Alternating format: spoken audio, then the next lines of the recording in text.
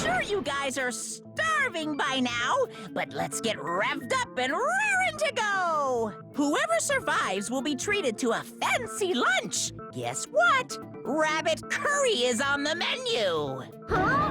I'm not the main ingredient, right? I'm here today because Coach Nekomaru risked his life to protect me. I'm gonna be the one who avenges him. I'll definitely find out who the killer is. I'm definitely not tempted by curry. Got it? Akane, you seem to have an impressive amount of drool flowing from your mouth. Hey, why don't we try going over the incident? We weren't able to leave Strawberry House, so I want to make sure we get a detailed understanding. I discovered Nekomaru's body a little before 7 a.m. I headed over to Grape Tower for Monokuma Taichi and found the body there. Hajime and Chiaki were also with me. Hajime was with Miss Sonia and Chiaki that early in the morning? Don't tell me you three were together since last night! Imbecile! I am not some woman with flexible legs. Of course you're not. You're much classier than that. With legs like those, I could probably do the splits real easy. We just happened to run into each other on the first floor of Grape House and went to the tower together. And then, the three of us discovered Nekomaru's body. The body discovery announcement was made soon after. Akane heard that and rushed over. We heard the body discovery announcement too, from Strawberry House, obviously. As I recall, we found out the elevator was out of order, which left us stuck. So we decided to go to the tower for the time being and headed for Strawberry Hall. But someone even broke Strawberry Hall's door button. We couldn't go anywhere because of that.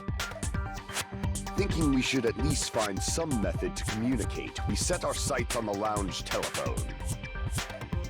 Forget these boring intros. Let's talk about the killer. Anyway, it's definitely someone from Strawberry House. What do you mean, definitely? There's no way a chick would kill someone so cruelly. So it must be one of you Strawberry House dudes. One of you better hurry up and confess, or I'll break all of you in half! You're the cruelest one here! Now, enough with the lovers' quarrel. We need to think about this seriously. We don't have the luxury of discussing irrelevant things. The incident this time has many questions. The incident notwithstanding, I also have many questions. Then let's start with something even Miss Sonia can understand. The weapon. Well, the weapon is obvious, right? What the heck, you guys? The weapon! You can totally tell just by looking.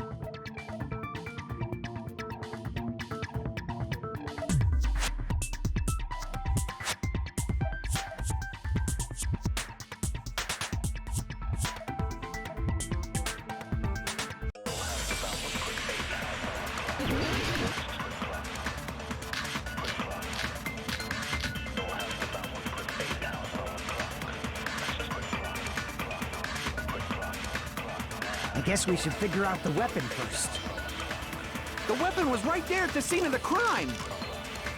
That killer, huh? No, the hammer!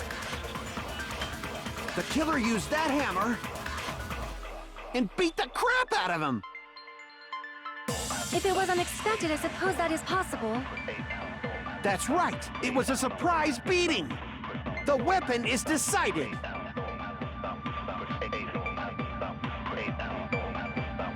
I guess we should figure out the weapon was right there. That killer. No, the hammer! The killer used that hammer and beat the crap out... No, that's wrong!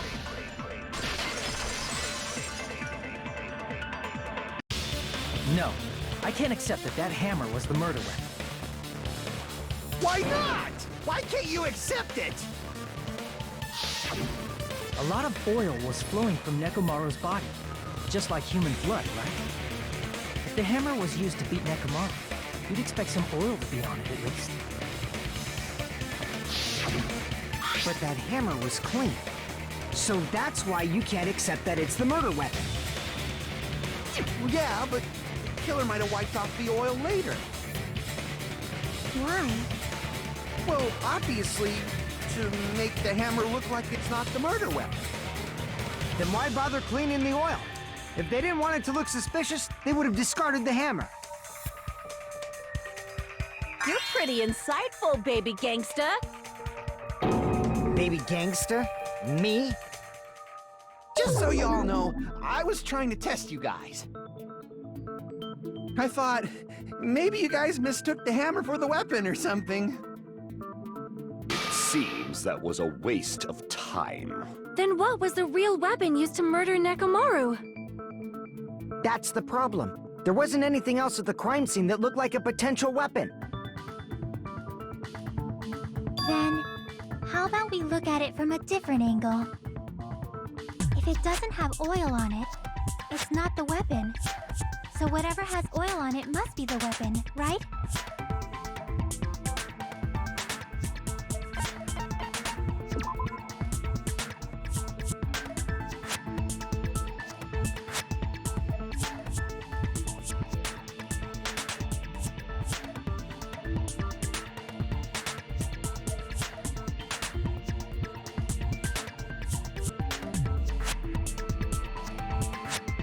Crap!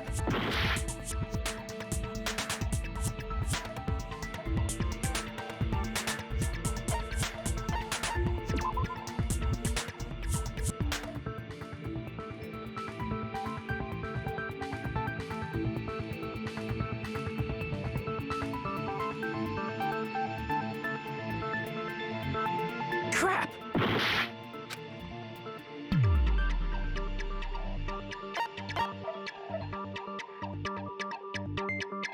I see! The only thing with oil on it is that broken pillar. Then that pillar is the weapon. Coach Nekomaru got clobbered with that pillar. Nobody could withstand a blow from that pillar. Even if you used 100% of your muscle strength, it would be impossible to wield it as a weapon. Why? We tried to move it, right?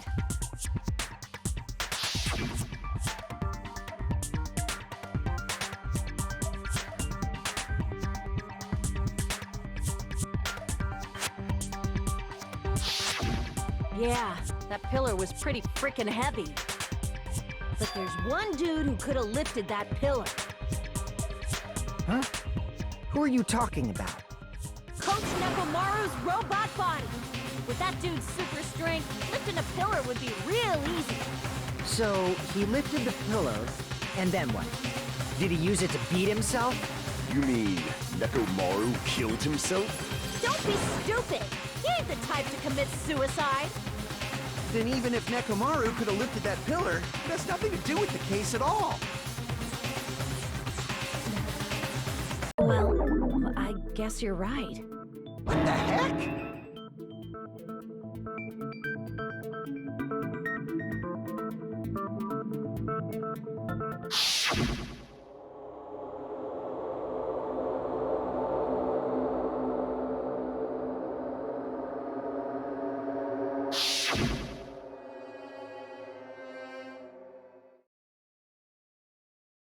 But that's a problem. If it's not the pillar, then there's no other weapon we can think of. There may be a way to use the pillar as a weapon without lifting it. Huh? For reals? Yes, for reals. I see. So my gut was right after all. All right, it's up to you, Sonia. Prove that pillar was the murder weapon. Understood. Then I shall give it my all. Sonia, here I go!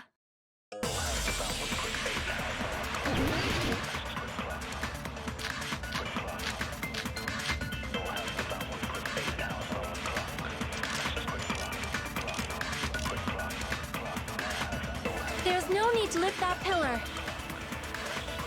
If the pillar was not lifted, beating him with it is beyond a dream. What about tipping the pillar over? They aimed right for his head and bullseye. Even I could probably tip it over. Considering the pillar's weight, it probably exerted a ton of force. Sonia, you go, girl! I'm getting hella excited! There's no need to lift. If the pillar was beating him with it is... What about tipping the pillar over?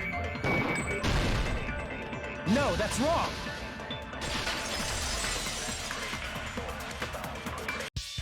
If Nekomaru was crushed by the pillar, then there should have been fragments on top of his body.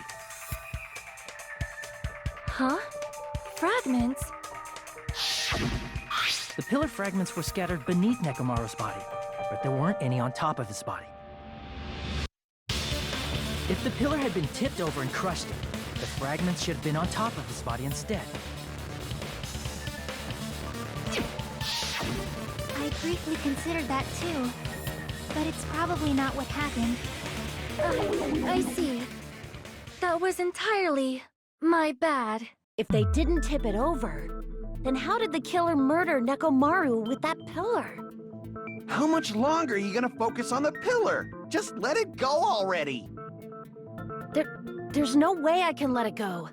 I'm positive that Nekomaru was killed by that pillar. Why are you so certain about that? I just have a feeling. A feeling, huh? That's just your instincts.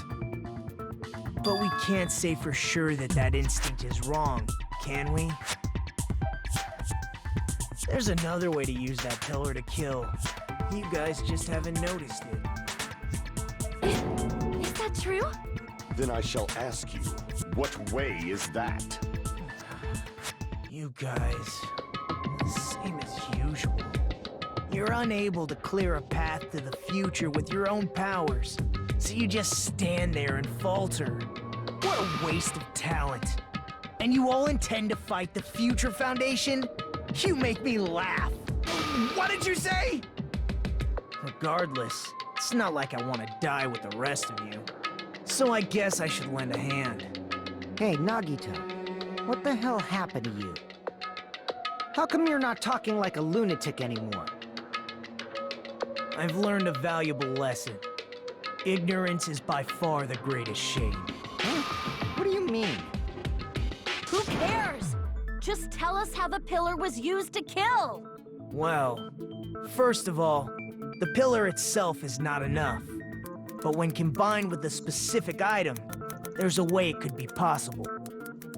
A specific item? Of course, the ultimate weapon. Ultimate weapon? Isn't that the thing you get when you clear the final dead room? So, Nagito knows what the ultimate weapon is? Of course I know, but I'm pretty sure everyone else has seen it, you know?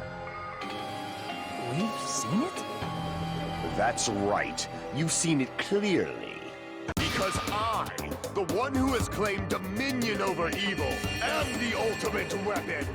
I am he who cuts the insolent catalyst, which flows out from the chaos with the sword of victory. It's only fitting that I deserve to be called the ultimate weapon. No, you are far greater than the ultimate weapon, since you wield your 4 dark devas of destruction. I see. I don't know why, but I'm not liking this. Cut the bullshit and say it clearly. What is the ultimate weapon? In order to clarify that, we first need to solve the secret of the funhouse. Huh? The secret of the funhouse? You still don't realize it? Jeez, get it together. You're supposed to be the symbols of hope, aren't you? Ah, I forgot. Except for Hajime, of course. Except for Hajime? If we make it out of this, I'll explain it to you guys. Anyway, we must first clarify the secret of the funhouse, right? Then I think it must have something to do with the structure of the funhouse.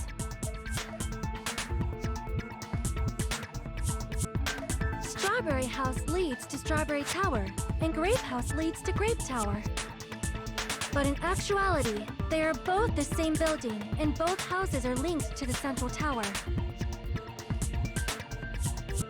It is undeniable that such a sweet building structure is the secret of the funhouse.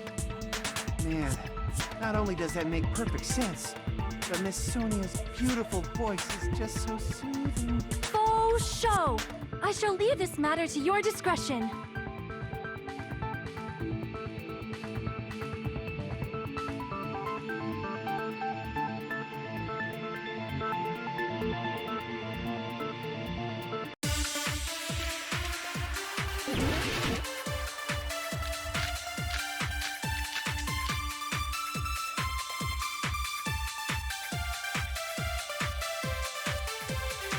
In truth, Strawberry Tower and Grape Tower are actually the exact same place. So that's the secret of the funhouse. Is that really it? It's weird to say they're both the same place. I mean, the walls are different colors. And the designs on the floor are also different. We've already settled this problem. Give it 10 years before you argue with Miss Sonia. In truth, strawberries are actually the exact same. No, that's wrong!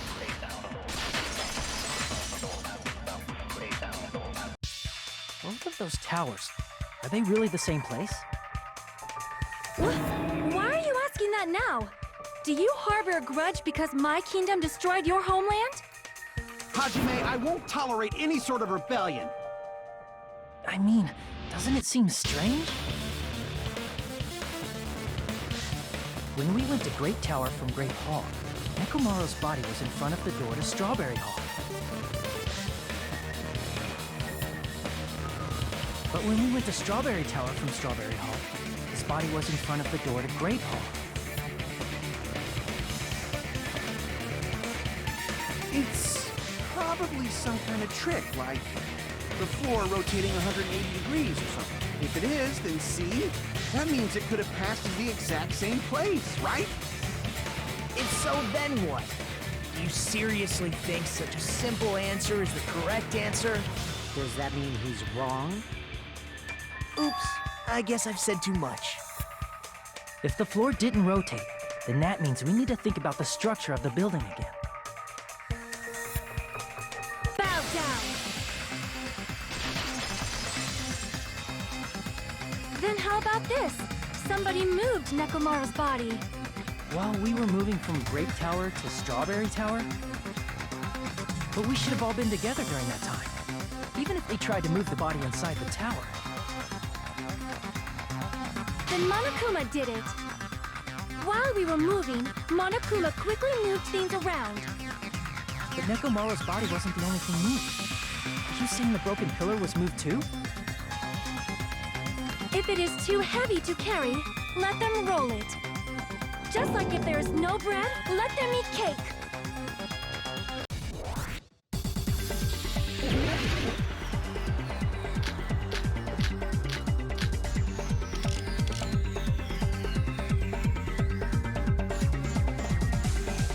There are many different ways.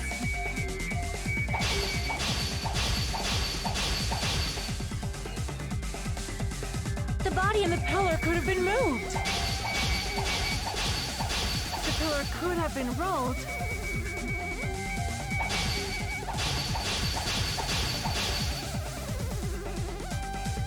And Nekomaru could have been moved piece by piece. I decree it was Monokuma's doing.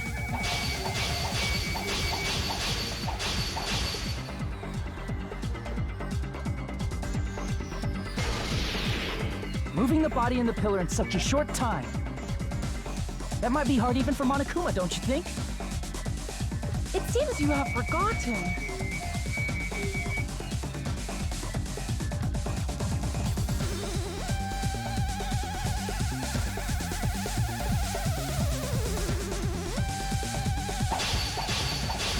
Monokuma is surprisingly strong. Wielding the power of the futuristic Robo-Bear. The pillar, the body, everything at the crime scene? Allow me to cut through those words! Moving the body and pillar is possible, but it would have been impossible to move the oil on the floor.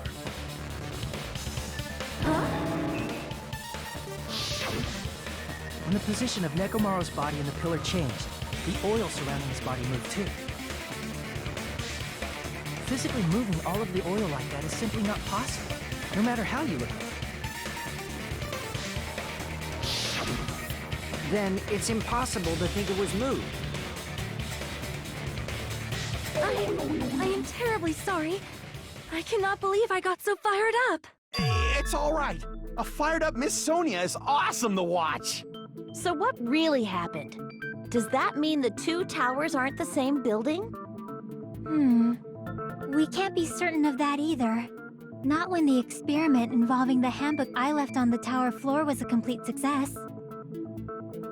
Yeah, the E-handbook was still there. That's why we thought the two towers were the same building. If they're not the same building or two different buildings, then what are they? No idea, huh?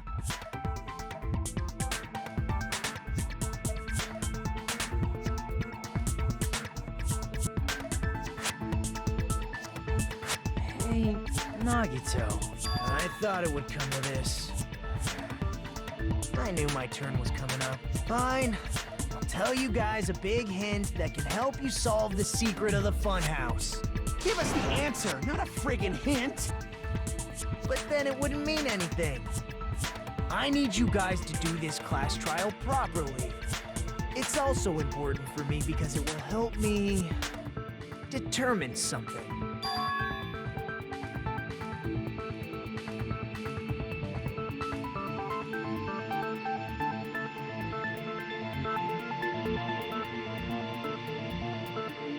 But how do we know your hint is any good? It's suspicious that you're the only one who knows it. I have a good reason for that. The reason I'm the only one who knows it is because I was the only one who performed the appropriate action.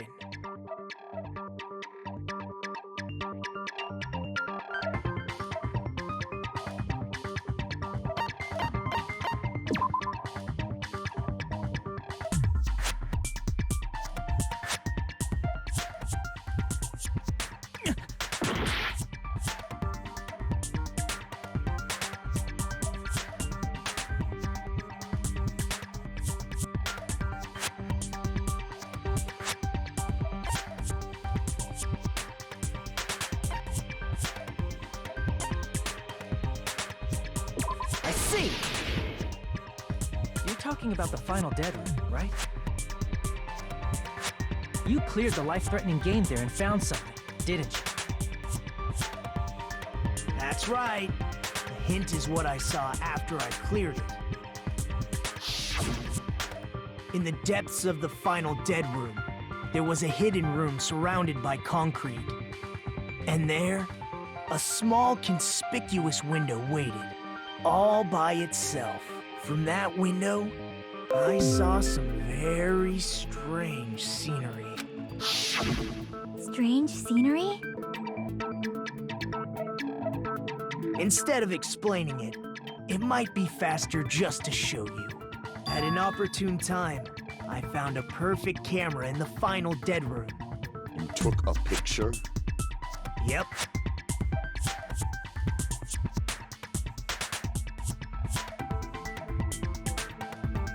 See? This is it.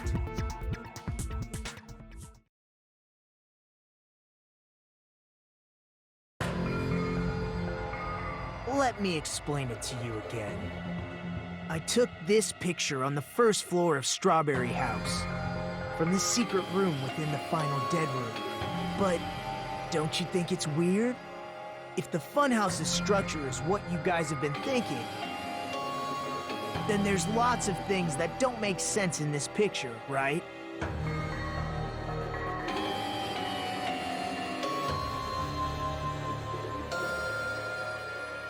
Then let's begin. Shall I call it thinking time?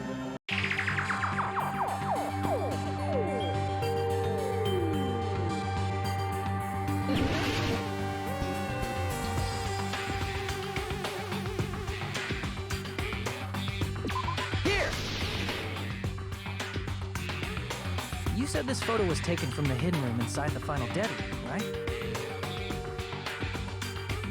If that's the case, then that means it should have been taken from the first floor of Strawberry House.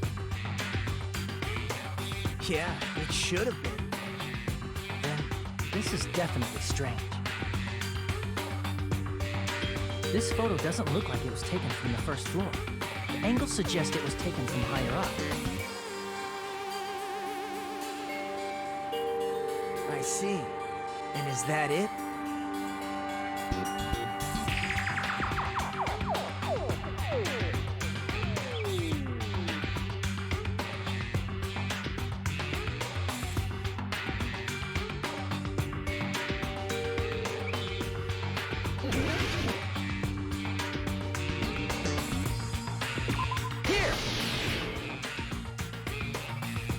If the structure of the funhouse is what we thought it was,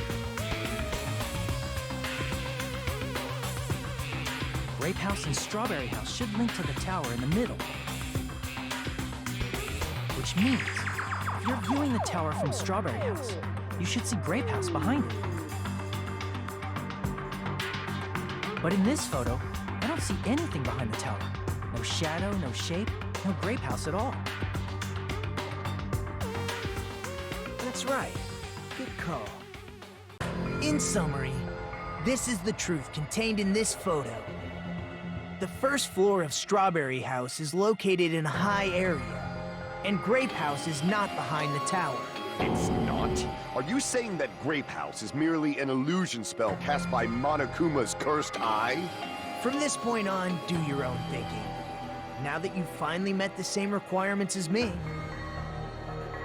If you guys are truly symbols of hope, you can easily solve a simple mystery like this. It might be possible for Hajime to solve it too, even though he's just a normal high school student. Despite the fact that you don't have a real talent, you already know about the other clue.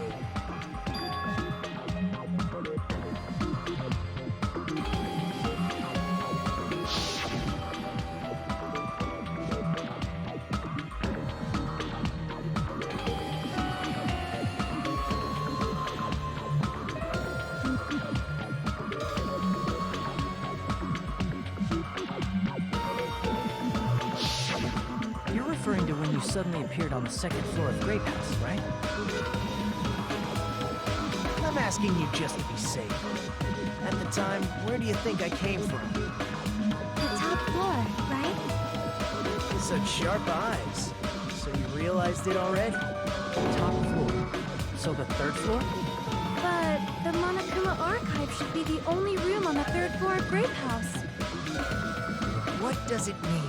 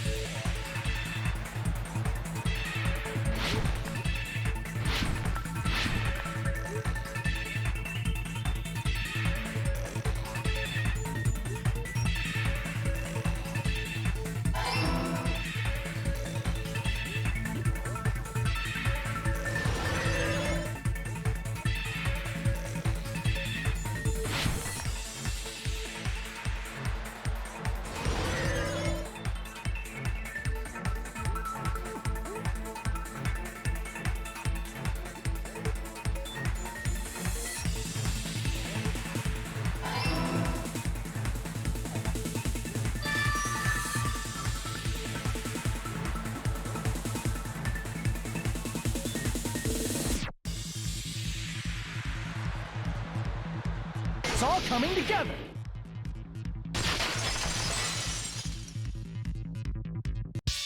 Got it. I know the secret of the funhouse. Then let me hear it. What kind of answer will you give, I wonder? In the picture Nagito took from Strawberry House, I didn't see Grape House at all. So where did Grape House go? There was only one possibility. It was in a position where it couldn't be seen from Strawberry House. Which means Strawberry House and Grape House are in the same building, but on different floors. Same building, different floors? Then the two houses aren't two different 3-story buildings. They're actually one 6-story building? You think about it like that. Based on Nagito's picture, it's clear where Strawberry House is located.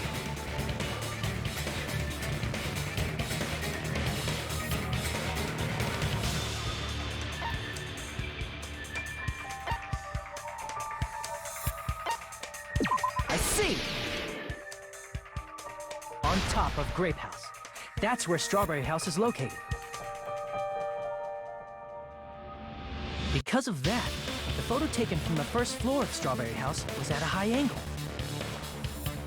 Altogether, this means the first floor of Strawberry House is also the 4th floor above Grape House. Oh, snap! I never expected that the two houses were connected vertically. But what about the shape of the building? The two houses were completely different shapes. Strawberry House is 4-sided, and Grape House is 6-sided, right? It never occurred to us that they were the same building because it was structured with two different shapes.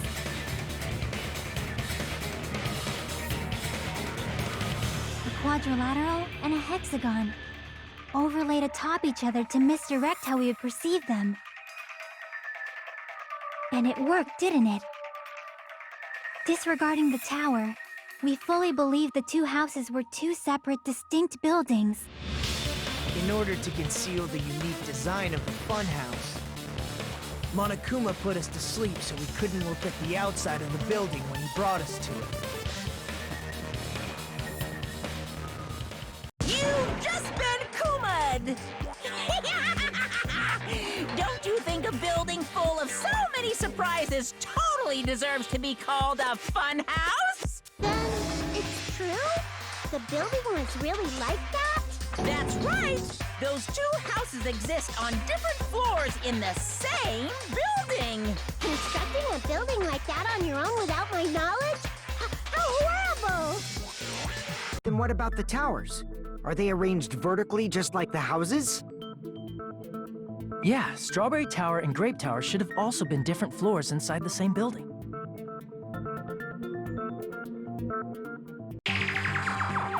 Just like Strawberry House was on top of Grape House. Strawberry Tower was also on top of Grape Tower. However, if they're different floors within the same building, why was Nekomaru's body in both places? Aw, your precious hammies don't know? But it's so simple. Alrighty then. I'll be the one who solves this mystery in a flash. Please watch me, Miss Sonia. Oh, I see. Do whatever you like. Oh, definitely make her watch me. I'm gonna stand out till she notices me.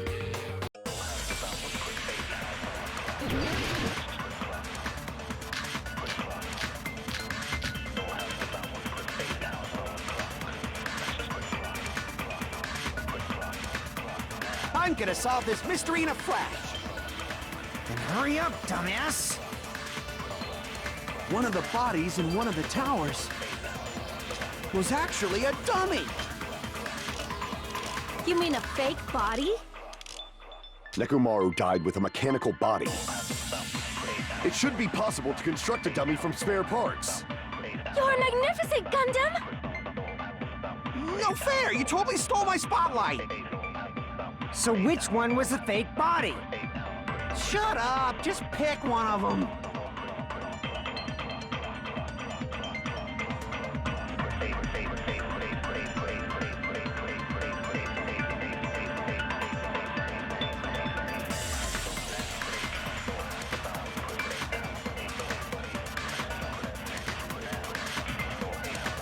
I'm gonna solve this mystery in a flash.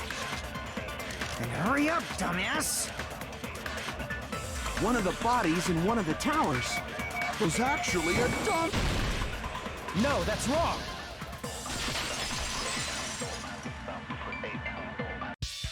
Nekomaru's body wasn't a dummy. That can be proven by Kazuichi's account. Me? Remember? When we moved from Grape Tower to Strawberry Tower, we thought the body had moved. And that's when you said,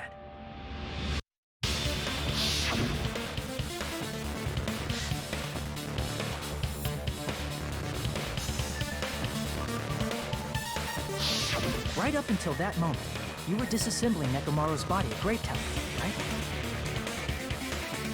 The killer couldn't have known how you'd take apart his body, so they couldn't have built a dummy.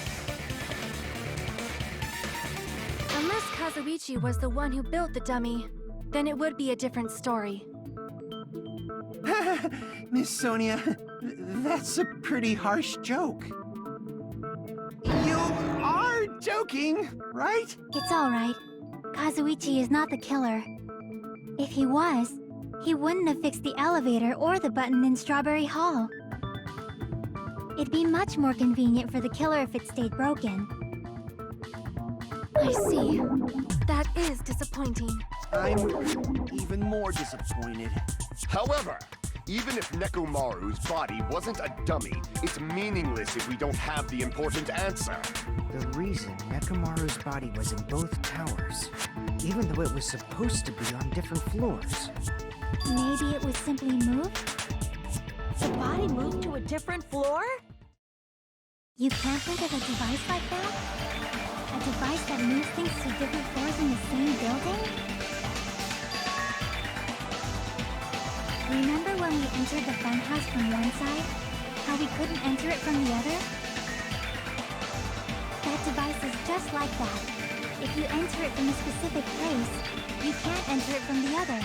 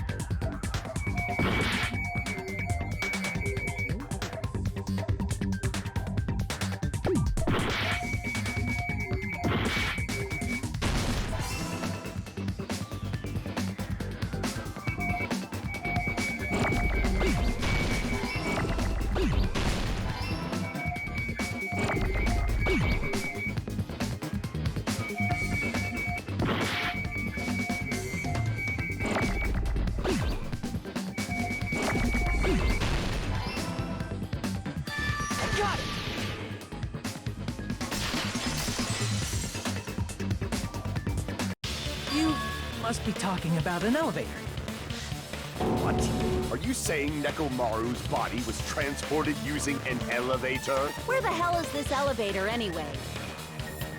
It's the tower itself. The inside of the tower is one big elevator. Which means the tower was designed so that the whole room goes up and down like an elevator. So whether you enter from Strawberry Hall or Grape Hall, it all leads to the same room, right? So that's why we could only enter it from one side or the other. Now that you mention it, sometimes when I pressed the door button, it took a while for it to open. I see. We were basically waiting for the room to arrive, just like an elevator. Please hold on. If the inside of the whole tower ascends and descends like an elevator, then why is there a picture of a strawberry on the far back door when you enter from Grape Tower? And a picture of a grape on the far back door when you enter from Strawberry Tower. If the room just moves up and down like an elevator, there's no reason for the doors to change. Plus, after the incident, the far back door in Grape Tower had chains wrapped around it, right? But when we entered Strawberry Tower, those chains were gone. Not just that, but if I remember correctly, even the doorknob was broken off. There are too many strange things. Was that tower really an elevator? When you see people and things, make sure you focus on the good parts instead of the bad. What did you say? So, let's put aside what's changed and focus our attention on what hasn't. Why do we have to do that? It's fine. Come on. What does everything that hasn't changed have in common?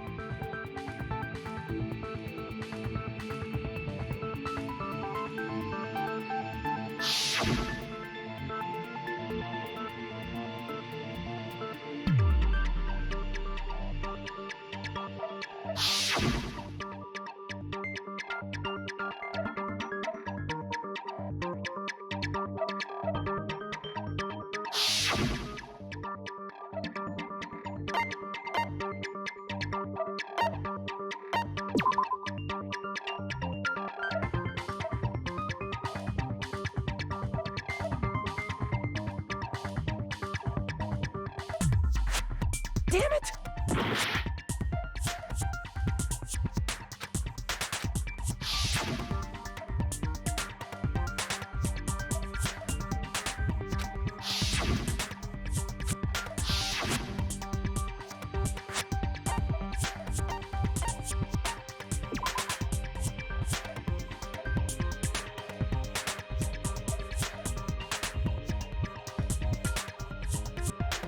Damn it!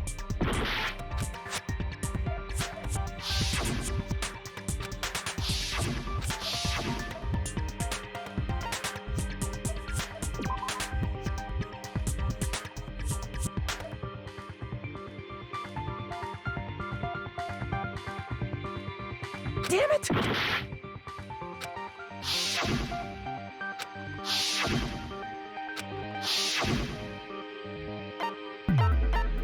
I see!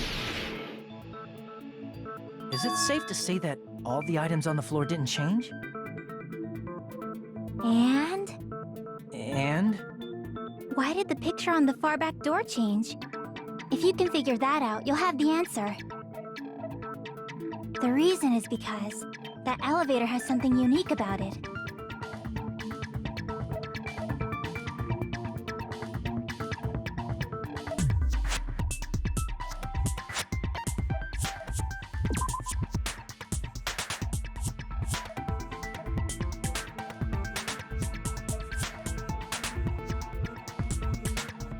Damn it!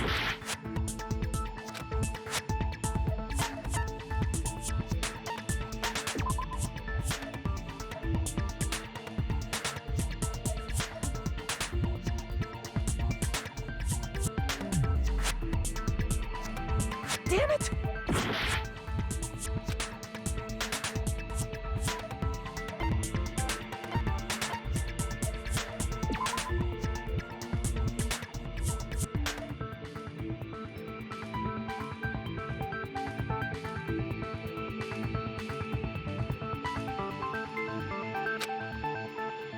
Damn it!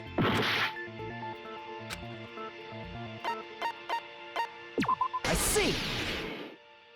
So that's it. The elevator was designed so only the floor moved. Only the floor moved?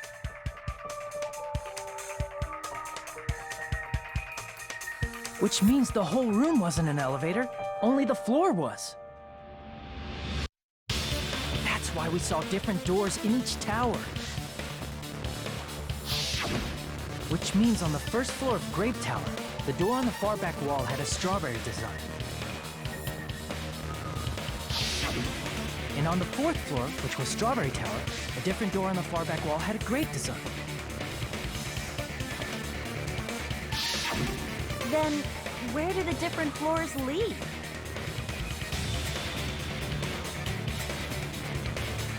I want to say they lead outside, but they're probably just for show. Just for show? Why was something like that necessary? So we'd falsely believe that the doors were connected to where their picture signified. It was actually very effective. Because of that, we totally misunderstood the building's structure. I don't get it. But I guess it means whoever designed this building had a totally twisted personality. Did you hear that, mon ami? Don't blame this on me. Take responsibility for yourself.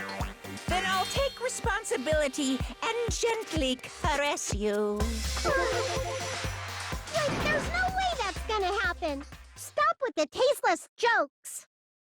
By the way, what does the chain on the far back door in Grape Tower mean? It was probably wrapped there by the killer to keep us as far from Strawberry Tower as possible. Why? Because of that chain. You guys thought you couldn't enter there, right?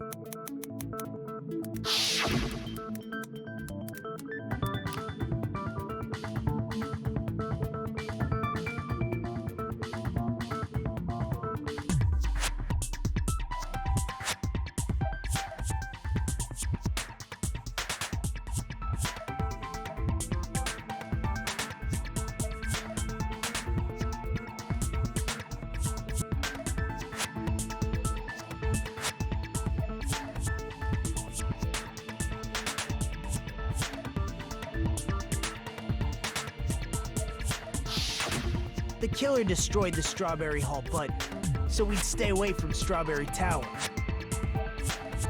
Everything was done to tamper with the evidence, so we wouldn't find out about the secret of the funhouse. The appearance of a body in the tower would contradict what we thought we knew about the building. In that situation, if we'd gone to Strawberry Tower, we'd have seen that contradiction firsthand. And using that as a clue, we might have discovered the truth. The truth that the two houses and the two towers are actually one complete vertical building. The killer wanted to keep us from learning that. That's why they made us stay away from Strawberry Tower. They destroyed the button and wrapped a chain around the door just for that? Would it really have inconvenienced the killer if we learned the true structure of the building? It would have been a major inconvenience. After all, this funhouse is strongly connected to the ultimate weapon that killed Nekomaru. Hold on. You're progressing much too quickly. There's still a contradiction concerning the building structure. What a pain. It's fine already. Gundam, please proceed. You said earlier that Strawberry House and Grape House are connected vertically, right? If so, how does the contact elevator supposedly transport us from one house to the other?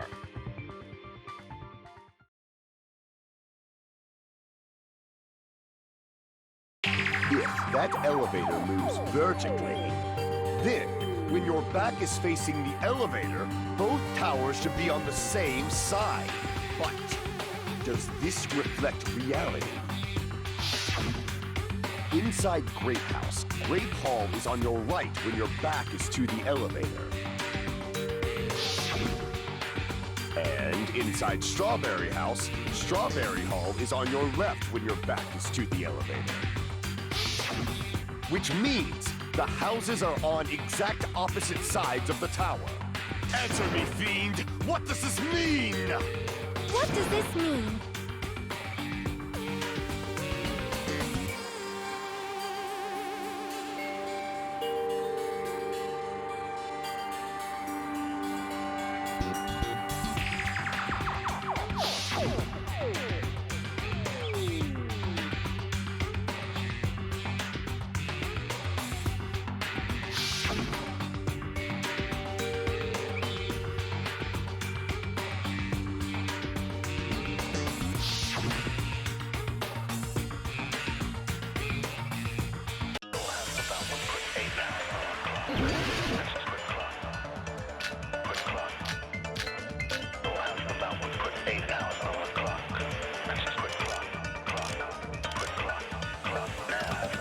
The two houses are connected vertically. The elevator should move. Vertically, not horizontally. However, at both houses, if the contact elevator is behind you, the towers are in opposite directions. Which means your reasoning... It's clearly contradictory. What's with this iron curtain of teamwork?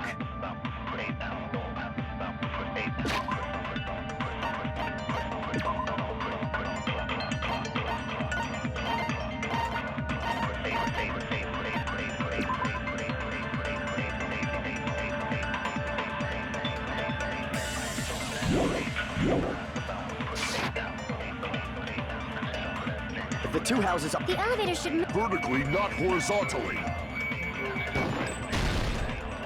No, that's wrong!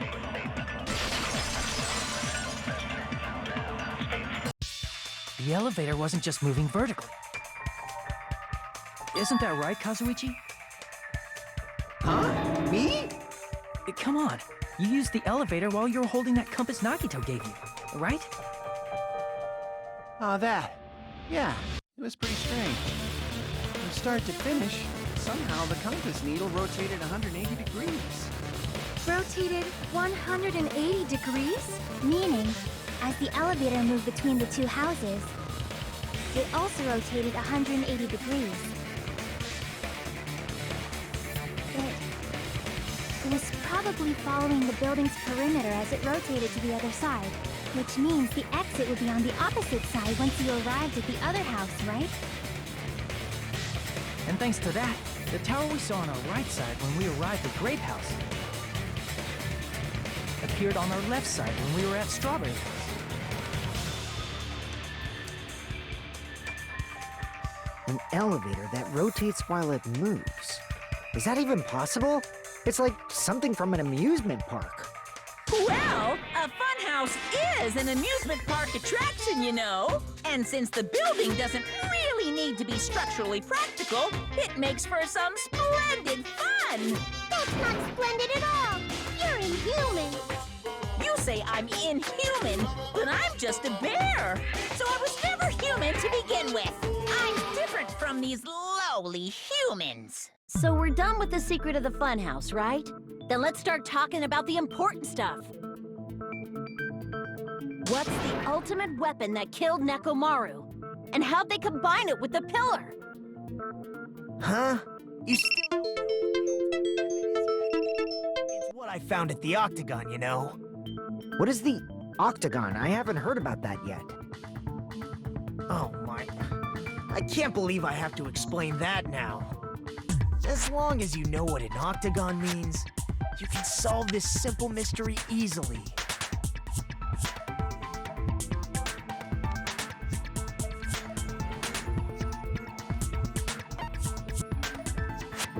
Crap! I see! If I recall, an octagon is a shape with 8 sides, right?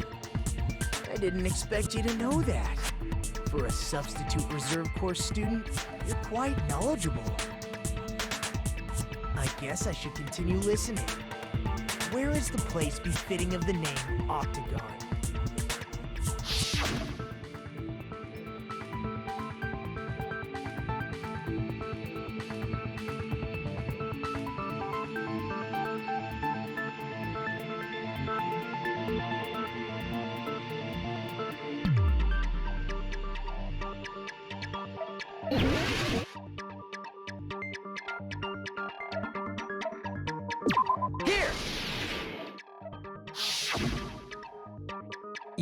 talking about the secret room surrounded by concrete in the depths of the final dead room. Why is that place the Octagon? You know how the 4-sided strawberry house is on top of the 6-sided grape house? If you cut a 4-sided shape out of a 6-sided one, you get 8 edges. It becomes an 8-sided shape. That's basically the gist of it. The true identity of the Octagon is that secret room in the depths of the final dead room. In actuality, that place contained various weapons. Then the ultimate weapon was there too? That's a little different. I learned the true identity of the ultimate weapon at the Octagon. Learn? The true identity of the ultimate weapon is the Funhouse, which means the killer used the building structure as their weapon and killed Nekomaru. Like me, the killer probably realized the secret of the Funhouse from the scenery, and then thought of a way to kill making use of the building structure. The funhouse itself is the weapon, so they killed using the building structure? That's why the killer tried to keep us from learning the mystery of the building. But more importantly, using the building itself as a weapon? Such a spectacular crime. It truly deserves to be called the ultimate weapon.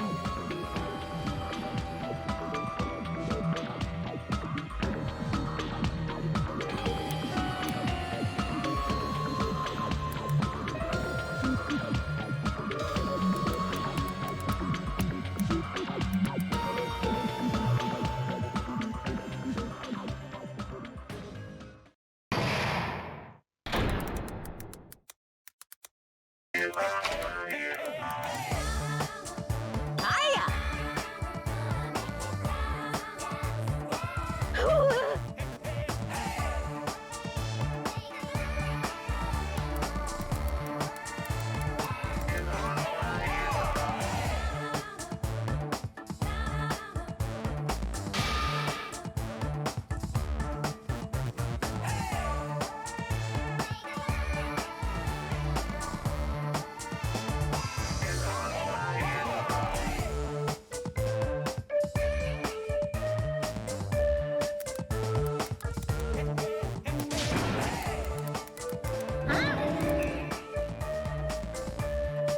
Okay, everyone, all together now. Mon ami is a serious stoufatly.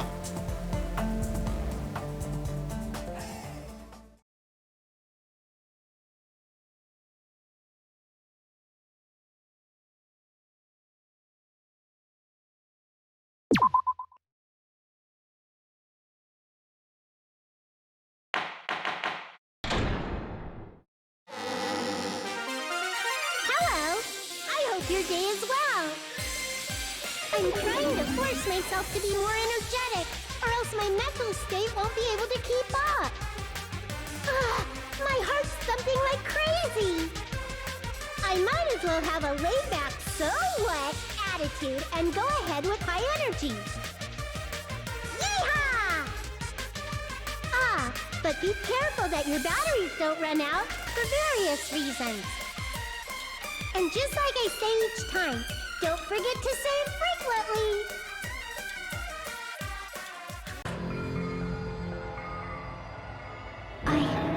I never expected the funhouse itself to be the ultimate weapon. Oh well, let's just press on ahead. Is it really alright to accept a situation so easily? I mean, that's not what's important. The thing that's really important is the killer who used the building structure. Like, who's Mekomaru's murderer? But is it really okay to believe the building is the weapon? Nagito said it, you know. There's no way I'd lie at such an important moment. I don't want to die either. What happened to the bastard who kept saying how much they didn't mind dying? He's right. There was a time when I thought I could become a stepping stone for your hopes, but I will say sincerely retract that remark. Retract? I'm disappointed too, you know. If this was a murder for the sake of hope, I'd happily sacrifice myself. You say such falsehoods, per usual. There is no such thing as murder for the sake of hope. Murder is simply murder. Forcibly sacrificing others for one's own desires. Even one as diabolical as I would avoid such actions. I see. It's fine.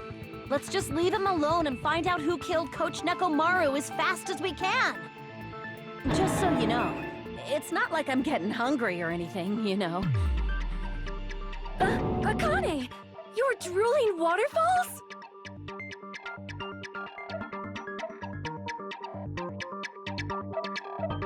Anyway, if the killer used the building's structure, why don't we think about how they used it? How they killed Nekomaru. It might be better if we clarify the cause of death first, don't you think?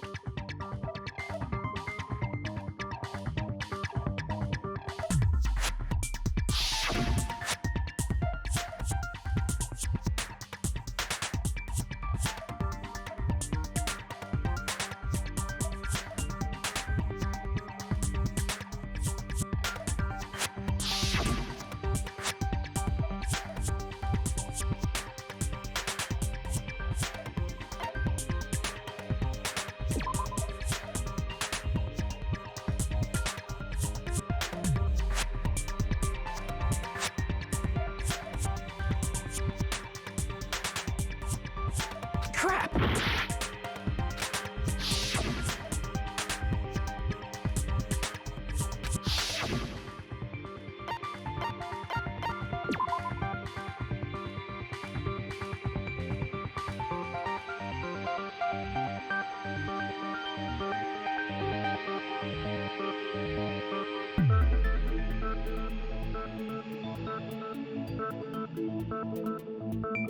Crap!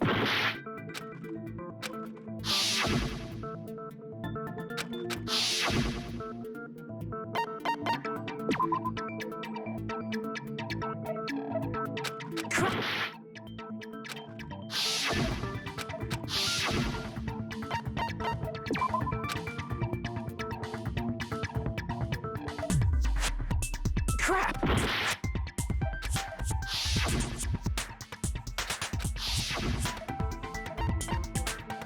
I see! That's it. I think he might have died from falling. Died from falling? If the funhouse's secret is that it's a structure where both towers and houses are vertically connected, then the killer made use of its height and caused Nekomaru to die from falling. Are you saying they pushed him off? Where'd they push him off from? That I don't know yet.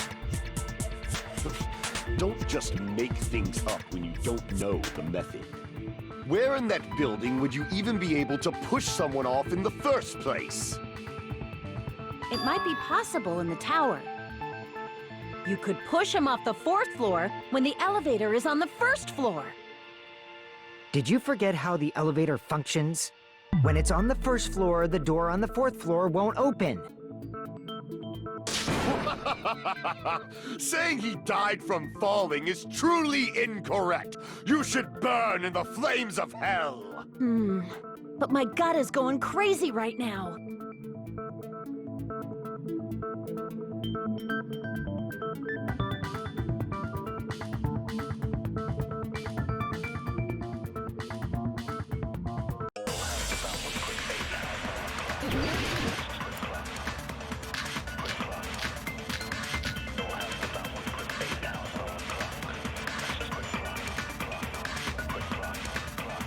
When the elevator is on the 1st floor, you can't go through the door on the 4th floor.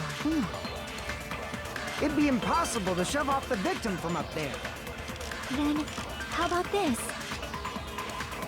After locking Nekomaru inside the elevator, they moved the elevator from the 4th floor to the 1st floor and made use of the drop. Hold on! Did you forget the elevator has a sensor? As long as there's a moving object inside. the other door won't open.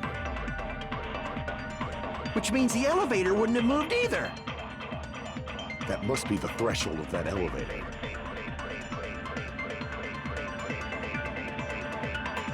When the elevator is off, you can't go through the door. It'd be impossible. Then, after locking it, they move the elevator and made use of the drop. Hold on. Did you forget the... As long as there's a moving object in... No, that's wrong!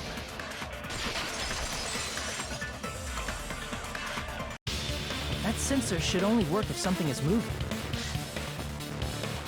If Nekomaru wasn't moving inside, the elevator sensor wouldn't have detected anything. Could it be his sleep mode? When Nekomaru's goodnight button is pressed, all of his functions shut down, and he enters sleep mode. If he's in sleep mode, the elevator sensor wouldn't have noticed him, right? I see. So that's how... However, even if they moved the elevator in that manner, Nekomaru would have just moved along with it. There would have been no drop for him to fall and die from. Yes? That's what I was about to explain before Kazuichi interrupted me. Silence, pest! Now you're calling me a pest?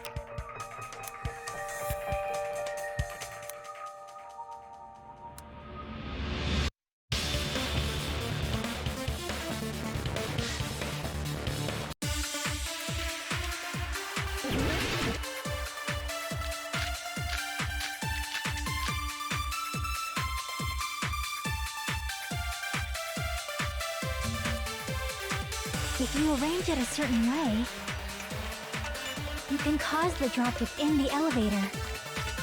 So you're telling us all to think about the arrangement, right? That arrangement is... The hammer is suspicious. Isn't it about time we went over the pillar again? What about the oil on the floor? The doorknob on the floor seems suspicious. How about we all shut up and listen to what Chiaki has to say? Silence, pest! Don't be so cold. What if I start to enjoy it? If you arrange it as you can cause the drop. So you're telling to think about the arrangement. That arrangement. The hammer is suspicious. Isn't it about time? What about the oil on the floor? The doorknob on the floor seems suspicious. I agree with that.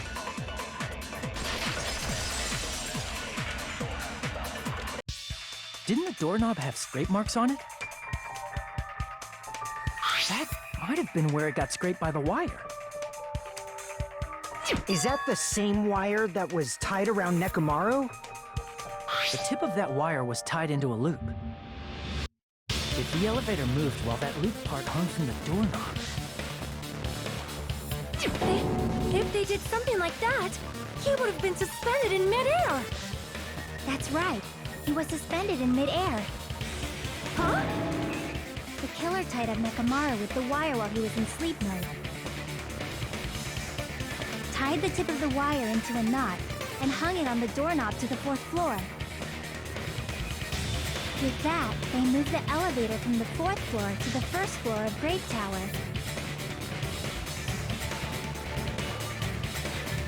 And suspended Nekomaru in midair. That's right! He was so well hung! Kinda like... You better not finish that sentence. The killer took advantage of the elevator's unique feature. Only the floor moves. By doing that, they created a drop so Nekomaru could fall to his death. Too easy.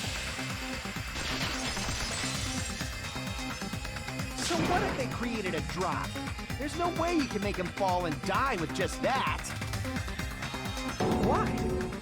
If Nekomaru is suspended in midair like that, then how do you get him to fall?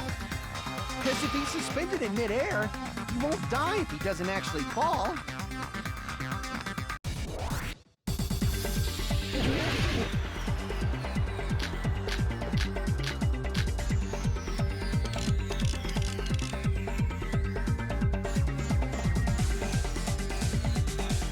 Even if they suspended Nekomaru from a wire,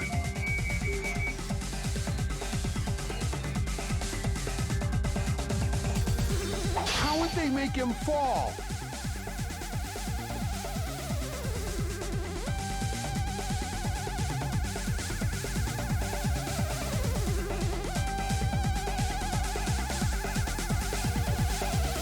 There's no one in the tower to push him off.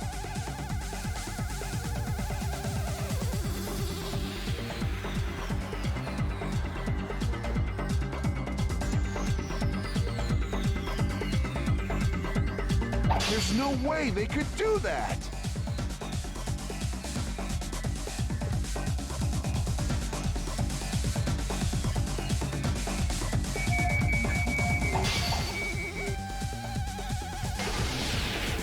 It doesn't mean someone had to push him off.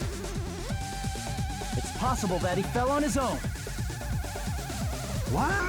Nekomaru fell on his own? Nekomaru should have still been in sleep mode, right? Allow me to cut through those words! What do you think would happen if Nekomaru woke up while he was suspended upside down in midair? What are you saying? Like, how would he even wake up? He has an alarm inside his body. As long as it was armed, it would have deactivated his sleep mode. Which means the killer set the alarm before they suspended Nekomaru. If you woke up from an alarm and realized you were hanging upside down and had no clue why, if something like that happened to you, you would start panicking a lot, right? Instinctively, your body would start moving. Nekomaru probably did exactly that. And then, in order to make it fall from the force he was generating, the wire was hung on the tip of the doorknob so it would easily slip off. In actuality, the scrape marks caused by the wire were near the tip of the doorknob, right? But Nekomaru didn't fall because the wire came off, right? He fell because the entire doorknob came off. When Nekomaru awoke, he must have struggled much more than expected, which caused the doorknob to break off. Was that unexpected for the killer too? Well, that's probably it. If they knew it'd leave behind evidence like that, they would have at least tried to do something to cover it up.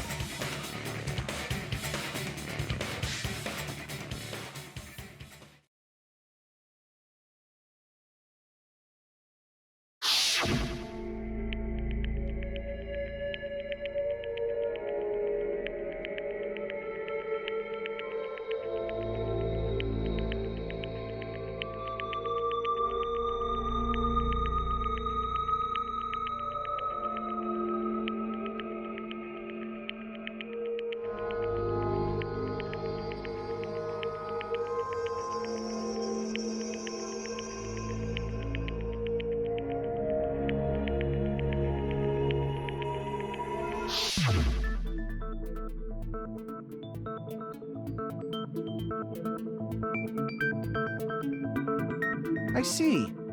So that's how Nekomaru fell to his death. Do you finally understand now? Yeah.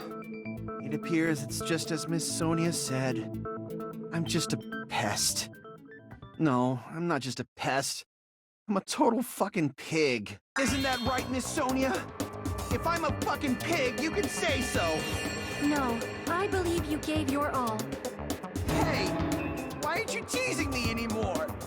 This guy, he gets off on this. So thanks to that alarm, Nekomaru ended up falling while he was still hanging upside down. That doesn't mean he just crashed straight into the floor. Of course, you know that too, right?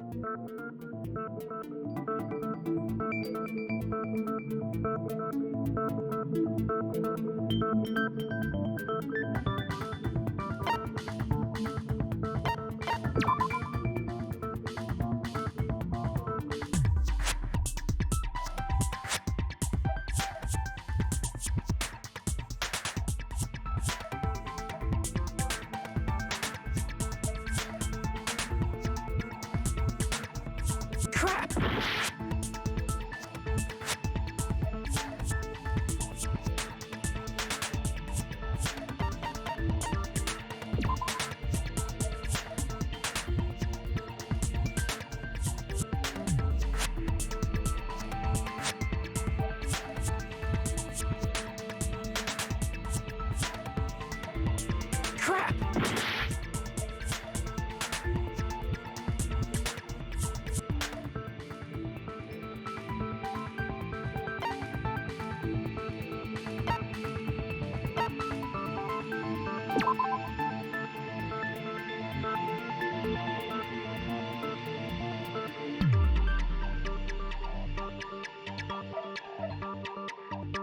Damn it!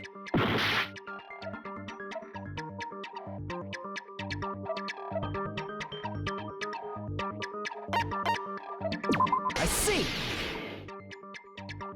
When Nekomaru fell to the floor, he ended up colliding with the pillar. Isn't that it? Finally, the pillar! So that's how the pillar shattered, and why oil was spilled all over the place.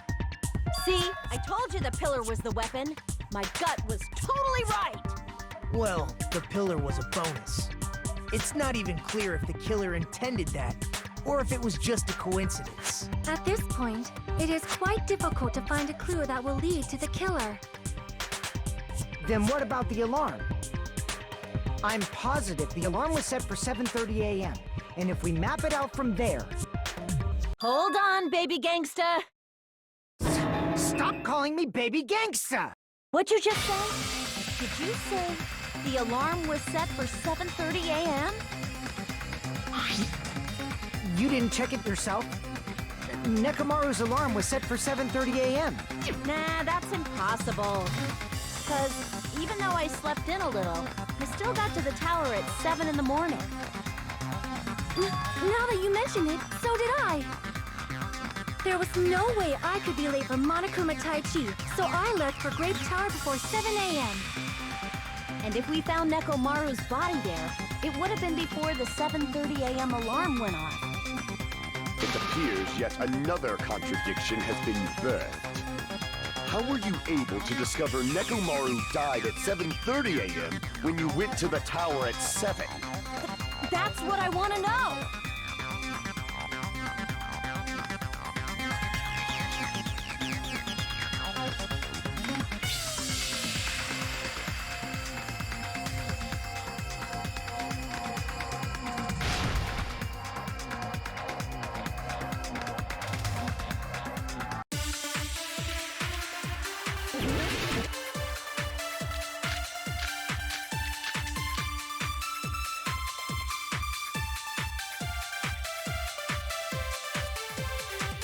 We headed for Grape Tower before 7 a.m., I am certain.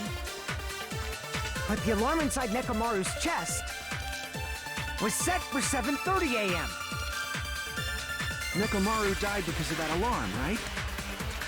His time of death and the time the body was discovered.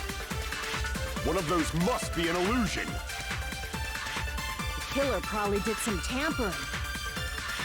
They probably messed with the clock inside Nekomaru's chest. That's gotta be it!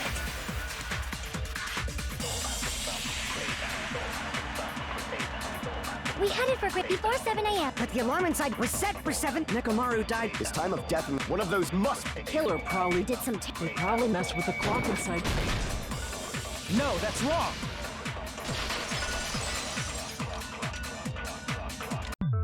No, the clock inside his chest was a radio clock, so it would have been impossible to mess with.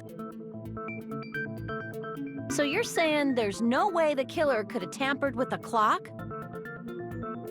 Maybe the clock Miss Sonia saw was the one that got tampered with. The clock inside Grape House? No, I checked all the clocks inside the funhouse. Oh, that's what I asked you to do. So you really listened to me and checked all the clocks. And because of that, I can confidently declare that all the clocks had the same time displayed. If there's no possibility that the time was tampered with, then we must doubt that human's testimony. Please believe me, we are not lying. Then maybe it's a misunderstanding? I never misunderstand. I'll crush you into dog food.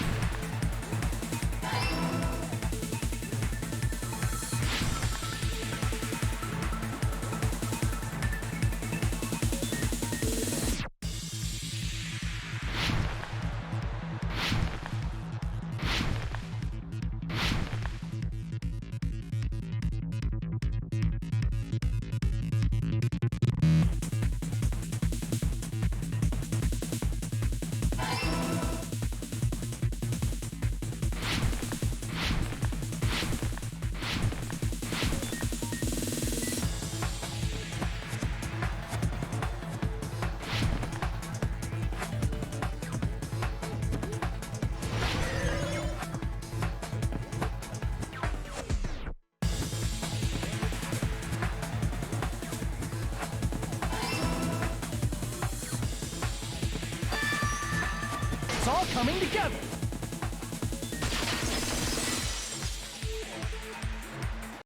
You said you checked all the clocks inside the building. Isn't that right, Fuyuhiko? Yeah, none of the clocks had the wrong time. But what if all those clocks have been messed with? What? All the clocks? So even if you checked all the clocks inside the building, there's no way you'd have noticed it. I see. So the killer messed with the time inside the whole building by changing all the clocks. So that's what it was. There's no way I would have noticed that. This is truly fantastic! Now's not the time to be pleased. More importantly, how much was the time off?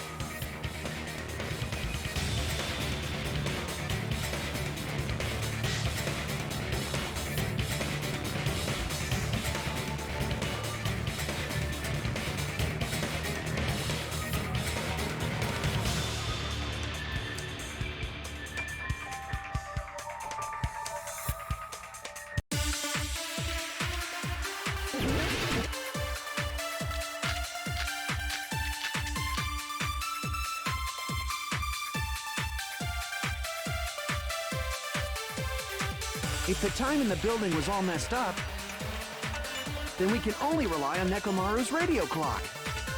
The time of death was clearly 7:30 a.m. The problem is, what time would 7:30 be in our time? Are there any clues that can be used to narrow that down? If only I heard the sound when he fell. It would have been a great clue. Or his scream. He's not the type to let out a scream. Only Nekomaru's alarm was loud enough. We would have heard it too. There's no point in saying that. If does not exist in this world.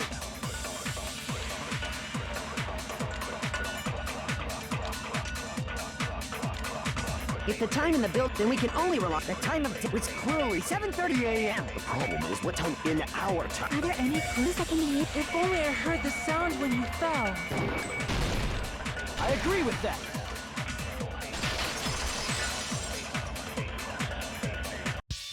That's right. We should have heard the sound he made when he fell. Wasn't it that rumbling noise? Rumbling? I thought it was just an earthquake, so I went back to sleep. Was that the sound from when Nekomaru fell? Well, a huge body fell from the 4th floor to the 1st, and the pillar fell with it. It's obvious we'd hear the impact sound. We heard that noise too. It was when we were gathered at the Strawberry House Lounge. What is it, Sonia? Oh, well. That sound everyone heard? I did not hear it at all. Huh? You probably didn't hear it because you were sleeping. I could not sleep at all. I was awake the whole night with hunger pangs. There's nothing to worry about. What's important is that rumbling noise anyway. If we use that rumbling sound as a reference, we might be able to figure out how much our time was off. I heard that sound probably around 5:30 in the morning. Huh? You can tell? I instantly woke up and left my room. And that's when I saw the clock in the lounge. Excellent work, Akane!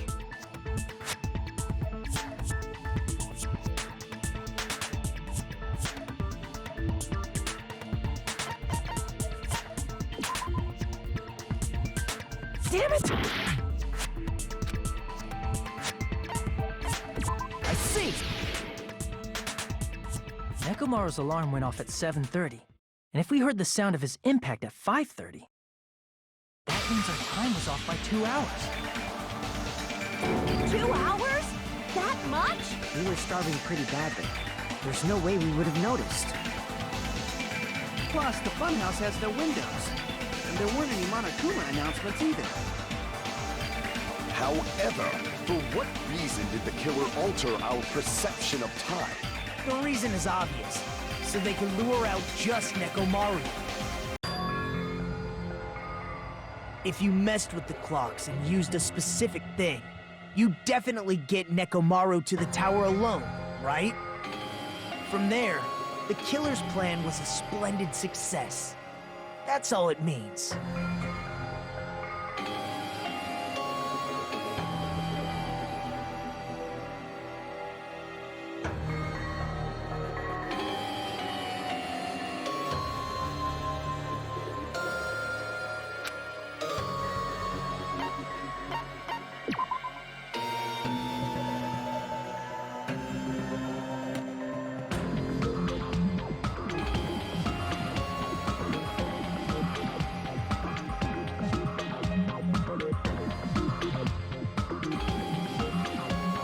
Damn it!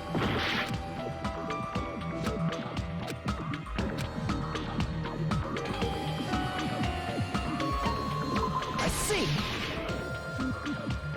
That's it. The killer made use of the Monokuma Tai Chi activity in the morning. How did they use it? We were required to go to Great Tower every morning at 7 a.m. for that activity, right?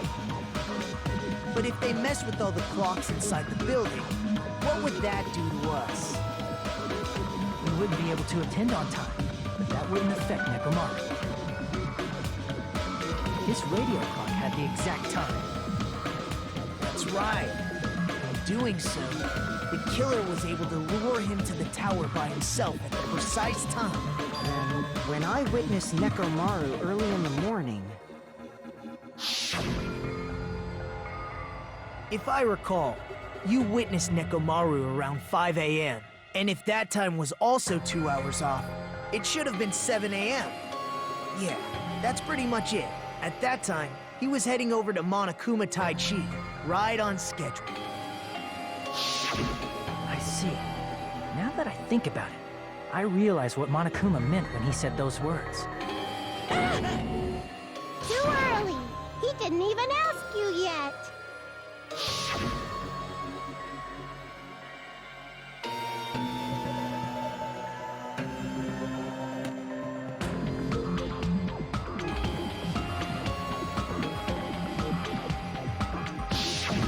When you said everyone, you were including us, right? We thought we came to the tower on time, but in truth, it was way past the meeting time. Ah, jeez! That's, well, how should I put it? What was it? You know, tripping over a foot, or something like that. Are you talking about tripping over someone else's fault? Wrong! Too bad! Liar! I'm right! That's not it! It's incorrect! That's definitely the correct answer. You always get so stubborn like this. Let's just ignore the peanut gallery. Now that we've found out how the killer lured Nekomaru, the number of suspects has drastically decreased. Hey, why would that decrease the number of suspects? Don't be a friggin' liar! You'll know I'm not lying when you listen to what Fuyuhiko's going to say next. Huh? What the hell do you mean? You witnessed Nekomaru going toward the tower. Did something else happen after that? Are you talking about that alarm? Alarm? A little while after I witnessed Nekomaru, the clock in the Strawberry House lounge started going off. Plus, it was just before that rumbling sound occurred. That's it. So that's what it is. If Nekomaru died when the rumble happened, then whoever doesn't have an alibi at the time is the prime suspect. Really? Was there anyone who didn't have an alibi at that time? I remember now. The sound was so loud I couldn't help bolting from my room. But there was one guy who never left the lounge. We were both on the same floor. It's pretty weird that bastard never came out of his guest room. Which means that person does not have an alibi for when Nekomaru fell? Who is it? Who's the bastard?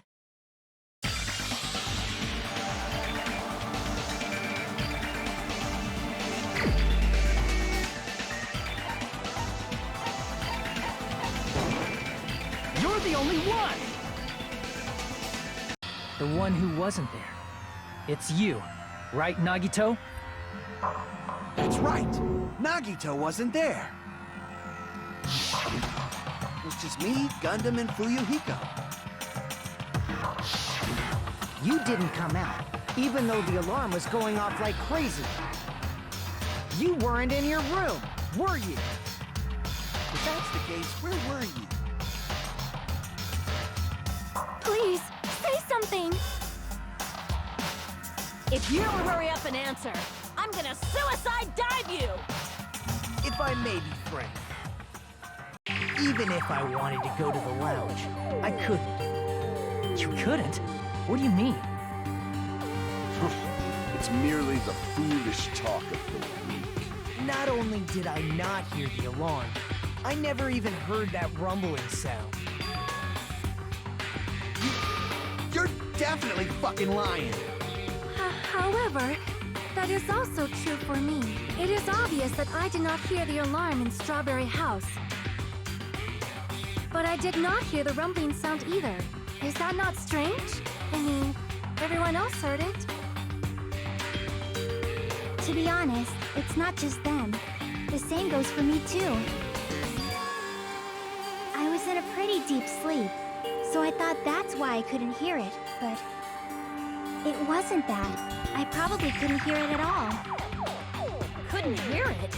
What does that mean? You still don't know. Think about what the three of us who didn't hear a sound have in common, and I'm sure you'll figure it out.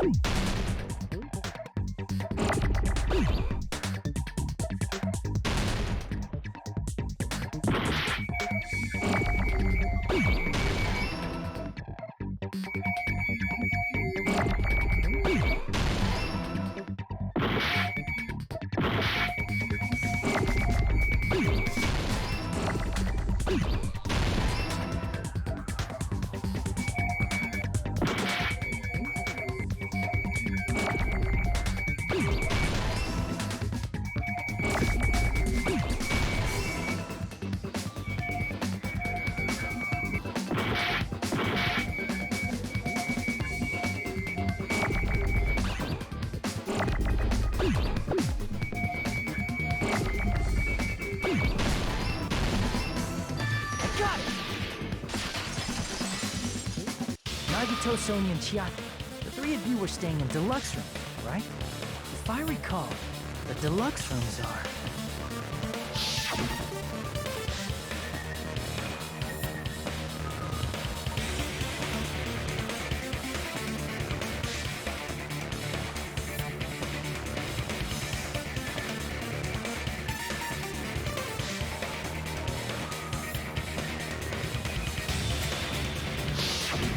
The reason we could not hear the rumbling noise...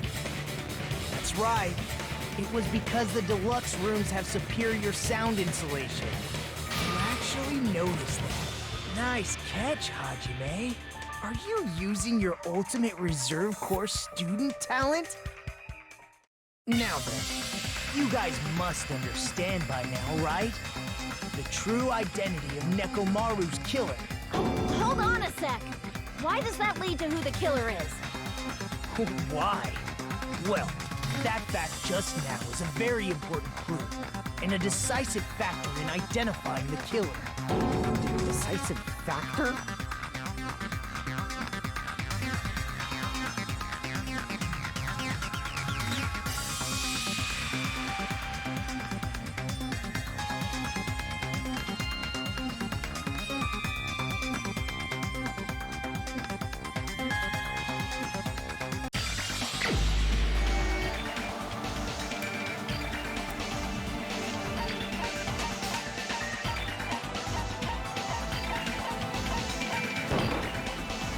the only one!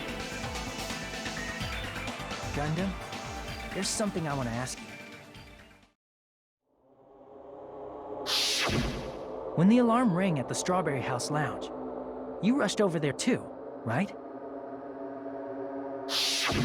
What's wrong with that?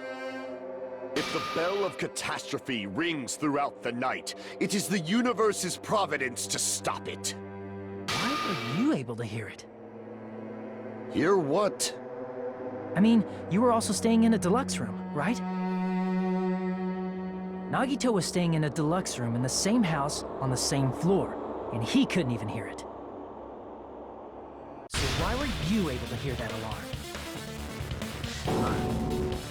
Now that you mention it... Gundam? There is only one possibility. You weren't in your room at the time. That's why, even though you were staying in a deluxe room, you still went to the lounge. Am I right? Gundam, you have some sort of explanation, right? Gundam probably couldn't return to his room because of Fuyuhiko. Me? After you saw Nekomaru heading to the tower, you stayed at the lounge for a while. Am I correct? Until the moment that alarm started ringing, right? If you were in the lounge for that long, the killer who had left earlier obviously wouldn't be able to go back.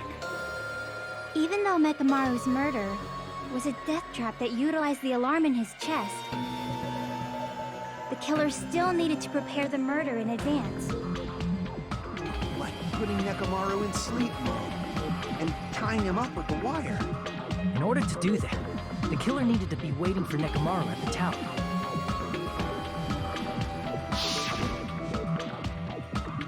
Which means when Fuyuhiko witnessed Nekomaru, the killer was already at the tower. And once they tried to go back, they couldn't because Fuyuhiko was at the lounge. In their original plan, the killer should have returned to their room before the alarm in the lounge went off. And they were supposed to stay in their room. They weren't planning to come out and go to the lounge. Which means they wouldn't have heard the alarm or the rumbling sound, thus proving they were in the room. Just like us. The best case scenario would have been if those two in the lounge had gone to check the deluxe rooms. After all, if they personally saw the killer sleeping in their room, it gives the killer a stronger alibi. Unfortunately, they failed to secure that alibi. Because I was in the lounge. So the killer couldn't go back to their room, and ended up hearing the lounge's alarm.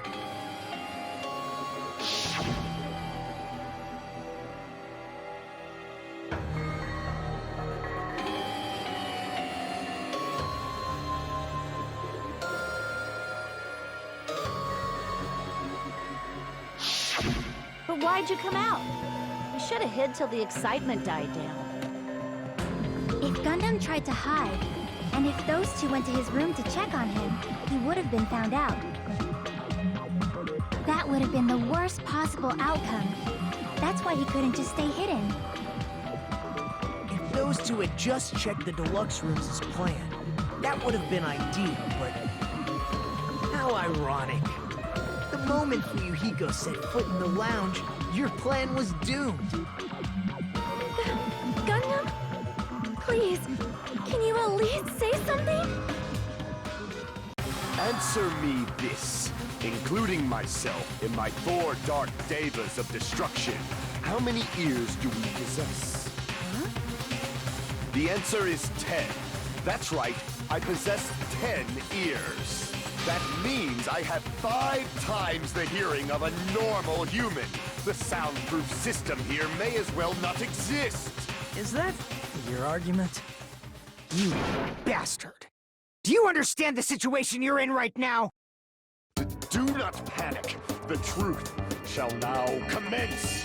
At the time, I left my room to go to the bathroom. By coincidence, I heard the alarm. That's That's right. That's all it was. The world is always so simple. Are you saying it was just a coincidence? Isn't that timing a little too perfect? And yet, I'm being suspected by all of you. It seems it was actually horrible timing on my part. I see. You're still holding out. Well, you don't have to admit it. We're going to decide who the killer is with the majority vote anyway.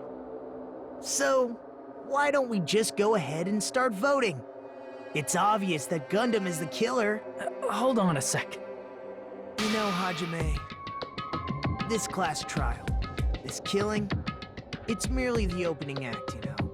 Hey! What do you mean a class trial is just the opening act? Perhaps I should say, it's just a farce. Just a boring farce.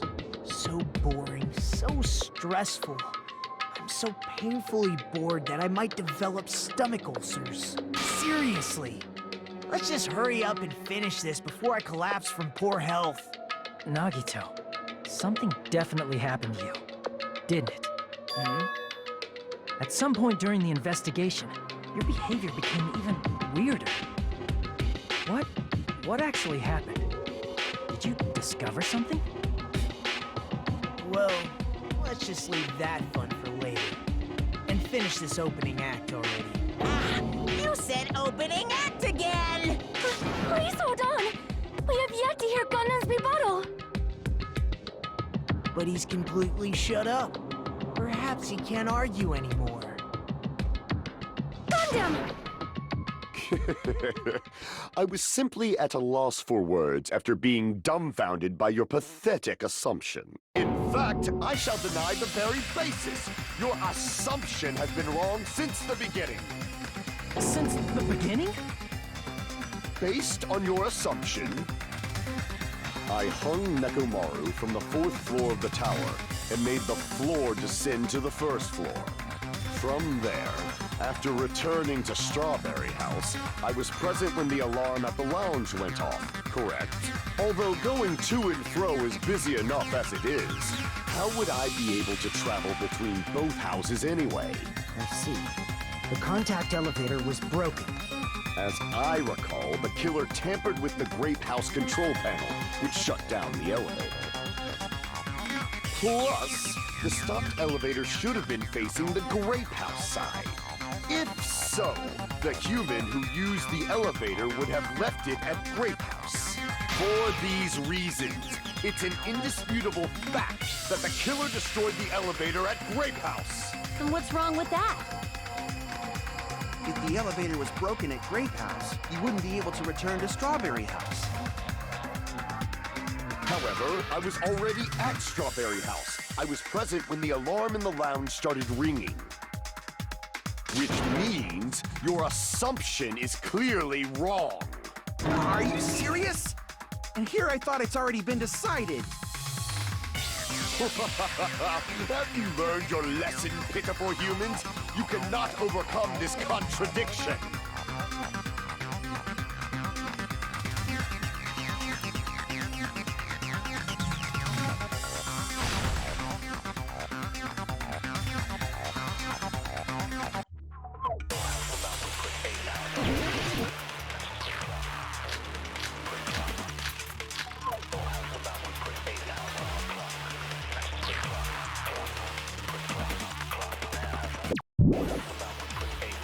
The only means of travel between the two houses. As long as that elevator was broken, your assumption collapses. Plus, the elevator was broken at Grape House. If the killer cannot return to Strawberry House, Since I was at Strawberry House at that time, there's no question that the following crime is impossible. It would have been different if they had an accomplice. Or if there was a secret passageway. How much longer do you plan to lecture me? Why don't we stop this already? The only means of... As long as that elevator was broken. Your assumption... Plus, broken at... if the killer cannot Since I was at Strawberry, there's no question that the following... It would have been different if they had an accomplice. Or if there was a secret passageway. How much longer... Why don't we stop this already? The only Means of travel between the two... No, that's wrong!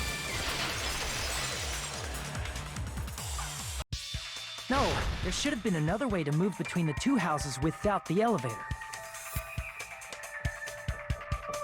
Such a method does not exist! Then why don't we ask the person who actually used that method?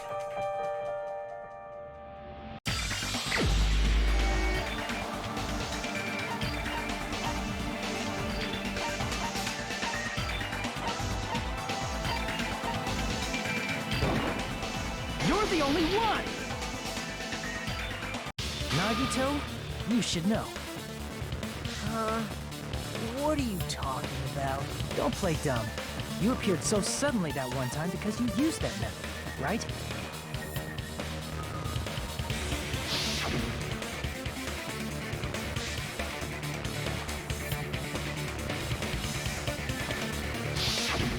There's a secret passage connecting the first floor of Strawberry House to the third floor of Grape House. Isn't that right? Jeez. Once again, I let the reserve course show up. But you're right. There's a door on the floor of the Octagon, which is on the first floor of Strawberry House. After I opened the door and went down... Surprise, surprise! I ended up in the Monokuma Archive, which is on the third floor of Grape House. Meaning the third floor and the fourth floor are actually connected. Plus, once you've cleared the final dead room once, you can pass through it as many times as you want. If they used that secret passage, they could have gone between the two houses as much as they wanted. Infinity Unlimited Flame! However, what if the killer was unaware of the existence of the final dead room? There's no way they didn't know. That is merely an illusion you have fabricated from your own suspicion. If you value your life, you should stop with your scrutiny. There's no way I can stop. Did you say? Don't make me angry! You wouldn't like me when I'm angry!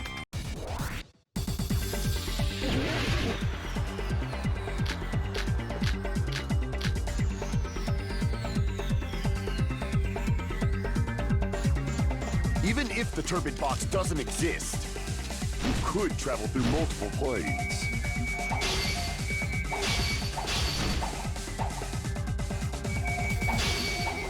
Provided you use a spacious wormhole.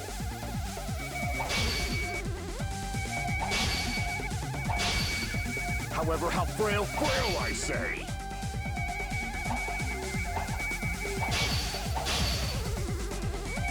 Your decayed illusion.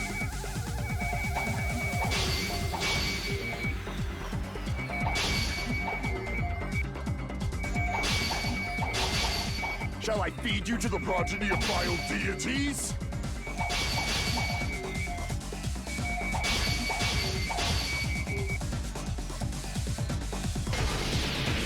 I already proved the secret passage exists.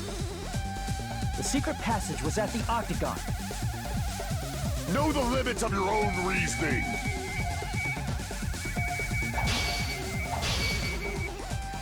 You say the killer went to the Octagon?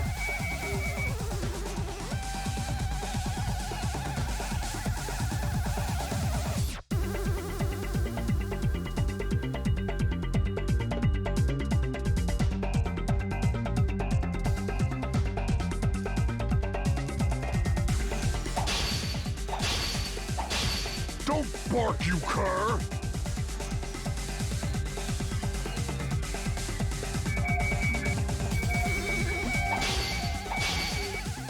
If you don't want to drown in the maelstrom of blind confusion, at least pray to the key which dwells in the light!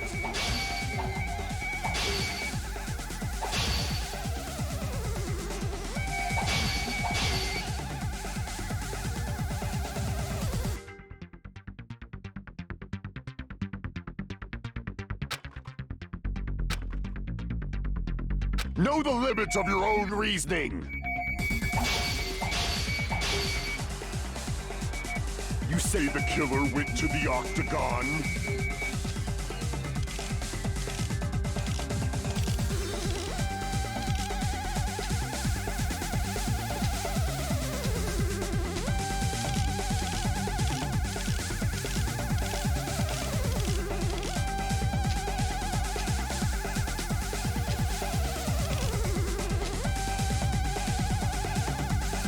Don't bark, you cur!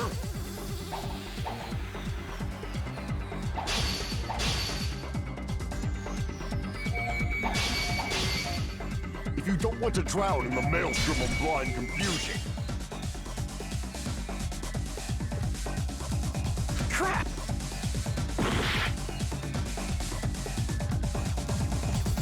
Know the limits of your own reasoning.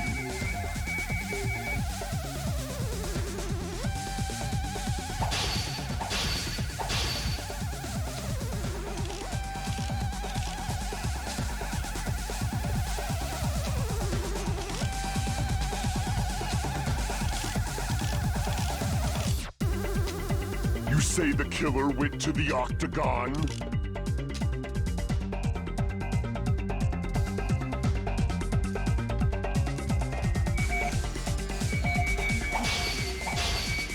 Don't bark, you cur! If you don't want to drown in the maelstrom of blind confusion. Crap! Know the limits of your own reasoning. You say the killer went to the... Don't bark if you don't want to drown in the maelstrom of blind confusion. Crap! Know the limits of your own reasoning. You say the killer... Don't bark if you don't want to drown in the mael... Allow me to cut through those words! The wire used to string up Nekomaru's body. The hammer that looked like the weapon, and the chain on the door in the tower. Those are all the items that weren't in Funhouse. Where did the killer obtain them? The only place I can think of is the Octagon. There were various weapons and tools there. I'm pretty sure I saw stuff like wires, hammers, and chains too. Since those items were used in the crime, there's no doubt that the killer went to the Octagon. If that's the case, they obviously know about the secret passage too, right? Seems this is the end. Normally we'd end up listening to Hajime lecture us with a very long summary of the case. But there's no reason to waste any more time on this opening act, so I'm going to end this right now. Hey, what do you... First of all, by messing with all the clocks in the building, Gundam tried to lure only Nekomaru. The elevator was probably broken by that point. Thanks to that, Nekomaru wasn't able to go to Grape Tower, which was supposed to be the meetup point. So he tried going over to Strawberry Tower, just like we did when we found out the elevator was broken. Well, it's obvious he'd attempt that. At that time, we didn't know the two towers were the exact same place. Also, the button in Strawberry Hall wasn't broken, so he was easily able to enter Strawberry Tower. But surprise! Gundam was waiting for Nekomaru's arrival. Hold on. If Nekomaru didn't go to Strawberry Tower, what would the killer have done then? Their plan was a balancing act of uncertainties, but even if they failed, they probably wouldn't have minded. They can just greet everyone the next morning as if nothing happened, and come up with a different plan. And, without such a risky plan, they wouldn't have been able to lure him at all. I'm going to continue summarizing the case, okay? Through this, Gundam successfully lured Nekomaru to Strawberry Tower. There's no way he could fight head-on with the robotic Nekomaru, so by pressing the goodnight button, he rendered Nekomaru powerless without fighting him. Hold on! You... What did you just say? That I didn't battle?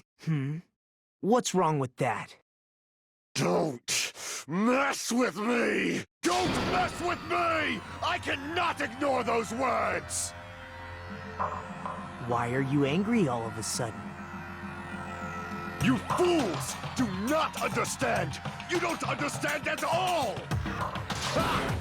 You make me laugh! After all this time, you still don't understand anything at all!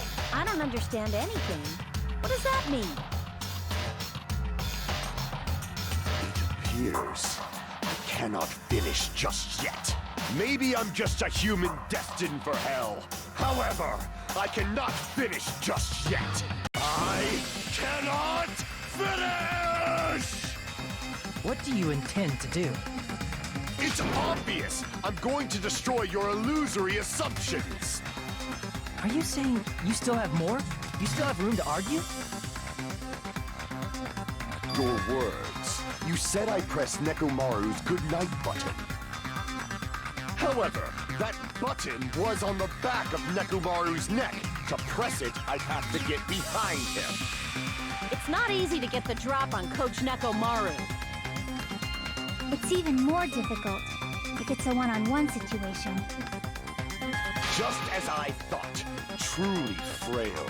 Succumbing so easily to this simple argument, it was just a mere illusion. If you want to set me up as the killer, at least surpass your own human limitations.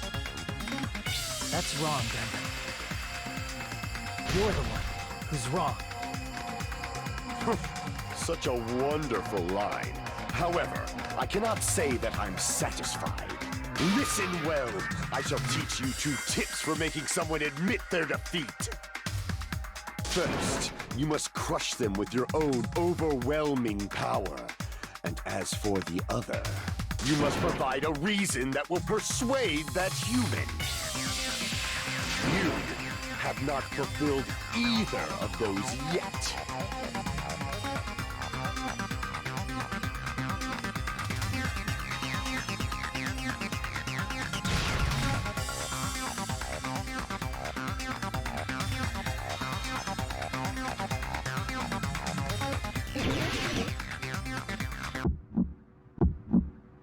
I won't let you!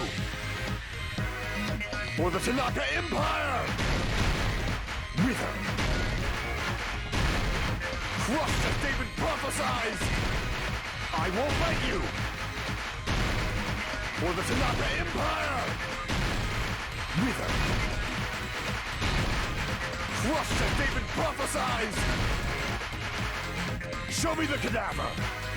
Show me the cadaver! I won't let you! For the Tanaka Empire! Wither! Crushed as David prophesies! I won't let you! For the Tanaka Empire! Wither! Crushed as David prophesies! For the Tanaka Empire! It's Nekomaru's back. Do you really think I can get behind him so easily? This is the end!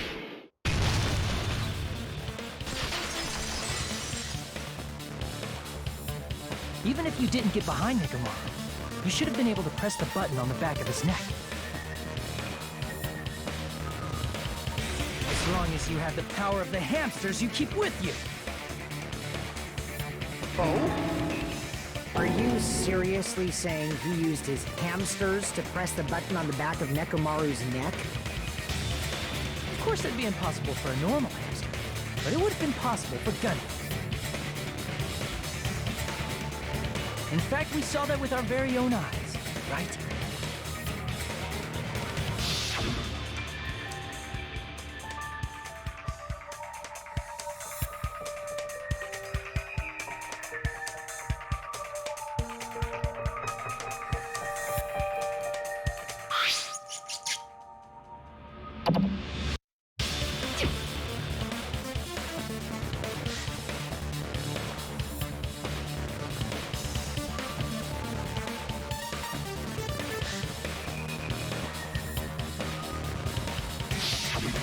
Now that you mention it, after Ibuki was killed in the music venue, one of Gundam's hamsters retrieved a piece of wallpaper from the baton lighting, right?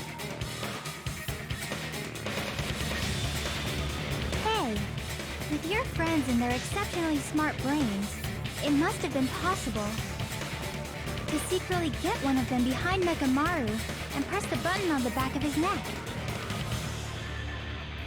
How about it, Gundam?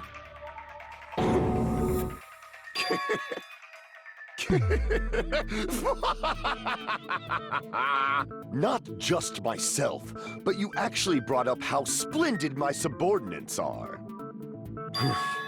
I have no recourse but to admit it.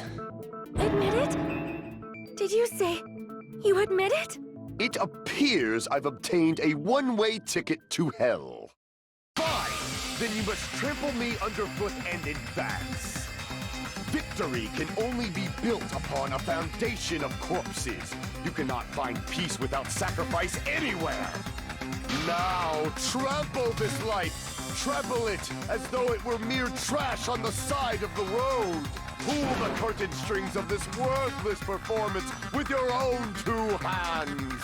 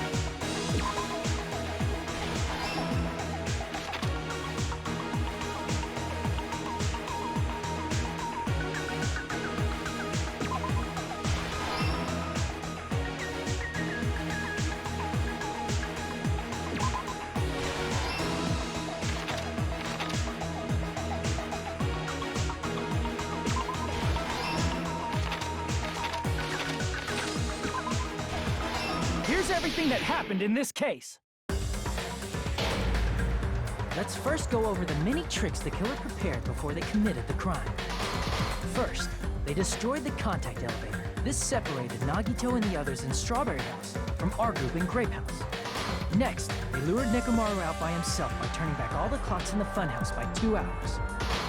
Additionally, in order to secure an alibi, the killer went to the Strawberry House lounge and set the wall clock's alarm to 5:30 a.m. After finishing their preparations, the killer went to Strawberry Tower with the necessary tools in hand. They obtained these tools from the Octagon, which you can enter once you clear the final dead room. This means the killer discovered the secret of the funhouse faster than anybody else. That secret being, Strawberry House and Grape House are actually the same building. On the morning of the incident, Nekomaru woke up and headed over to Grape Tower for a specific reason. There, Fuyuhiko, who was at the lounge by coincidence, witnessed Nekomaru. According to Fuyuhiko's testimony, that was around 5 a.m. But by that point, the killer had already messed with our perception of time. In actuality, Fuyuhiko witnessed Nekomaru at 7 a.m. That's also the same time Monokuma Tai Chi begins. Nekomaru went to Grape Tower to participate in that. However, because the contact elevator was broken, Nekomaru was unable to go to Grape Tower, so he decided to try going to Strawberry Tower. But the killer was waiting for him there. With the power of hamsters, they were able to press the good night button on the back of Nekomaru's neck. This forced him to enter sleep mode, rendering him immobile. From there, the killer began preparing to use the ultimate weapon. First, they set the alarm in Nekomaru's chest to 7:30 a.m. so he'd wake up. Then they tied him up with a metal wire, tied the tip of the wire into a loop, and hung it on the doorknob. After leaving Strawberry Tower, the killer then destroyed the door button to Strawberry Hall. They did this to keep us from entering Strawberry Tower, and to keep us from discovering the secret of the building's structure that they used to kill Nekomaru. Then, they used the secret octagon passageway to travel to Grape House. After arriving at Grape Hall, they pressed the button to open the door to the tower. When that happened, the elevator-like floor of the tower began descending, and Nekomaru's body was still inside, dangling upside down in midair from the wire. The killer entered Grape Tower to see if their setup was successful, and placed a hammer on the floor to look like the weapon, then wrapped a chain around the back door. This was done to make us falsely believe we couldn't enter the tower from Strawberry Hall. With this, the killer finished their setup and tried to go back to their room using the secret passage, so they could craft their alibi when Nekomaru died from the fall. But something unexpected happened. Fuyuhiko, who saw Nekomaru earlier, was still at the lounge. As a result, the killer couldn't return to their room, and with no options available, time ran out. The lounge's wall clock alarm started ringing at 5:30. Well, actually 7:30. To avoid a worst-case scenario, the killer was forced to appear in front of Fuyuhiko with the others. When the wall clock's alarm rang, that was also the same time Nekomaru was waking up. He woke up while he was still hanging upside down, so he couldn't help but sway his body powerfully. Originally, the loop of wire was only supposed to slip off the doorknob, but because there was a heavier load than expected, the doorknob ended up breaking. Nekomaru fell from the 4th floor all the way to the 1st floor. He crashed into the pillar, which decapitated him on impact, and died. The sound of Nekomaru's impact echoed throughout the funhouse. However, by this point, the killer's plan was about to fail, thanks to the broken doorknob and Fuyuhiko. Meaning, the killer is someone who wouldn't have heard the alarm if they were in the deluxe room. They also wouldn't have been able to return to their guest room, because Fuyuhiko was at the lounge. That someone is Gundam Tanaka. I can't think of anyone else but you. Splendid. That was splendid. For a mere human, you did quite well. Stop. Stop it already. Stop using weird words to avoid the truth. Or I'll friggin' kill you myself! I cannot believe it. I just cannot believe you killed Nekomaru? I cannot believe something like that. You don't wish to forgive me? Do you feel regret? Then finish it! Cast your impure votes for Gundam Tanaka! My beloved, deadly foes, let the voting time begin!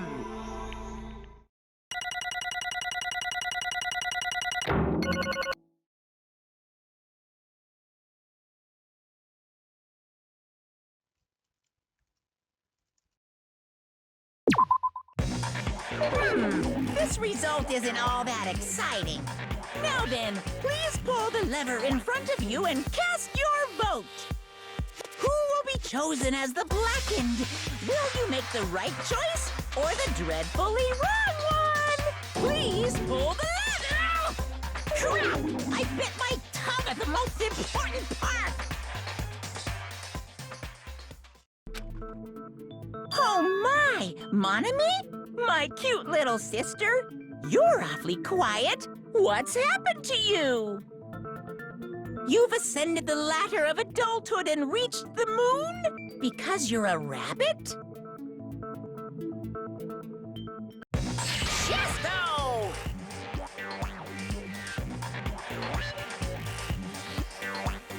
One more time! Jeez! How about this one? This will be my final blow! It's useless. Please stop! I feel bad for Monomi. You're right. Now's not the time for me to horse around with Monomi. The class trial has started, after all. The victim this time is Nagito, who was attempting to reveal the traitor for everyone's sake.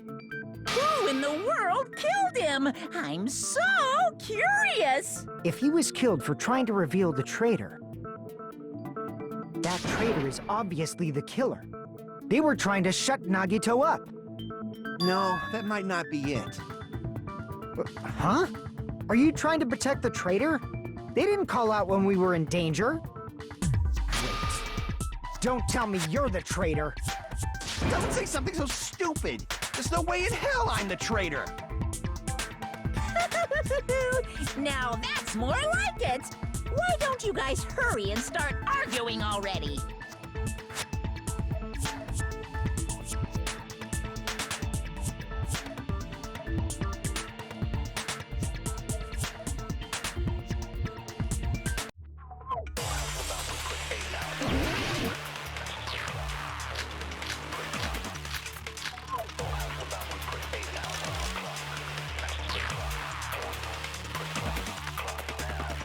The killer didn't tape Nagito's mouth to shut him up. I'm telling you, they were torturing him. The reason Nagito's body was covered with wounds. It's because the killer tortured Nagito. So that's why he was so beat up. What were they trying to find out by torturing him? Definitely the bomb's hiding place. If so, the suspect is whoever found the bomb first! That was Fuyuhiko. I found it by coincidence. There's no way I'd torture someone. The killer didn't tape. I'm telling you, they were torturing him. The reason Nagito's body was covered. It's because the killer tortured... No, that's wrong.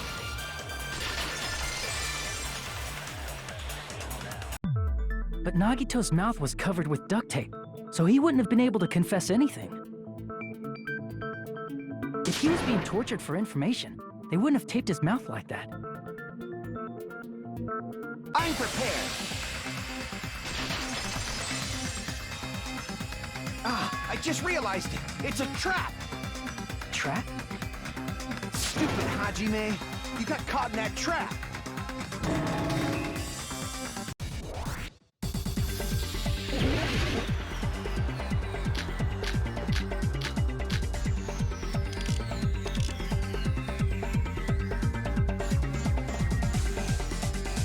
Like you said, if Nagito's mouth was taped shut, you obviously assume he couldn't talk, right? But that was the trap. He wanted to hide the fact that he got interrogated.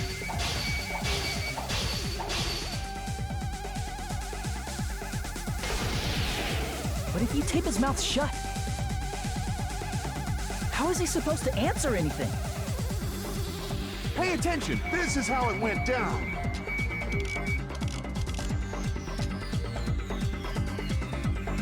First, the killer tortured Nagito.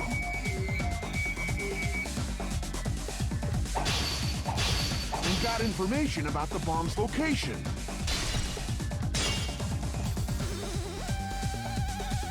Crap! Pay attention. This is how it went down. First, the killer tortured Nagito and got information about the bomb's location. Then, after they killed him... Allow me to cut through those words!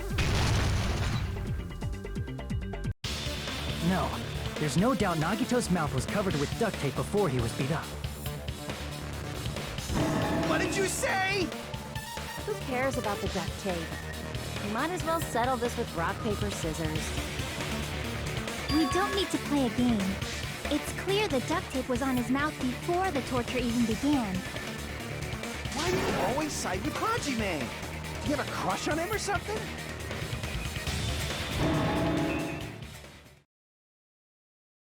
You were with us when I peeled the duct tape off Nagito's mouth, right?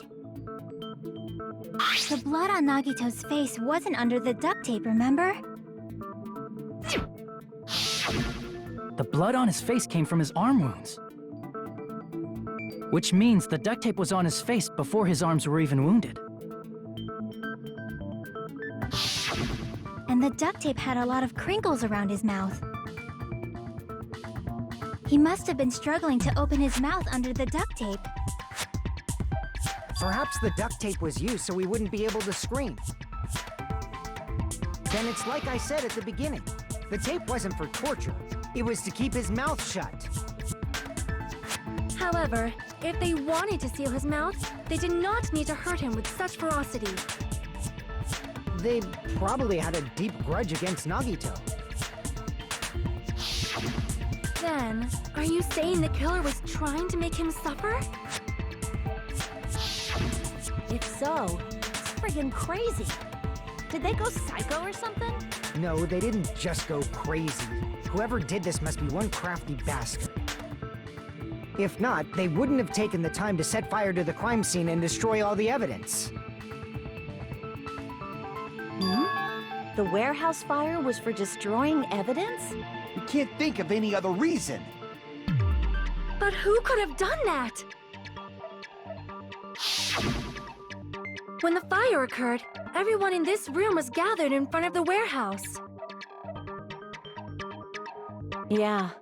And right after I opened the warehouse door, the flames started burning from the very back. Which means, it is plausible to think that nobody here set the fire. The killer isn't one of us. But that's not the case, huh? I mean, it's wishful thinking. Even if it was only a coincidence, the timing was just too perfect. Based on the pattern up until now, we should suspect that some kind of setup was used for this. Some kind of setup? Like what? I do not know that, but that has been the pattern before. That's our Miss Sonia. You have such an amazingly high intellect. Alrighty then, let's think about this based on what Miss Sonia thinks. Is that okay, Miss Sonia? Damn right it is!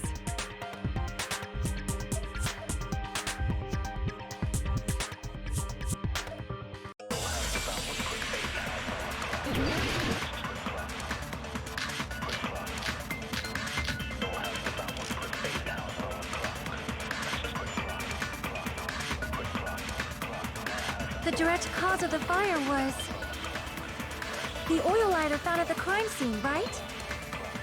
The killer used some kind of setup. He lit the curtain on fire with the lighter. Some kind of setup?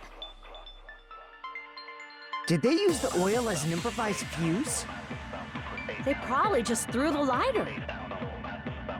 Based on the shape of that oil lighter, it can stand upright while the flame is lit. If they tipped over the lighter in some way, it could have ignited the curtain. Some way? Maybe they used invisible thread. There should have been a way to tip it over with sound waves. Or perhaps opening the door caused intense wind pressure to tip over the lighter. The direct cause of the oil lighter found at The killer used he lit the curtain on. some kind of setup. Did they use the oil? They probably just based on the shape. It can stand up If they tipped over, it could have ignited. some way. Maybe they used invisible. There should have been a way to tip it over with sound waves. Or perhaps opening the door caused... I agree with that.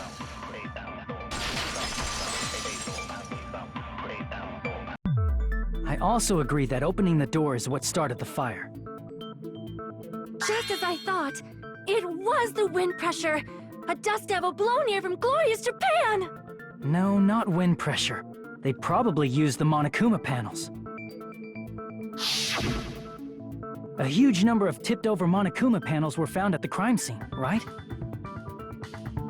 It looked like they were scattered everywhere, but some were laying on top of each other in a single line. Just a single line leading from the warehouse door to the fire's origin. Does that mean anything?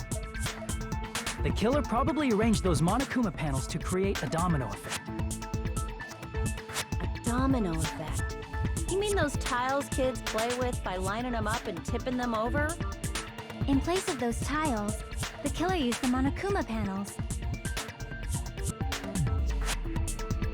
So when we opened the warehouse door, the first panel toppled into the second. And from there, they fell like dominoes until they reached the lighter at the end.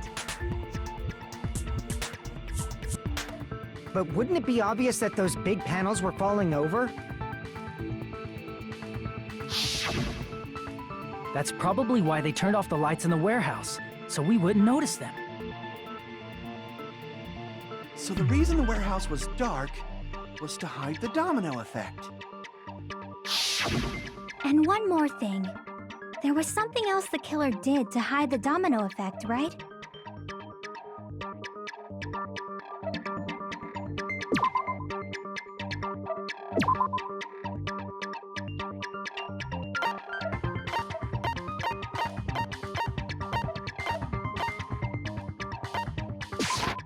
I see!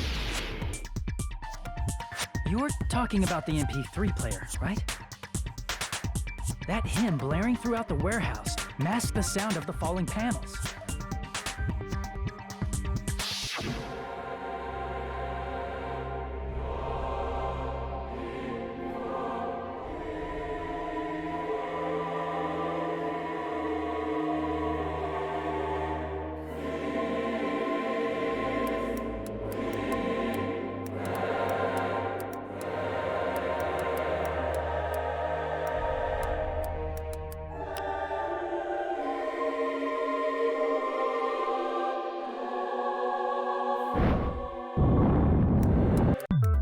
That's it.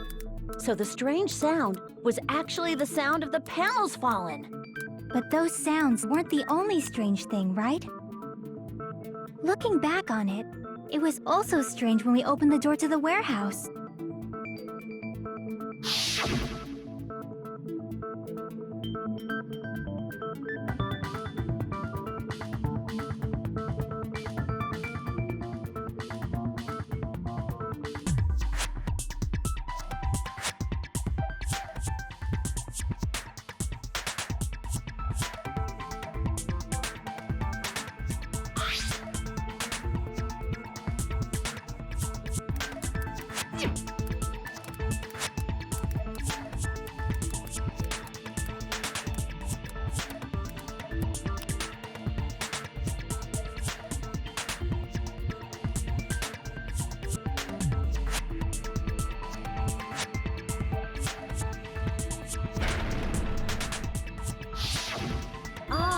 So the door was being blocked by a Monokuma panel. And when we opened the door, the domino effect started, and the falling panels eventually reached the lighter. Yeah, and that's how the warehouse caught on fire. At least, that's how it looks. You don't look so sure. At the time, Akane mentioned that she could barely open the door. Because the panel was blocking it, right? But the blocked doorway, there wasn't enough space for a person to fit through, right? Is that a problem? It's a major problem. I mean, that door was the only entrance to the warehouse.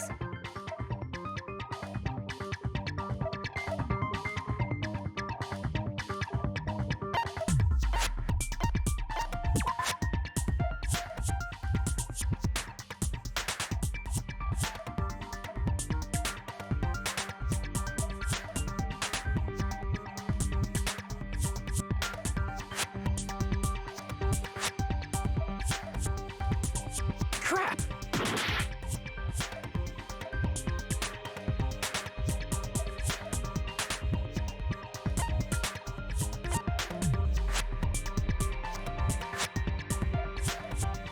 I see! If the panel was so close to the door that it could barely be opened, the killer inside the warehouse wouldn't be able to leave, right?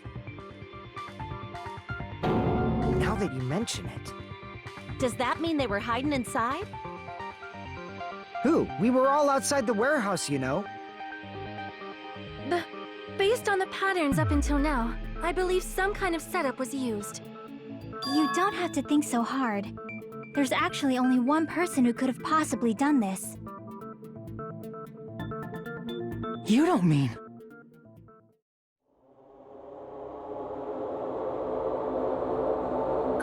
Hajime? What do you mean?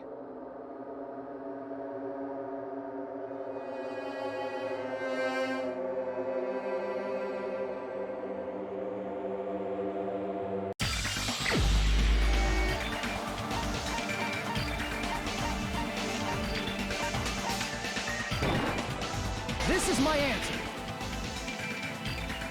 What if it was Nagito? Why'd you bring him up? He's the victim, you know. He wasn't just the victim. Maybe. Huh? Not just the victim? What does that mean? He was the victim. And he was the perpetrator, too. Maybe. Are you saying this was a suicide? Don't be stupid. His body was covered in torture wounds. Or did you already forget? Are you saying those were all self-inflicted? But Nagito might do something like that, don't you think? That's not the issue. He was tied up, remember? Even for a creep like Nagito, it'd be impossible for him to tie up his own arms and legs. Yeah, you're right. Yeah, as long as you understand. It seems we need to discuss how Nagito was able to tie himself up. Need to discuss? That's not necessary at all. No matter how much you think about it, it's clearly impossible.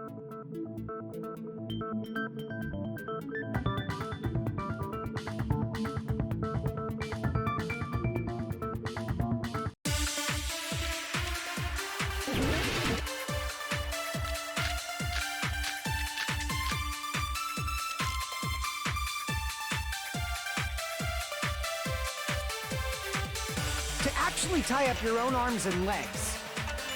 That's obviously impossible! Tying just the legs is one thing, but tying both arms would be impossible. You couldn't do much with the free arm. It'd be impossible if you were by yourself. How about if you use your teeth? Or if you use your front tail?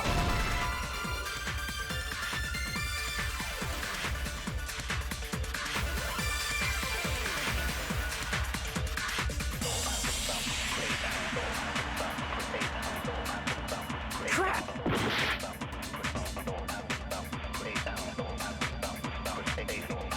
To actually tie up your own arm, that's obvious. Tying just the lip, tying both arms would... You couldn't do much with... It'd be impossible. How about if you... Or if you use your front tail? Dirty joke! Is that a dirty joke?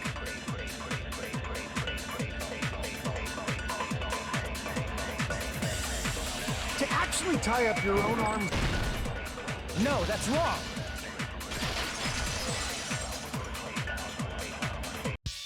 Hold on a sec. Isn't that premise flawed? What? I mean, it's no mistake that his arms and legs were... No, it shouldn't have been both of his arms. The rope on his right arm was completely burnt up. Based on that, you can't say he was tied up. That was just burned by the fire. He should have been tied up before that. It burned because of the fire. Like you said, it might look like that. But that was part of the trap. There's concrete evidence that proves it.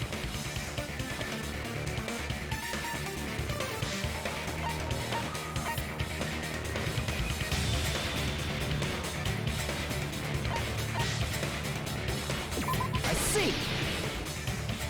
Take a close look at his right sleeve. Even though the rope was burnt up, his sleeve wasn't burned at all. Wouldn't you agree? A burn like this, no matter how you think about it, is unnatural. That rope was burned in advance so it would look like it was burned in the fire. Then Nagito's right arm wasn't tied up, right? He was able to move it freely, right? Yeah, that should be the case. Hajime! Hajime, that's awesome! I'll let you cop a feel if you want. Akane, you should not give it away for free. Make sure they pay you first. That's definitely wrong. Fine. I just gotta get a Benjamin from him before I let him touch me, right? That's not what I meant. I'm talking about Nagito. I mean, even if his right hand wasn't tied up, the knife was still stabbed into it, you know? It's impossible to stab a knife into your right hand with your right hand. Ah, that much is obvious. Hajime, you tricked me! Give me back that Benjamin!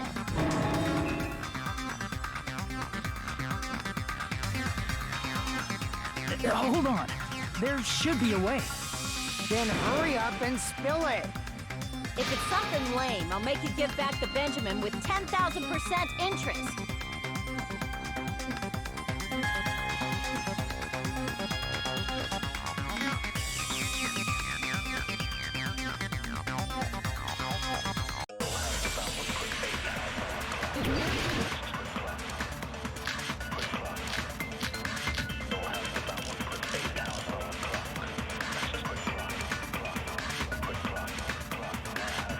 Even if Nagito's right hand was free, how could he stab his right hand with his right hand?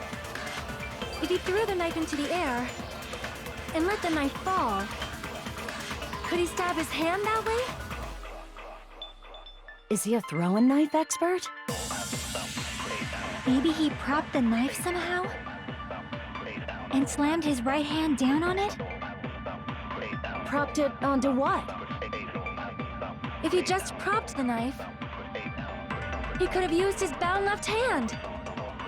If you're tied up, your arms won't bend that easily. We don't know if his left hand could even reach his right hand. Even if Nagito's, how could he stab his... If he threw the knife and let the knife fall, could he stab his hand that way? Is he a throwing knife expert? Maybe he propped the knife. I agree with that.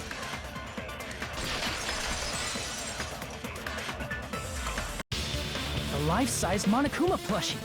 He must have used that to prop the knife. Makes sense.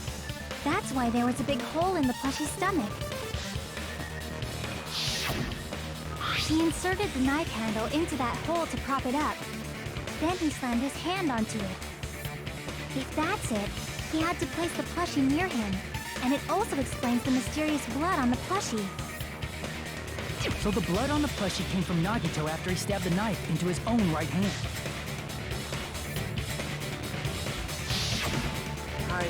I see.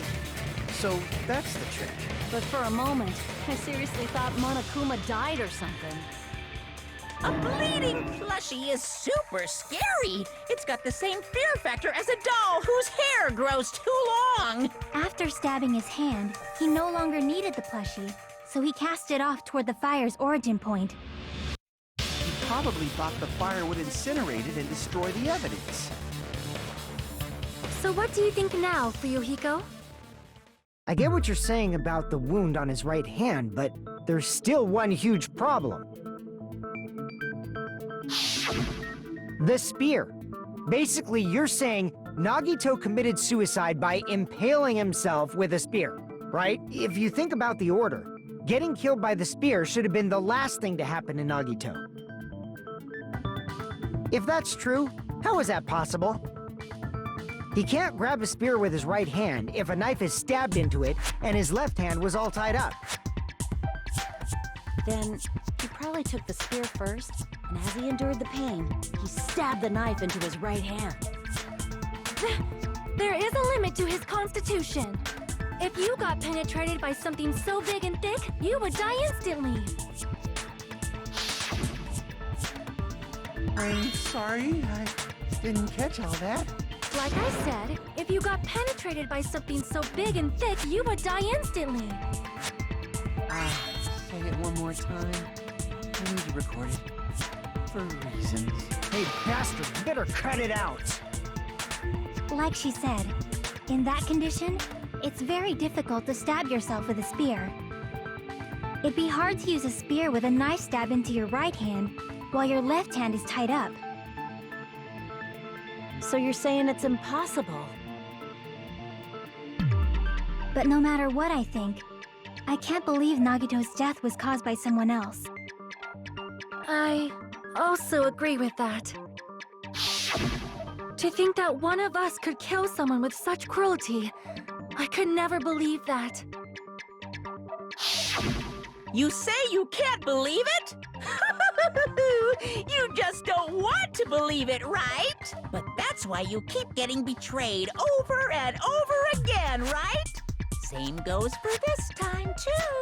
You just shut your mouth. It's against the rules to interfere with everyone. If you even think about doing anything, I have a plan of my own. Monomi's sassing me. But it's just as Monokuma said. We've been betrayed over and over again so far. So this might also be the same. Calling this a suicide takes too much for granted, and it's too convenient. Then are you saying there is a killer among us, Kazuichi? Of course that doesn't include Miss Sonia and me. As Kazuichi said, it's true we've been constantly betrayed. But even if I'm betrayed again, I still want to believe in everyone. No matter how many times I may be betrayed, I still want to believe in everyone. I also want to believe that there's no killer, but suicide is unimaginable. Do you really think so? But you said it too. It'd be impossible for him to stab himself with a spear in his condition. I did say difficult, but I never said impossible. I feel that there's some way he could have stabbed himself with that spear. What kind of way? I don't know. You don't know. It's impossible to figure out by myself. So let's think about it together. That's how we made it this far up till now. Everyone working together.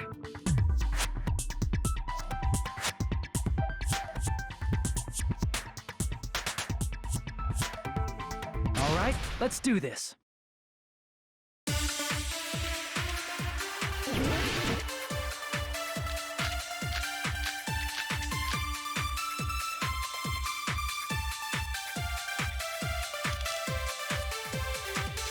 How did Nagito stab himself with a spear? Let's work together and think this through. When the spear stabbed Nagito, his right hand was covered by the knife, right? He was only able to move his left hand. But his left hand was also tied up. Then that rules out his left hand. If that's the case, the only other way is... He used his teeth? Or maybe he used his front tail.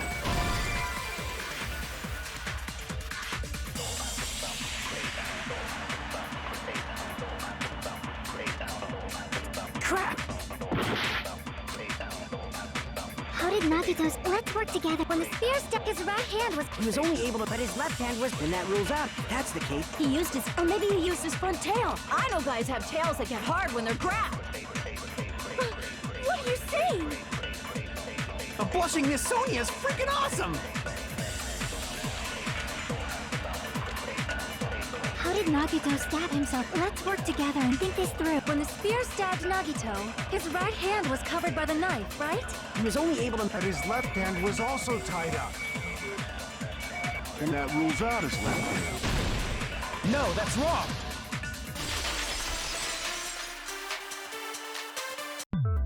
Hold on. It's still too early to dismiss the possibility that he used his left hand. Why? I mean, his left hand was tied up, you know? But there was something off about his left hand. The bloodstain on the palm of his hand. Don't you think it looked somewhat strange? He only had blood on the lower area of his palm. Beyond that point, the bloodstain suddenly cuts off, right? When the blood splattered, that's as far as it reached, right?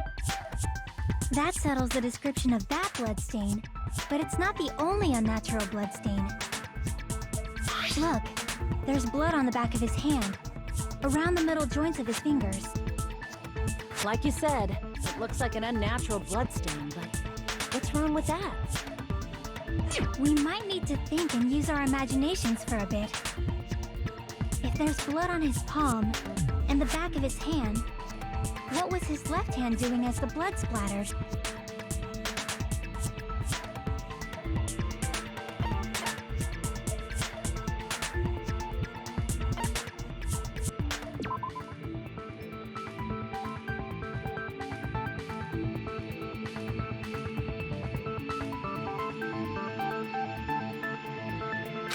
Damn it!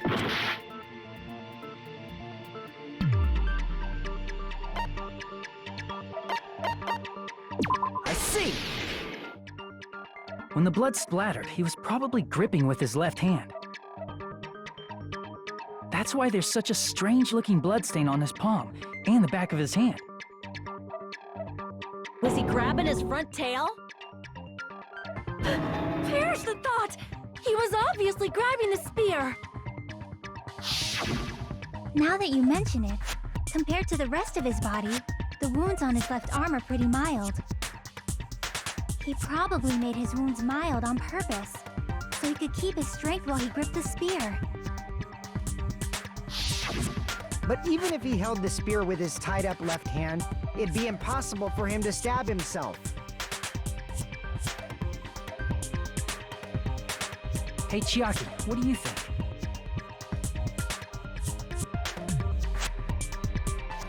Hey, don't tell me you're getting sleepy. At times like this, you should always strike from a good angle, just like fixing an old TV. Oh, I got it. Maybe. Really? Yeah, like I thought. It's no mistake that Nagito was gripping the spear, I think. However, what's important is what section of the spear he was gripping.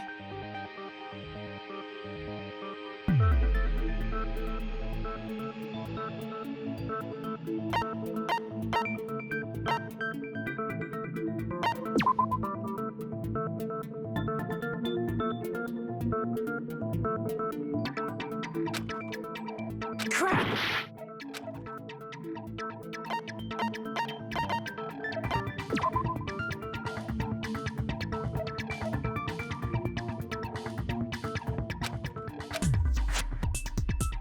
Crap!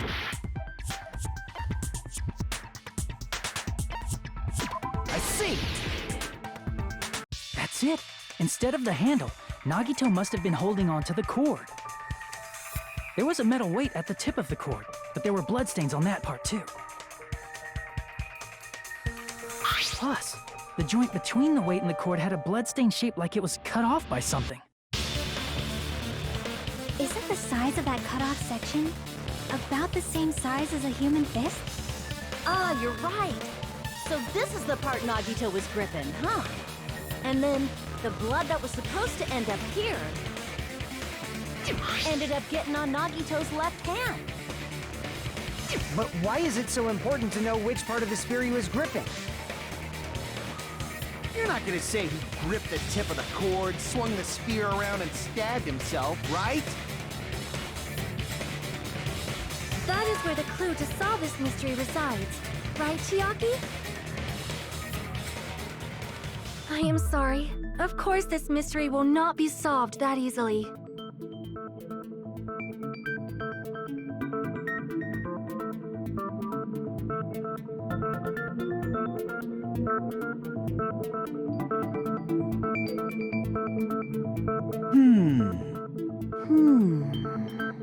It seems we are stuck.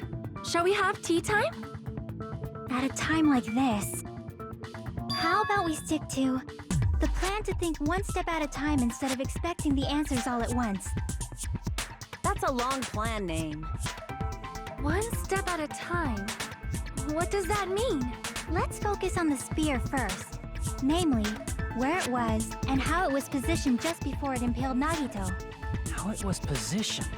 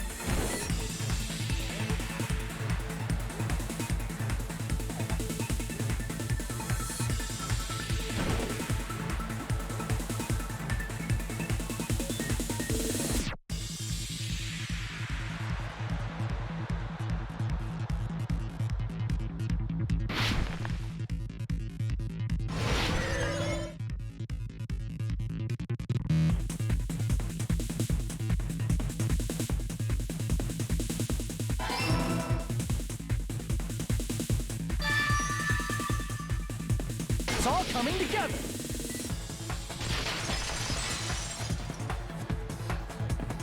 The spear impaled Nagito as he was laying face up. It must have been perpendicular to him just before that. Perpendicular? In the middle of the air? If Nagito did that all by himself, did he have some sort of ESP? That'd be awesome, but he probably used the ceiling girder directly above him. Nagito probably slung the cord over the ceiling girder, and using that as a support. He hoisted the spear directly above him. And if Nagito let go of the cord, the spear would have fallen and impaled him while he was laying face up. I noticed a slight red streak on the ceiling girder. It probably got smeared there during the setup. The blood on the cord probably rubbed off on the ceiling girder as the spear was falling. So, how about it? Using this method, Nagito could have impaled himself with the spear. Are you serious? He really committed suicide? Like that? He probably chose that spear so he could commit suicide like that. If someone else did this, there's no reason they'd go to all this trouble just to kill someone with a spear. I agree. When I was investigating this case, I kept thinking over and over how strange it was. Why did the killer use the knife and the spear so differently? So you're saying he needed to use that spear to pull off his trick? Then, this is for real? He really committed suicide?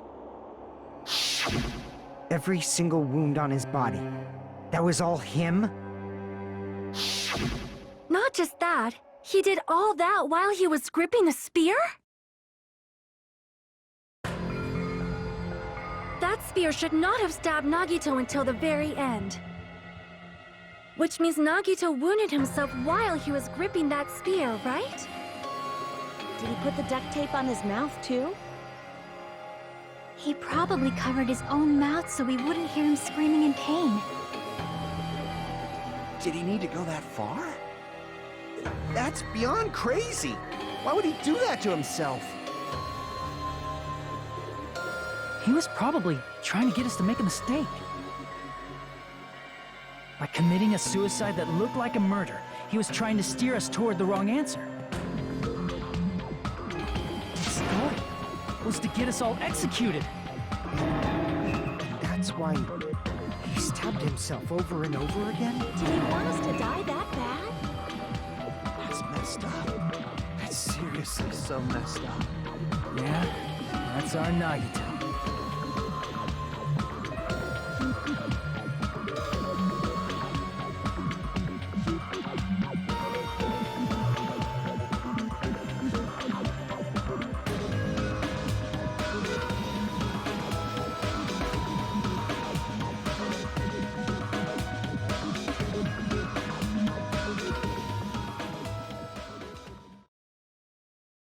However, there is one thing I still do not understand. He said he would reveal the traitor, right? Whatever became of that? He was probably planning to kill the traitor along with the rest of us. So why did he not just do that in the first place? If he had no qualms with killing everyone, he did not have to cause a bomb scare to reveal the traitor. I bet the bomb scare was part of the strategy behind this trick.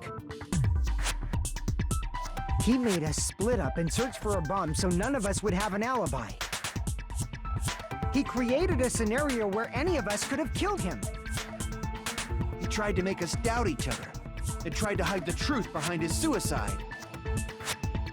Did he cause a bomb scare for that reason alone? He's a fucking bastard who killed himself for his delusions of grandeur. It's not that unthinkable. You are right, I suppose. Yeah, it appears we've come to a conclusion. This bastard Nagito committed suicide. It was all done by him so we'd be executed. That should be okay, right? Right? What? You're not satisfied yet? No, I agree that Nagito killed himself, but I feel like there's something that doesn't make sense. It's probably just my imagination.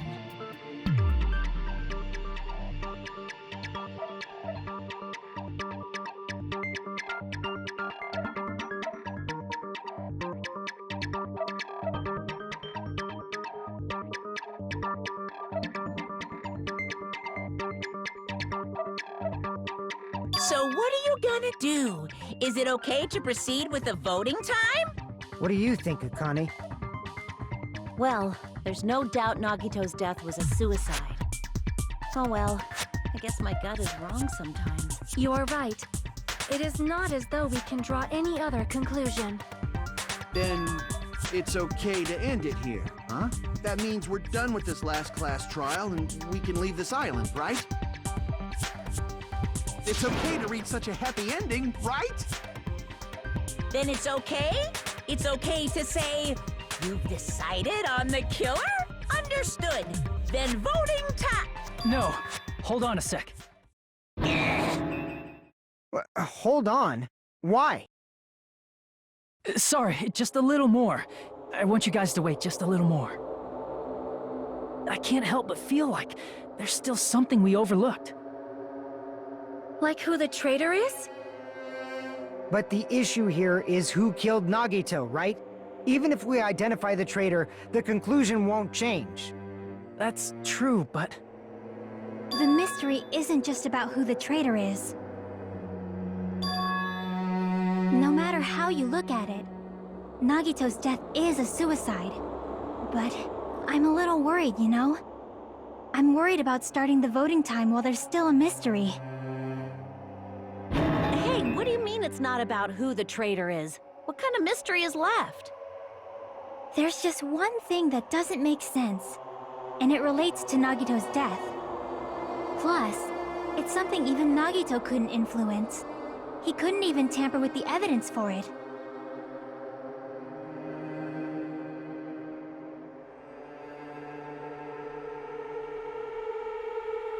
You're gonna keep going? Here I thought we were finally finished.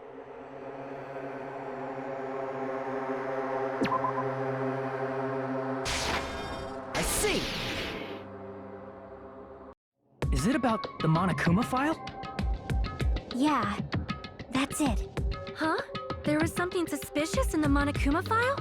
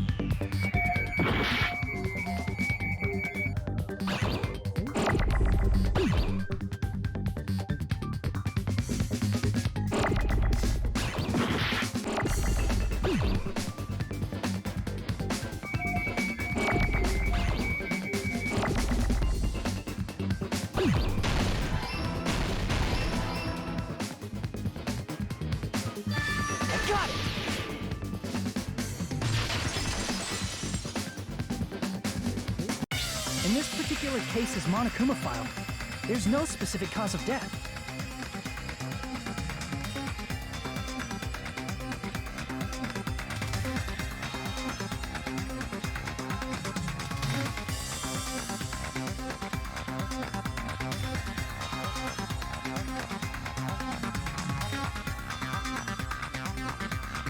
Isn't that weird?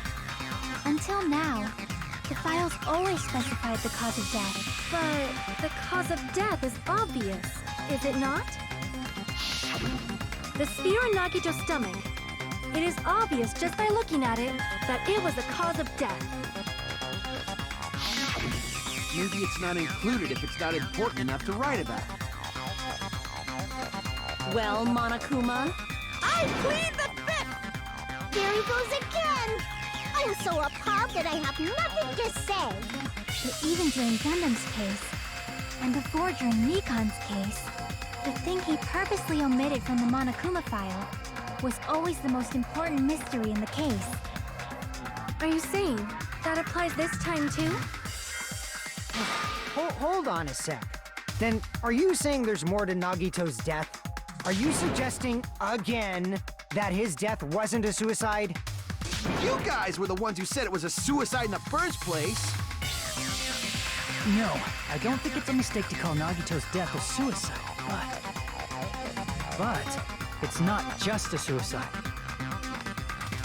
Come to think of it, did Nagito really commit suicide just to get us all killed? are you sticking up for him? That's not what I meant. I mean it in a bad sense. Bad sense? I just remembered that his malice always defied our expectations, and that concerns me. For example, would that malice just end here? Huh? Did Nagito's malice drive him to risk his life for a truth we'd reach this easily? I mean, this is Nagito we're talking about, you know? How interesting! You sure do believe in Nagito, huh? Because you believe in his malice, you continue to suspect his malice. I see. I guess that's what passes for friendship these days. What friendship? What should we do, you guys? Should we proceed with the vote? I think we should keep going until everyone is satisfied, even if it's just to be safe. You're right. We only get one chance to vote after all. Just to be safe, huh? Guess I have no choice. If that's the case, I'll do my best to go along with it. This is friggin' annoying. But if you guys say you're doing it, there's no way I'm gonna back out. Hey, Monokuma, you heard us.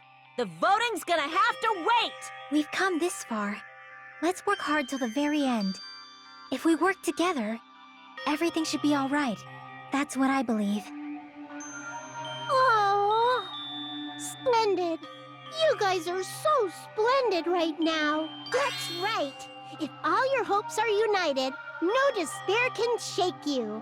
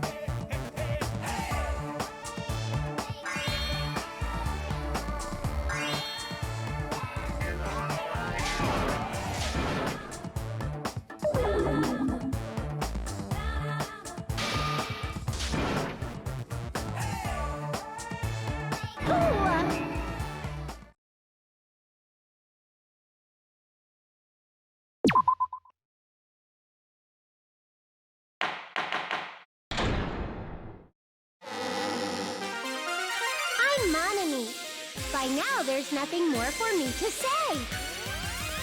Anyway, my chest is full of pride right now. Everyone is united against despair. They're totally awesome. That's why I'm gonna fight too. I will fight the only way I can. I'm gonna show that guy my fearsome retaliation. That's basically it. So if we're working together, where do we start? With the cause of death missing from the Monokuma file? Why don't we try removing all our preconceived notions before we discuss this? In the beginning, our discussion advanced by assuming Nagito's death was caused by the spear. It's better to confirm if there are any other possibilities. That's what I think. Other possibilities. Huh. If something other than the spear killed Nagito, all I can think of is the knife stabbed into his hand, but... That was definitely a gruesome wound, but it wouldn't be the fatal wound, don't you think? If you think the cuts on his legs and left arm aren't the fatal wounds... Are we finished already? I feel like it's possible that we overlooked something. Then let's bring up whatever we can think of, one after the other. That might clear some things up. Exactly! We should cooperate at a time like this.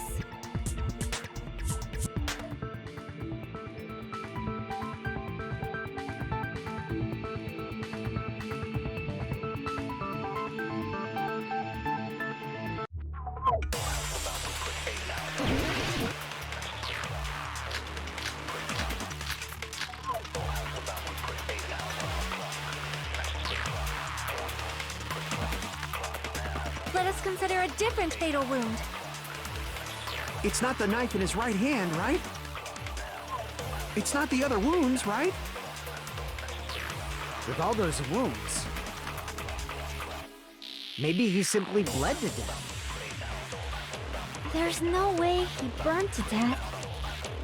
Was the cause of death something that cannot be seen? If it's something that can't be seen, maybe he choked himself with a sleeper hold. Or liquefied his guts with a body blow. Just thinking about it, that's already a horrible death. Let us consider a It's not the knife in his... It's not the other wound. With all those wounds, maybe he simply bled to death. There's no way he burned to death. Was the cause of death something that... I agree with that.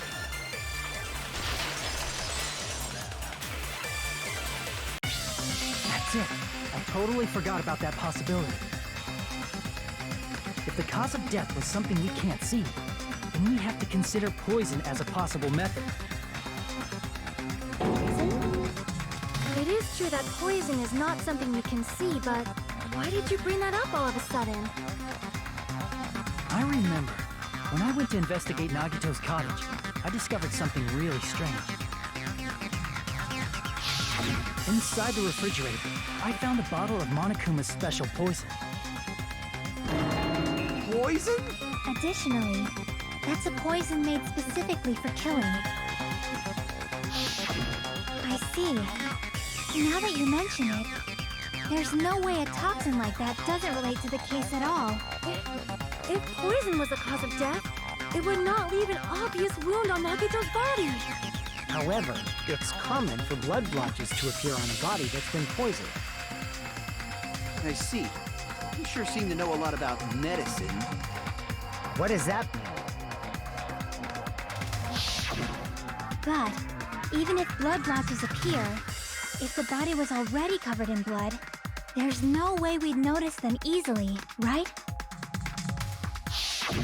Did he wound his body just to camouflage them? That's also a possibility. But still, both of Nagito's hands were full. So how would he drink poison? His left hand was tied up and gripping the spear, and his right hand had a knife stuck in it. If it was a slow-acting poison, it is possible he consumed it in advance. No, the warning label on the bottle explicitly states the effect is instant. Then it's impossible. Both his hands were full just before he died. And this is when the hardtail appears! You're totally overvaluing that tail. His mouth was covered with duct tape, you know. If he wanted to drink poison, how'd he get it past his lips? If there's no way he could have drank the poison, it might be impossible. Just kidding. It's not like we're out of possibilities yet. Are there any left? Hell no! No matter how you slice it, he was totally killed by that spear! Since we've already ruled out so many possibilities, it might be easier to think about what really killed him. Operation Elimination Method. The hint should be written on the poison's warning label. Maybe.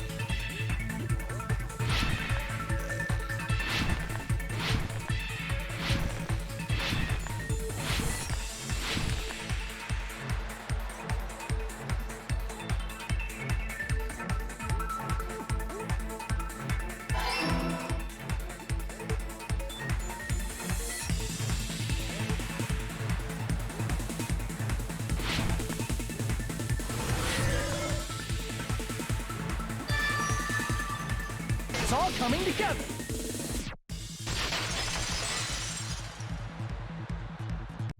What if instead of drinking the poison, we assume he inhaled it? Inhaled? It's written on the poison's warning label.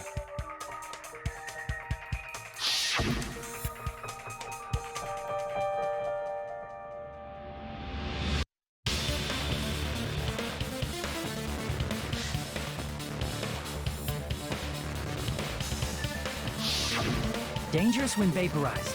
In other words, breathing in the gas is fatal. Poison gas! Then all he had to do was breathe it in through his nose! He breathed that poisonous gas inside the warehouse? But if poisonous gas had spread throughout the warehouse, why didn't it kill us?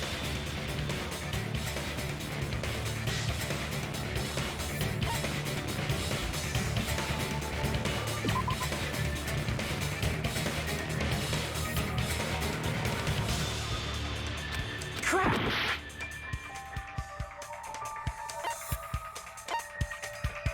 I see! The sprinklers in the warehouse. Thanks to those, we didn't inhale that poison gas.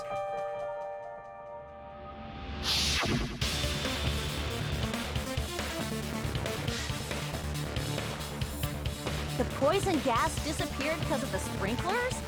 It wasn't the fire? Well, this was also written on the poison's warning label.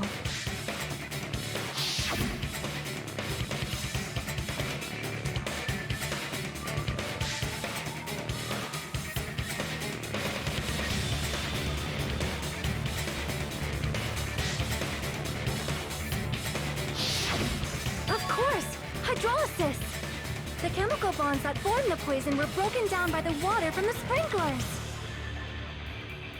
Also, the poison is apparently denser than air, so it probably didn't affect us because we were standing. But Nagito was laying down, so he must have breathed in a whole bunch of it, huh? If it meets the requirements that well, maybe it's not just a possibility anymore.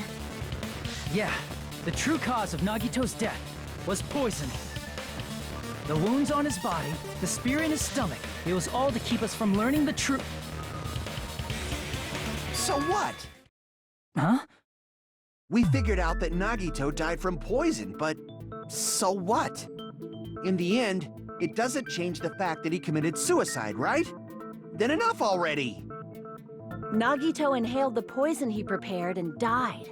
Yeah, that still sounds like a suicide. Well, with this, we have a clearer picture. We've also determined the true cause of death. All right, all the mysteries should be solved now. We should get on with the voting time, right?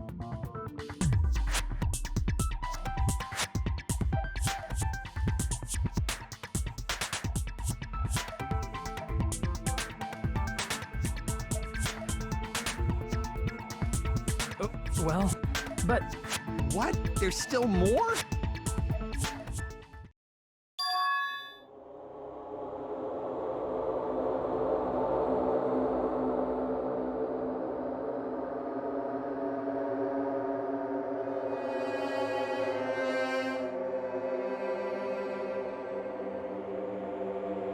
Hey, what happened? There's no reason to wonder about that stuff anymore, you know.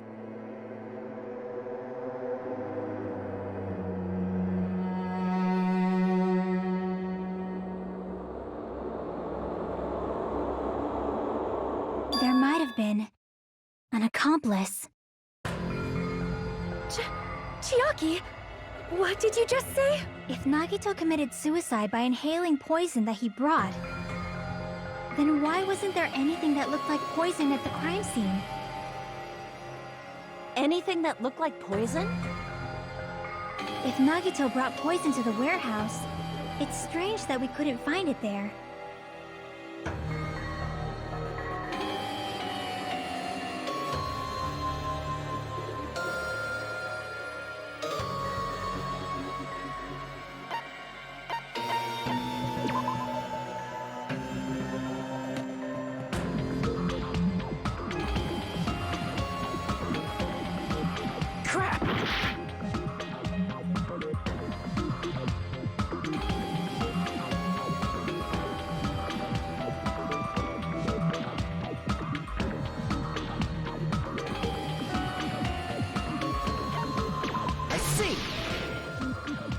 Are you talking about the container the poison was kept in? Yeah. If Nagito brought it, it's strange we couldn't find that container anywhere, right? He can't carry around poison without putting it in a container? Yeah, that was written on the warning label.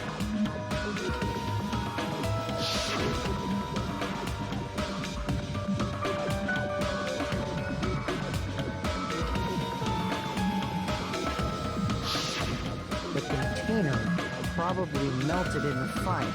It's probably plastic or glass, right? There's no way it'd completely incinerate.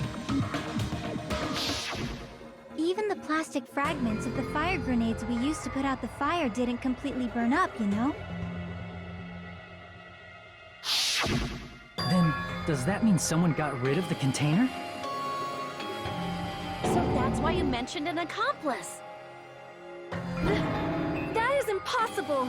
I mean, an accomplice? It is just two. Like, does that really matter all that much? I mean, even if he had an accomplice, it doesn't change the fact that Nagito still committed suicide. You're right. Someone might have accidentally took it away from the crime scene. Ah, you're right. You're totally right. That's totally it. Right? Isn't it okay to close this case yet? I'm not in the mood for unexpected twists.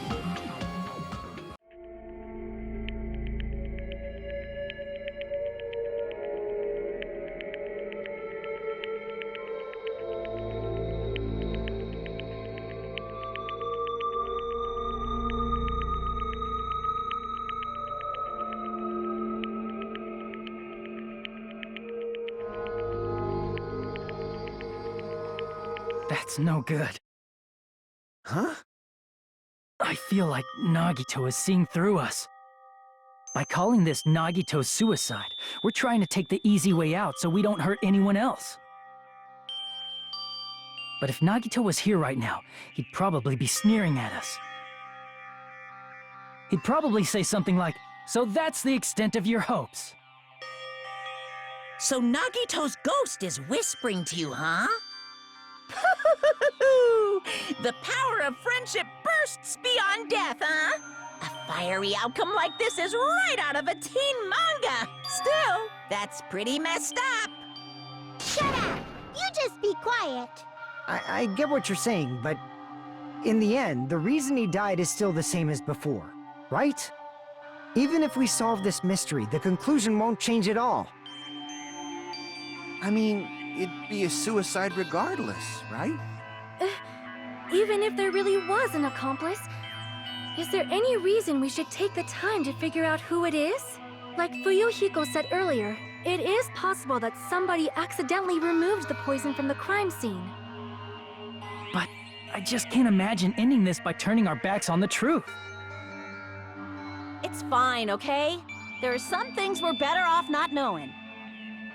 And we probably just didn't notice it. Like maybe the container was hiding with the fire grenade fragments.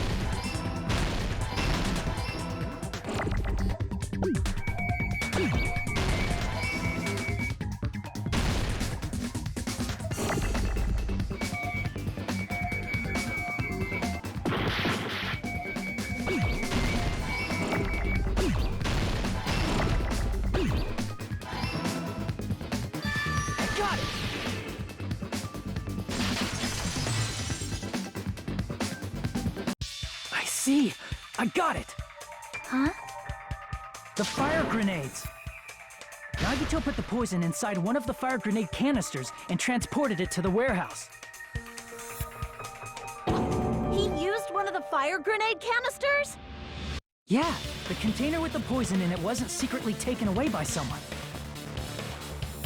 Instead, it was in a container that didn't need to be taken away in the first place. As long as he put the poison in the same container he brought to the warehouse. It can be hidden with the other fire grenades we used, so there's no need to dispose of the container later. Bastard. He totally knew we were gonna throw those fire grenades. Which means, did Nagito exchange the contents of a fire grenade? Yeah, that has to be it. When I first discovered those fire grenades, I tried to study them a little bit, but the canister was completely sealed shut by a layer of aluminum underneath the lid. You just have to peel off that seal and swap the insides, right? That is true, but there was no sign he was even at the break room. Hold on. Did you say aluminum? Hajime. Could it be? If so, then there's no mistake. Nagito definitely swapped the contents of one of the fire grenades. Seriously? That's impossible. Miss Sonia just said so right now. Sonia's words are proof that the poison was swapped with the contents of a fire grenade. Huh?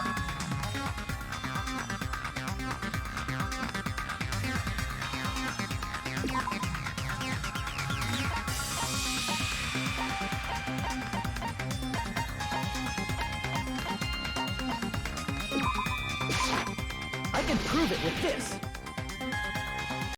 Take a look. We found this under Nagito's bed when we were investigating his cottage. Huh? That's just a piece of trash. No, that is not just a piece of trash. The seal I saw on that fire grenade matched this. It is the same aluminum.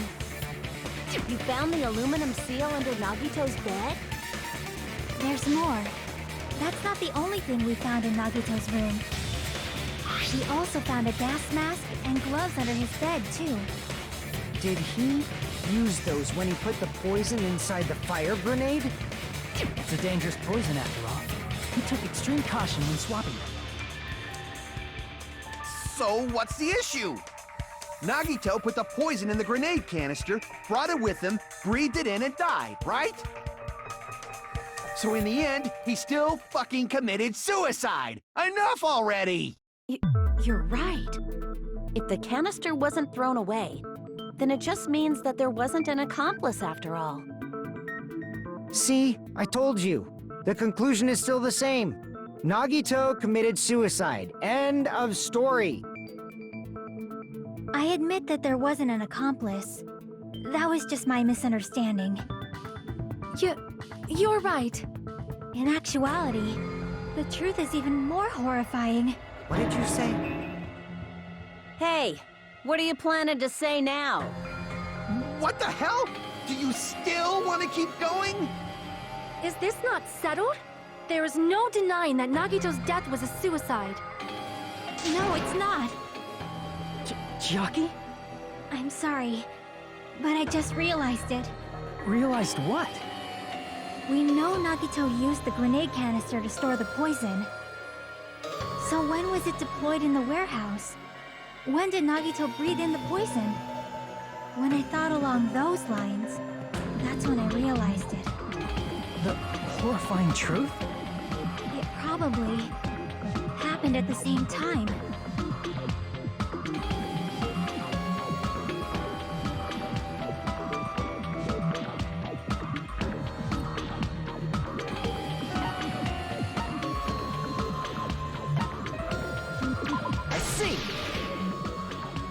Are you saying it was when we all threw the fire grenades? Yeah, I think so.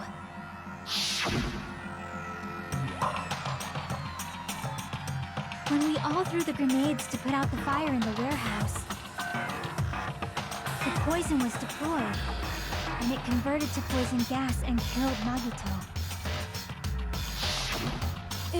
If that is true, then the person who brought the poison and spread it was... One of us. What the heck? One of us threw the poison grenade that killed Nagito? Hold on a sec. The Nagito was... It would mean he didn't kill himself. You said so yourself! You said Nagito committed suicide! Then who killed Nagito? You mean, who's the actual killer, right? Do you know? Who prepared the poison fire grenade that killed Nagito?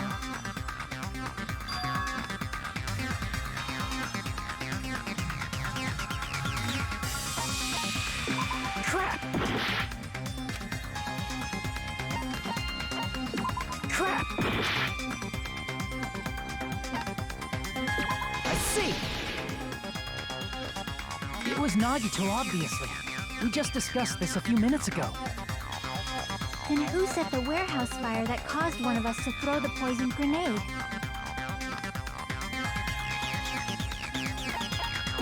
Crap! Crap! Crap! I see! That was also Nagito. Hey, how many times are you gonna ask the same damn question? The next question will be my last. Considering all the facts up till now, why did Nagito set the warehouse on fire?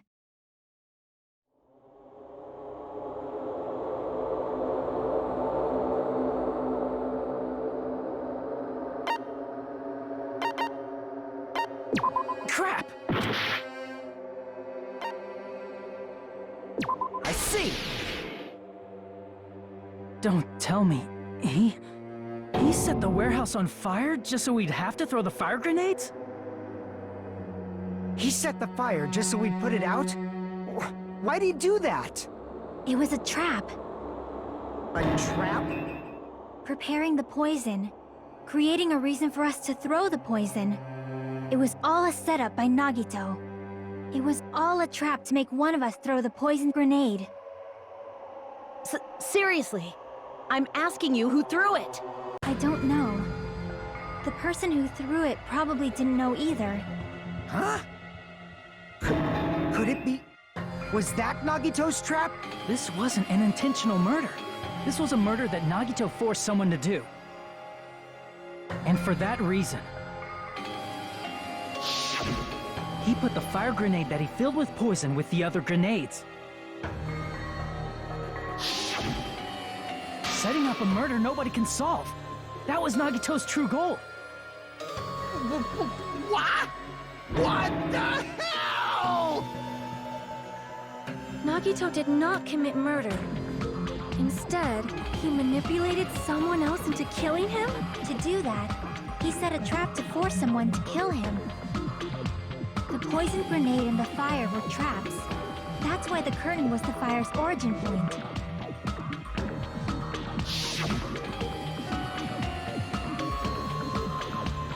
All the fire grenades we threw at the curtain shattered once they fell to the floor. Because of that, Nagito, who was laying face up on the floor, was able to breathe in the dense poison. And then... Hold on! If that's true, you can't say the poison was the cause of death. It might be the poison's fault they let go of the spear, but the actual cause of death could be either one. Even so, the poison is what caused him to let go of the spear. That's right! Nagito's killer is the one who made him breathe the poison! Are you fucking serious? That was his trap all along. Even the wounds all over his body, it was all to mess with the evidence for what actually happened. His true goal was creating a murder that nobody can solve. He wanted to prove to us that there are mysteries that just can't be solved with educated guesses. He probably expected that his fake suicide would be found out. After all, a mystery that can be solved is destined to be solved in the end. However, he also prepared a mystery that couldn't be solved. As you solve mysteries and bolster your hope, a huge mystery comes along and slaps you in your faces. For those of you who believe there are no unsolvable mysteries, that is when you finally taste despair. Meaning, he used all of the prior class trial verdicts to prepare this trick. Not all mysteries can be solved. Such a devious trick he played on you, as expected of Nagito. That's totally messed up. That's so fucked up. It is my fault, because I told you all about the fire grenades. I am so sorry. Please vote me as the killer. That's not the fucking issue here. It's not Miss Sonia's fault. This is all Nagito's doing. But what should we do? How can we even figure out who the killer is? It's impossible. Impossible? Nagito wanted to create a scenario where we couldn't make a decision. That's why we're at an impasse. However, Monokuma also does not know who the killer is, right? That's right! There's no way he'd be able to figure that out with just his surveillance cameras! If Monokuma doesn't know, his trial doesn't count! Isn't that right? You know, I don't actually need stuff like cheap-ass surveillance cameras or whatever. I know perfectly well what's happening on this island at all times. I know you used the bathroom 3 times yesterday, Sonia. And one of those visits seemed to take a while. Please stop! I will never become queen! How can you be such I mean, how can you have such an awful power? So, of course this trial still counts. Do your very best to guess who the killer is. Yes, he says. How the hell are we supposed to do that? Is giving up all we can do? No, it's too early to give up. Is there any way to figure out who the killer is? Even though it's just a hunch, it's possible that it's probably... There's one way, I think. Really? Hey, is it alright if we look at Nagito's crime one more time from the beginning? I want to make sure my hunch is correct. Hajime, please.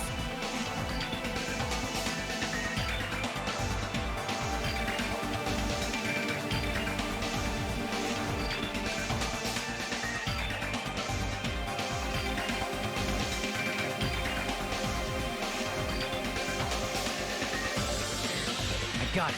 Let's do this then.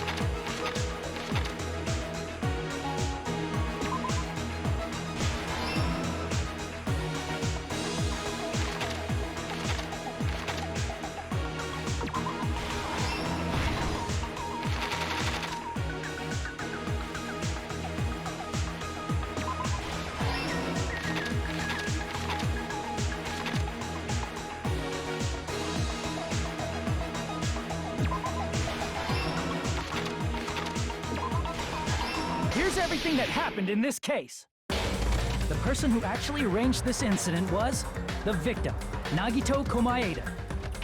He kept a specific item inside his cottage that he needed for his plan, Monokuma's special poison, which he brought with him from the Octagon.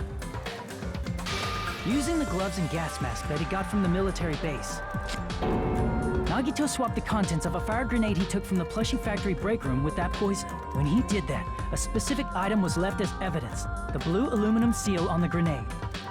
With that, Nagito finished making the poisoned fire grenade, took it with him to the factory, and and put it back with the rest of the grenades in the break room. The next morning, Nagito appeared before us and declared that he hid a bomb somewhere. While we were looking for the bomb, that's when Nagito headed over to the goods warehouse. In order to set up a fire, Nagito arranged the Monokuma panels in a line going from the door to the curtain and placed an oil lighter in front of it. From there, Nagito set his insane plan in motion. First, he hung the spear that he took from Nezumi Castle from the ceiling girder by its cord. Then he tied his arms and legs at the back of the warehouse with rope. However, he burnt off the rope on his right arm beforehand. In doing so, he made sure that only his right hand was free, while his remaining arm and legs were tied up. As he gripped the tip of the rope hanging over the ceiling girder with his left hand, he lay down face up, just beneath the dangling spear. But this was just the beginning of Nagito's plan. And then, he did something no one could have predicted. First, he covered his mouth with duct tape, and after making sure he was unable to scream, he stabbed himself with the knife multiple times in his left arm and in both of his thighs. Finally, he propped the knife on the plushie and slammed his right hand onto the blade. He didn't just want us to think he was tied up. He also wanted us to think he'd been tortured. Through all this, Nagito never let go of the spear. His plan still wasn't over. In fact, it was just about to begin. Meanwhile, we finally arrived at the plushie factory and found Nagito's message. After seeing his message, we instantly made our way to the warehouse. But that was part of Nagito's plan. We opened the door to the warehouse, which inadvertently started the Monokuma panel domino effect. The panels fell one after another until they reached the lighter, tipped it over, and ignited the curtain. Shocked by the sudden fire, we rushed to the factory's break room to obtain some fire-extinguishing grenades. We then aimed for the fire's origin point, which was the curtain, and unloaded the entire supply. It never occurred to us that one of those grenades was the poisoned grenade that Nagito had prepared. The poison sank to the floor, instantly vaporizing due to the intense heat, and spread everywhere. The poison gas quickly drifted to the curtain at the back of the warehouse, where Nagito was. Also, Monokuma's poison has a unique quality in which it becomes heavier than air when vaporized. That poison gas completely surrounded the area where Nagito lay face up on the floor. There, Nagito inhaled the poison, and if it didn't instantly kill him, he certainly lost consciousness. Which caused him to let go of the rope in his left hand, and the falling spear plunged into his stomach. This is all the information related to Nagito's plan. His true intention was to set one of us up as the killer. At this time, we still don't know who the killer is, because the killer wasn't aware they killed someone. Try as we might, we cannot reach that truth. That was Nagito's trap. In conclusion, the fact that we can't determine the killer's identity. This should be the truth behind Nagito's trap. How about it, Chiaki? Will that help you figure out who the killer is? Chiaki? Just as I thought. It's impossible, isn't it? You say we just have to vote for someone? What Hajime said is probably true. That's part of the reason why I thought it was a little strange. Did Nagito really not care who the killer was? He said this to us earlier.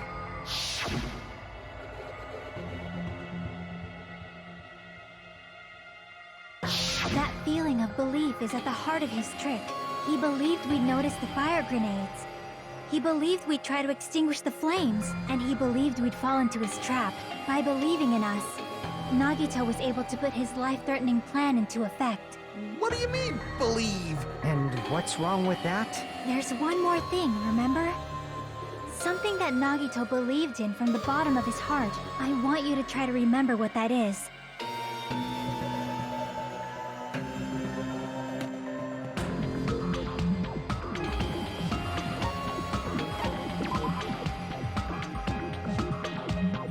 Damn it! Damn it!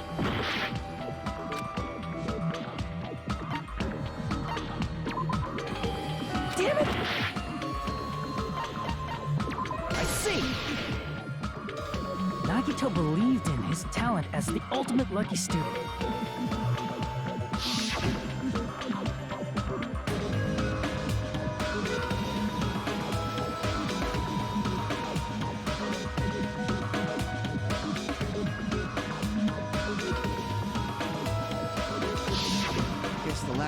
could believe in was his own talent. That's not so strange, really. Most of us here have been relying on the same thing. But, in his case, it was pretty remarkable, wasn't it?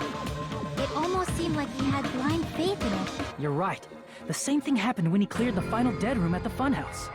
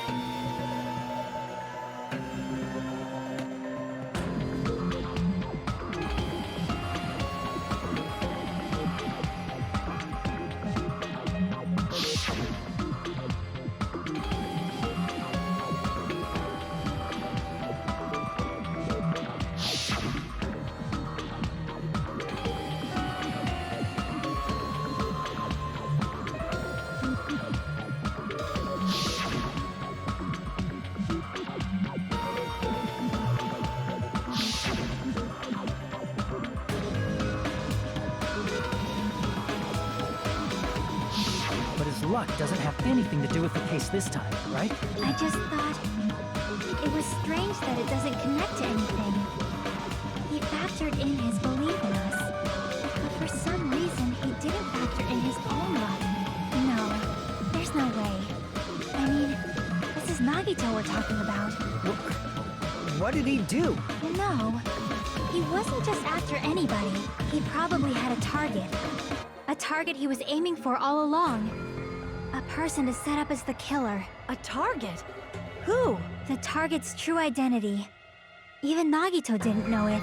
That's why he relied on being the ultimate lucky student, and incorporated that luck into his plan. As long as he had his luck, he believed the target he was after would pick up the fire grenade.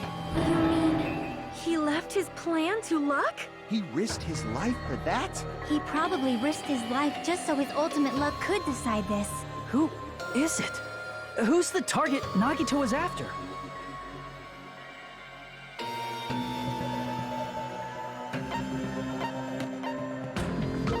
Damn it! Damn it! I see! That's it. The traitor. Nagito was after the traitor, huh? Then he relied on his luck to weed out the traitor? Nagito didn't know who the traitor was until the very end. All he could do was rely on his own luck. Then what he said in his video message...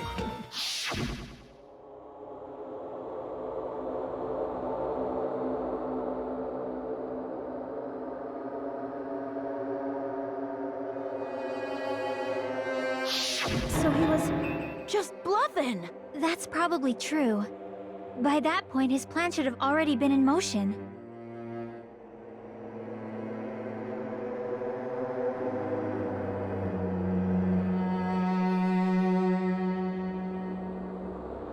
But if he just wanted to out the traitor, he didn't have to go this far and make that person the killer. Damn it!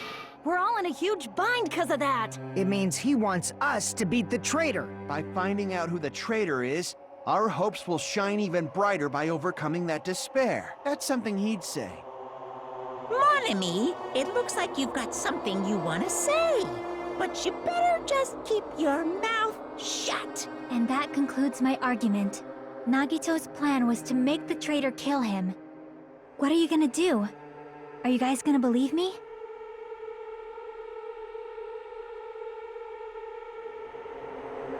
The only thing we can do is believe. If we don't, then we'd just be relying on our luck when we cast our votes.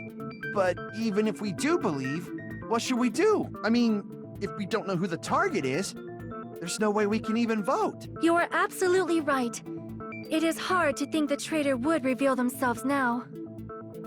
If, by chance, the traitor revealed themselves during that bomb scare, what would have happened? Would it have stop Nagito from acting so reckless. Huh? But they couldn't help it. Even if they wanted to reveal themselves, they couldn't do it because they weren't created to do that. Chiaki? What's wrong, Chiaki? Get a hold of yourself! That's why I want you guys to guess. You want us to guess? Yeah, I want you to guess. What? What does that mean? Who do you think it is, Hajime? Who do you think the Future Foundation sent to infiltrate your group as the traitor? Why? A traitor who's not allowed to think that they're different from everyone else. Why? A traitor who can only interact with everyone as a traitor. Why? Because that's the nature of their existence. They can only exist as a traitor. Seriously, why? Who do you think is the traitor? Hajime, please.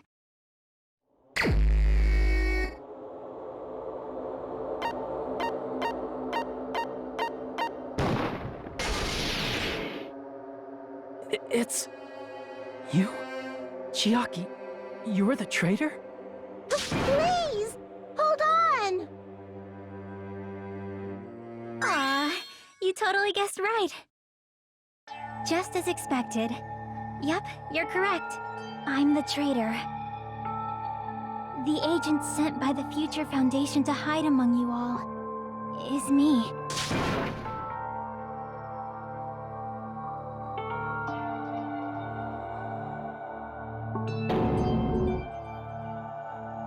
Hey, Chiaki. Are you being serious right now? Chiaki is the traitor? That is a lie, right? Surely you must be joking. I'm sorry. It's the truth. Hey, what are you saying sorry for? What does this mean? You... Up till now... You've been tricking us? What? We were not tricked! After all, we have been working together all this time. We have been helping each other all this time. Chiaki, being a traitor, being a member of that horrifying Future Foundation, that is obviously a lie. Please, wait! The Future Foundation isn't what you think it is! Shut the fuck up! We're talking to Chiaki! No, I have nothing more to say. Why? Because we already know the killer's true identity. So the only thing left to do is vote. Hold on! We're not satisfied yet! If you say you are the traitor, please provide an explanation that will help us understand. We cannot vote until we are satisfied. That is what you said earlier, Chiaki. Hey, if you're really the traitor, why'd you wait till now to reveal yourself? It's weird, isn't it? Waiting until right now to out yourself. It's definitely strange, right? Or rather, why was I able to do that? Maybe... I wanted to protect everyone, no matter the cost. Hey, Hajime. Can you do me a small favor? Favor? Me? I want you to prove to them that I'm the traitor. What? What are you saying? Why do I have to do that? I want to explain everything to you guys, but... as I expected, that's rather difficult. That's why... the only thing I can do is plead with you. I want you to do it. I believe you can prove it. Whether I can prove it or not, that's not the problem. Don't you understand? You may as well be asking me to kill you. There's no way I can do that. I'm very sorry, but this is the only way. So please. Looks like we gotta do what we can. It's not like I believe she's the traitor.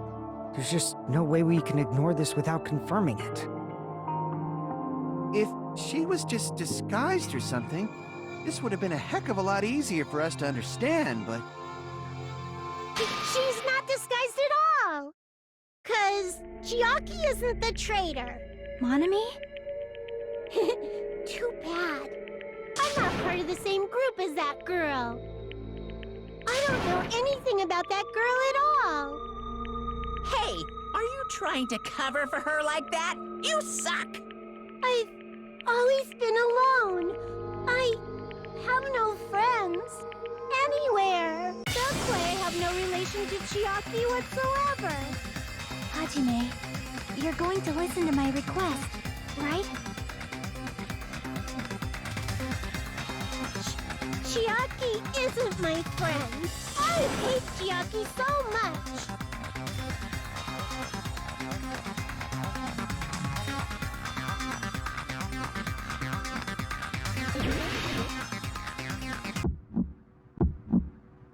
Hajime, you stupid face! Let's all get along. Hajime, you stupid face! I won't let you. I'll lower your grade. Burst open and mix. I won't let you. I can't lose. Hajime, you stupid face! I won't let you.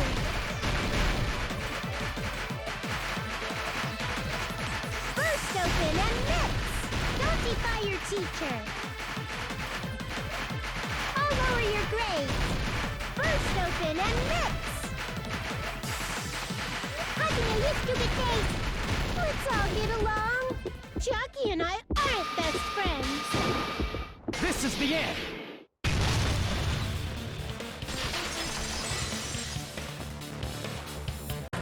When we investigated Nagito's cottage, I discovered a notebook with the new Sami logo on it. That's your notebook, right? The one Nagito stole from you. I don't know. I don't know. Don't tell me. Is that where the traitor's true identity is written? That's right! Since I knew something like this would happen, I made sure to bring it here today. So sudden? Give me that notebook!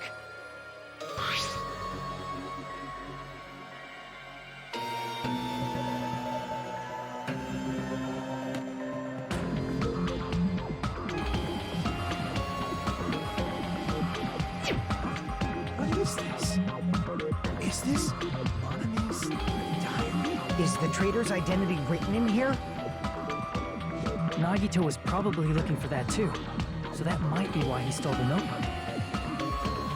But you wouldn't know who the traitor is just by reading this notebook. Of course, Nagito wouldn't know either. However, it's different for me. You know? It took me this long, but I finally understand.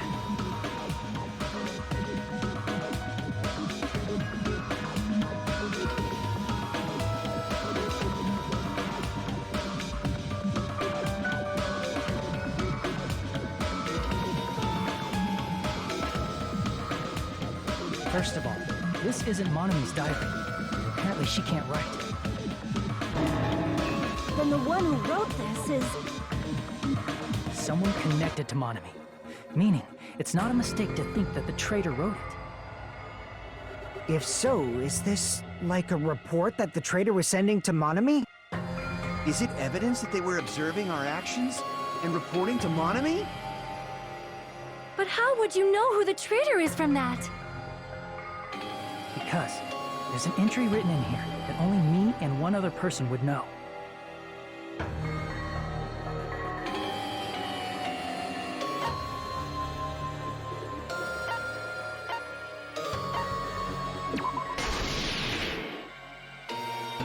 In the notebook, there was a specific entry.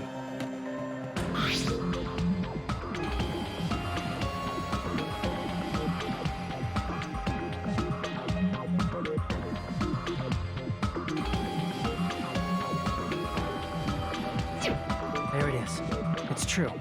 I tried to go inside the final dead room. But the only one who knew that...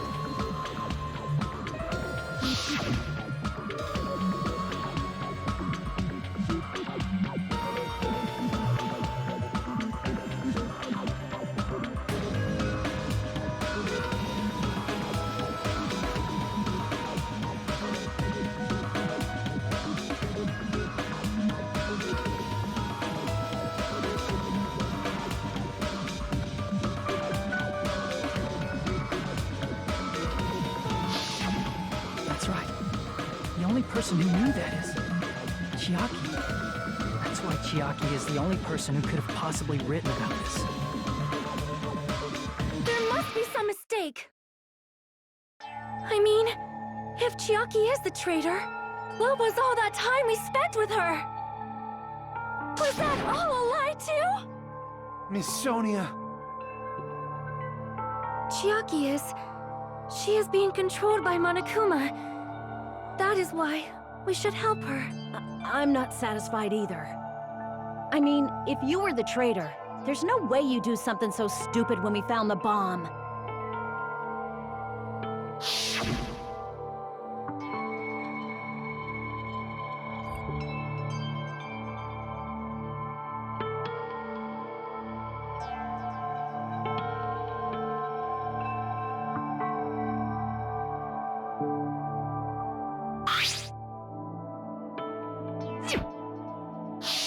Now that you mention it, Chiaki immediately went to the card reader with her handbook. She tested it out right away after being told it would only react to the trader's handbook. That doesn't make any sense. A traitor would be more cautious than that. Chiaki probably knew the bomb was a fake. That's why she also knew Nagito's trap was a bluff. She knew? That is a mistake! That must be a mistake! Why are you saying such things? Do you really want Chiaki to be the traitor? Of course not. I will not believe it! I refuse to believe Chiaki is a traitor! There is just no way!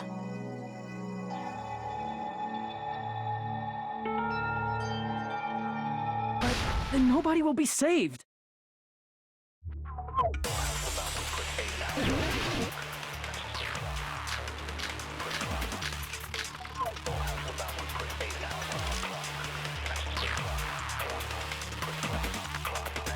Chiaki is not the traitor! When we were trying to turn off the bomb, didn't Chiaki use the card reader right away? If she's a traitor, she would have been more cautious. There's no way Chiaki would have known if that bomb was fake or not. The only person who knew it was a fake was me, when I tried to detonate it. Unless you know a whole lot about bombs, there's no way you know if it's fake just by looking at it. Chiaki is not the... When we were trying to turn... Didn't Chiaki use the... If she's a traitor, there's no way Chiaki... That bomb was fake. The only person who knew... Me, when I tried to detonate... That's not it.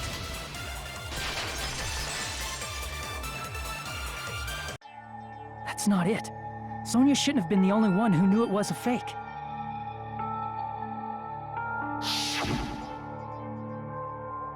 Monami was also there when you found out the bomb at the military base wasn't real. You said so yourself. Is that true, Miss Sonia? Chiaki heard about it from Monami. That's why she knew the bomb was a fake. Since I've been found out, I'll just confess. The reason I couldn't tell anyone I knew the bomb was a fake was because if I had said that, I would have had to explain how I heard about it from Monami. I did not want to hear that! Enough already. Please do not say another word. I do not want this anymore. I am so very tired of doubting people. Sonia. And just because she knew the bomb was a fake does not mean we should decide she is the traitor!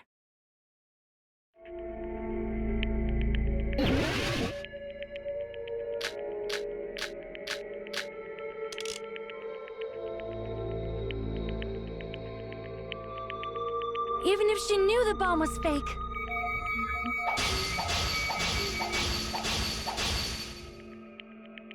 That does not prove Chiaki is the traitor!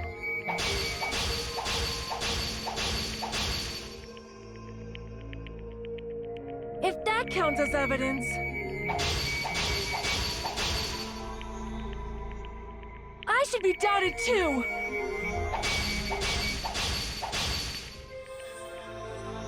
After all, I also knew the bomb was fake.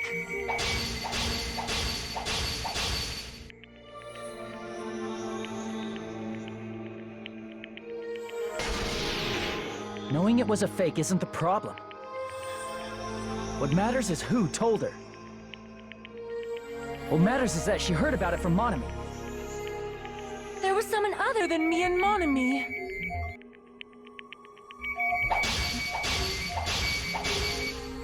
Who knew that bomb was fake? That someone is Monokuma!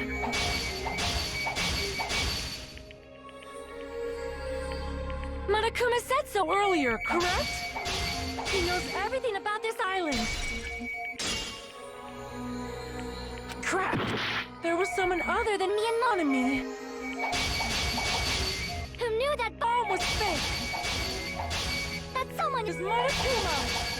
Monokuma said so earlier. He knows everything about this island.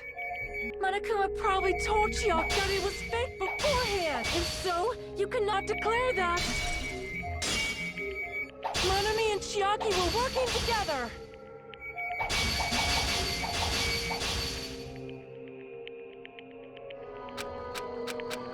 There was someone other than me and Monami. Who knew that bomb was fake? That someone is Monokuma! Monokuma said so earlier, correct? He knows everything about this island. Monokuma probably told Chiaki that it was fake beforehand.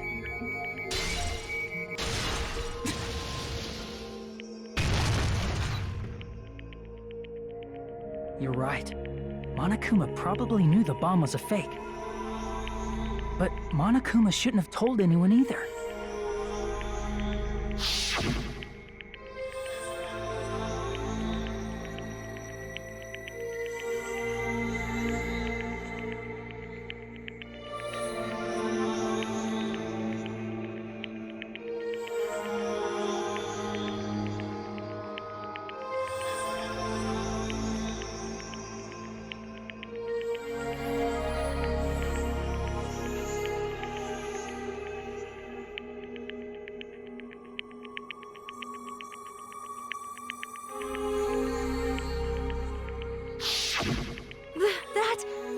Monokuma may have just been lying. No, he won't lie at times like this.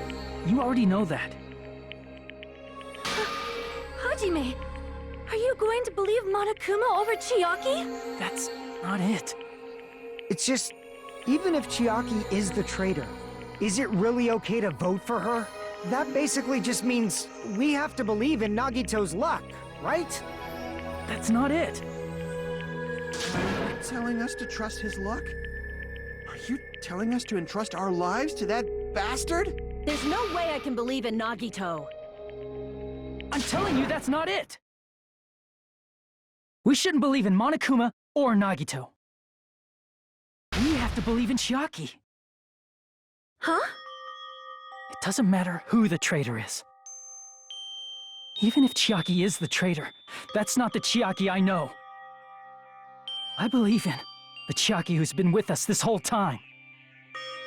That Chiaki is saying she wants to protect us with her life. So the only thing we can do is believe her. If we don't, nobody's going to be saved. Damn it. Hey, can you listen to me a little? There's nothing to be sad about, you know? 'Cause this is different from what happened before. Unlike before, you guys don't have to stay alive by doubting someone. You guys can stay alive by believing in me. Are you telling us to believe in you and sacrifice you? That is just too cruel. I'm sorry. Chiaki! Monami, I'm sorry too. You're probably gonna get scolded by a lot of different people for this. But still, I want to protect everyone by any means. And I'm happy that I'm able to do that. It's not up to me to decide whether that's right or wrong. However, I believe it's truly amazing that you were able to think like that. We could even call this a miracle. Hey, what have you two been talking about? Everyone's jaws are dropping, you know? I know. It's voting time, right? Hey, Chiaki. You don't have to worry. Believe in me, and cast your vote. God damn it! Why did it end up like this?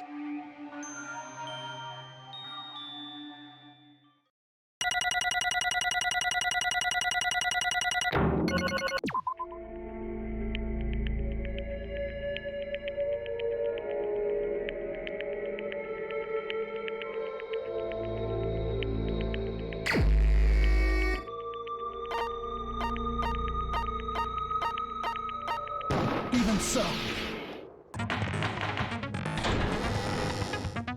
I did say I wanted you guys to know the outside world, but this is still a questionable starting topic. Let me ask you this. What is this world's true identity? Huh? This world's true identity? What kind of question is that?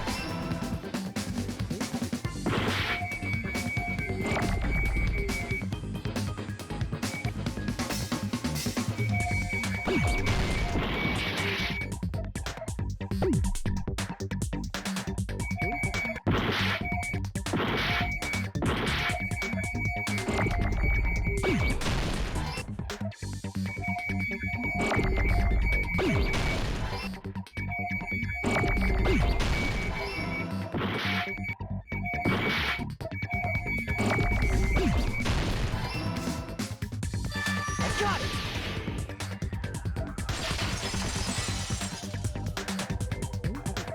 This world. This Jabberwock Island we're on. It's a virtual world that was inspired by the actual Jabberwock Island. Hey!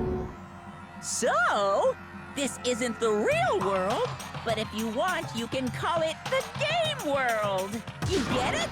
It's all just one big game. Are you friggin' serious? Don't fucking mess with me, you bastard!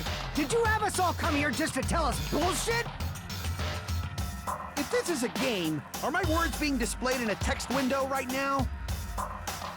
That's stupid. There's no way that's even possible. I know. The all-in-your-minds trope makes you feel such cruel despair. But who cares? I've revived all the suspense and mystery with just one line. 'Cause it's a game. Then we were forced to kill each other. 'Cause it's a game. A lot of crazy shit happened. 'Cause it's a game. We're the only people here. 'Cause it's a game. Monokuma's nonsensical abilities. 'Cause it's a game. Don't fuck with me! That's not even possible! I know you guys are pissed, but you were having fun too, right? A world where anything goes only exists in games. So just force yourself to accept it. This closed space, this game world, was the true stage of this killing school trip. Just stop. There's no way. There's no way I'm gonna believe that.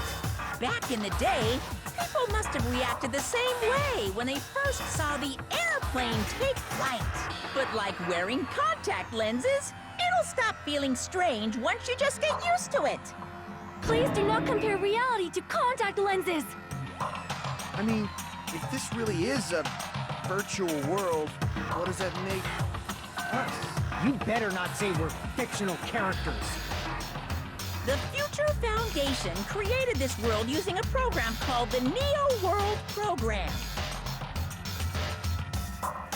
It's programmed to place the user in a virtual world by synchronizing directly with the user's brain, which means your body still exists in the real world.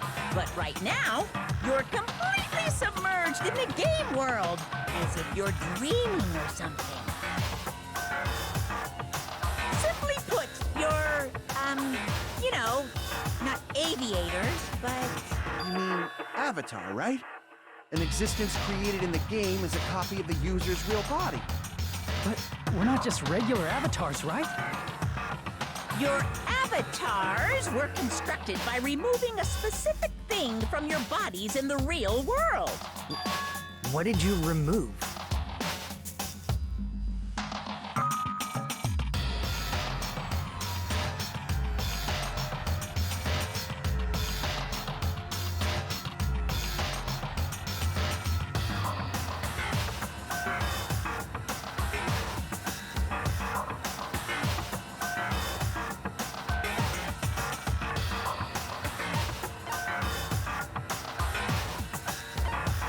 I see!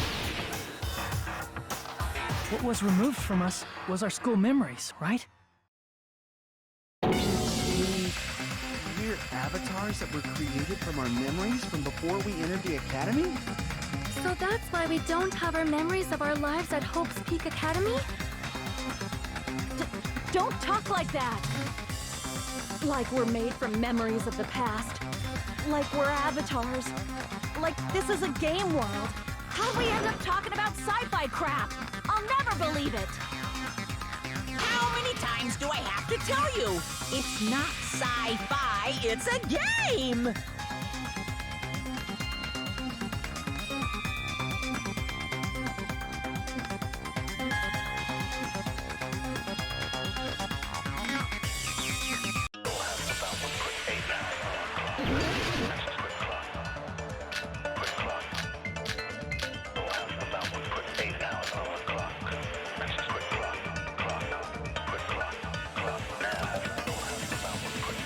Is there any evidence that this is really a game world?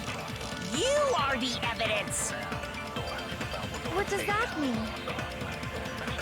Your avatar's made of memories from before you entered the school! But your actual bodies in the real world are different.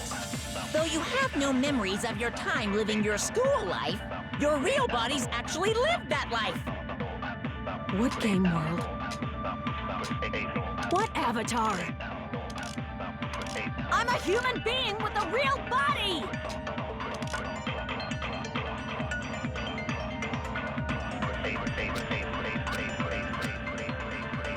Is there any evidence that this is really a game world? You are the evidence! What does that mean? Your avatar's made of memories from before you entered the school!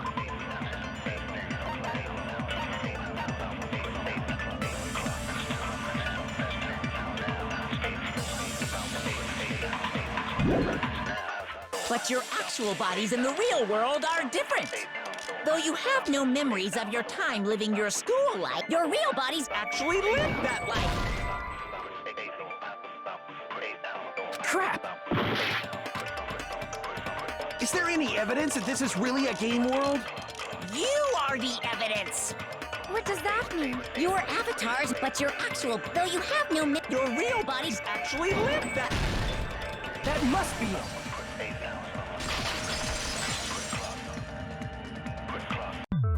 Earlier, in the teacher's lounge, I found this strange newspaper clipping.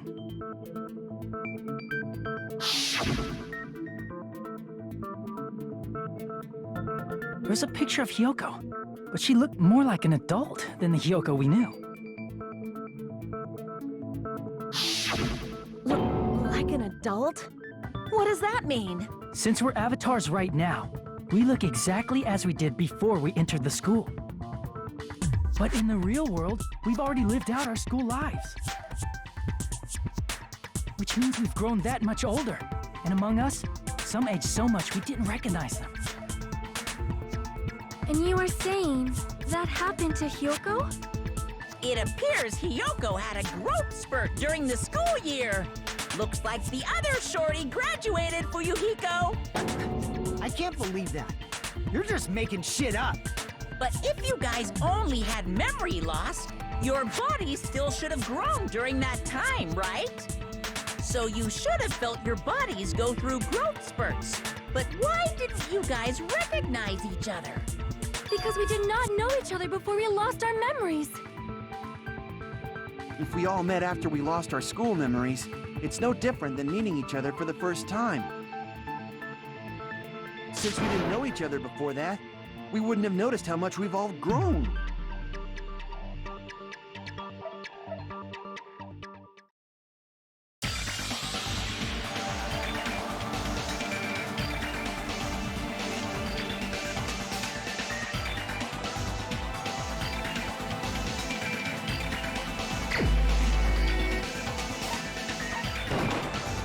You're the only one! Hey, Fuyuhiko, you knew Peko for a long time, right? Yeah, now that you mention it. Seems weird. No, now that I think about it, it's definitely strange. Strange?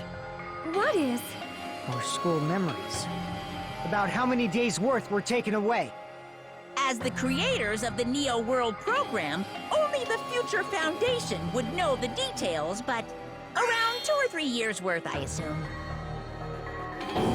That long? Peko and I have seen each other almost every single day of our lives. If we lost 2 years' worth of memories, we would have noticed that we were older than we remembered. So, does that mean our memory loss is another one of Monokuma's lies?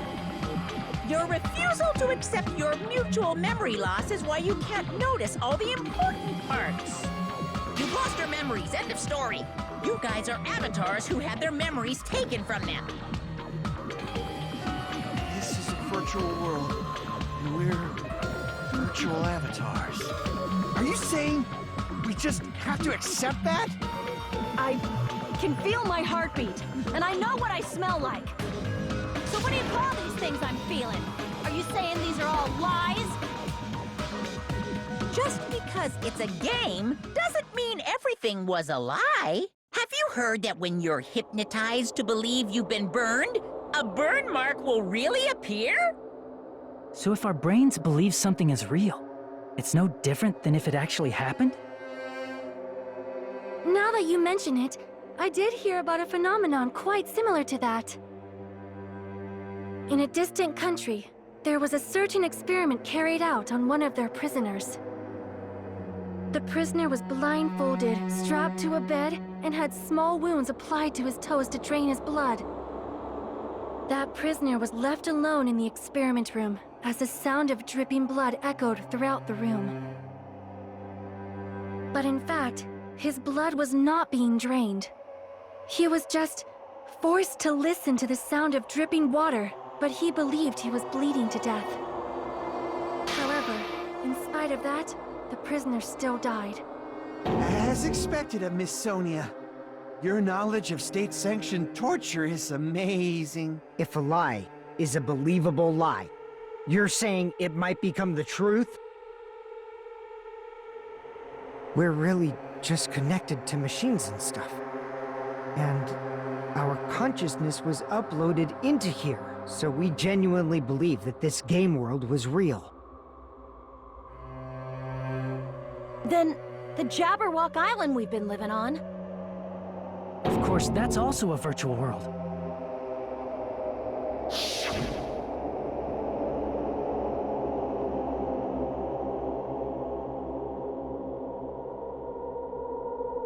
That sea, that beach, the buildings, everything.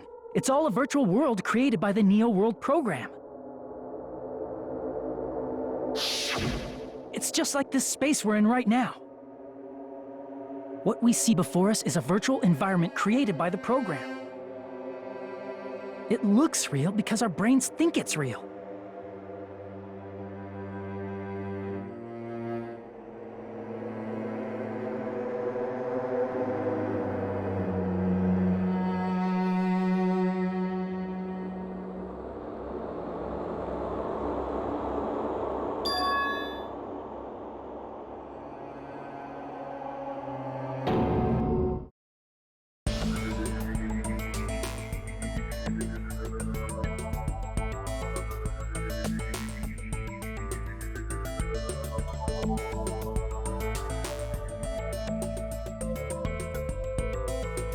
If everything's a lie, then what should we believe? Who cares if it's a lie? Hey, what are you getting at? I mean, if this is really a game world, everything that happened here took place inside the game, right? Then that must mean...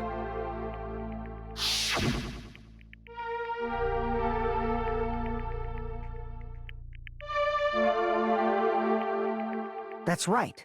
The killings we were forced to commit were part of some silly game. Everyone who was killed should still be alive in the real world. Oh yeah, just because they died in the virtual world doesn't mean they died in real life. So... You are saying everyone is still alive? Yeah, that's it. Isn't that right, Monokuma? What's so funny? If a lie is a believable lie, it might become the truth. That's what you said earlier, Fuyuhiko. Don't tell me. You mean... The Neo World program isn't just any game. It's next-gen software containing the ultimate reality. And speaking of that reality, if a player's avatar experiences death, their brains inside their actual bodies will stop functioning too! What? Then...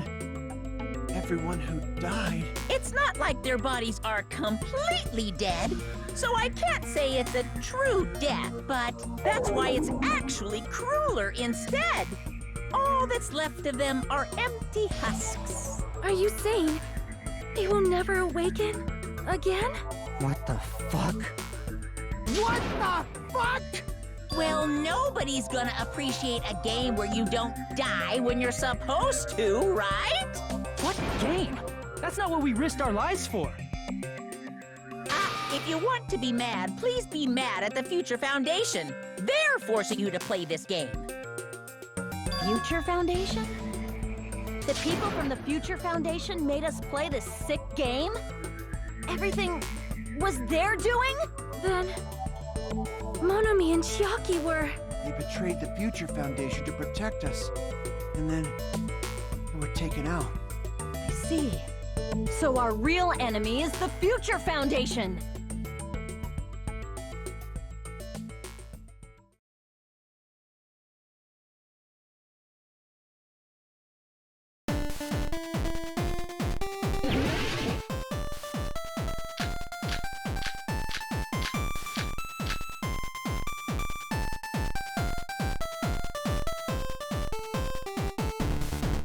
The Neo World program was developed by...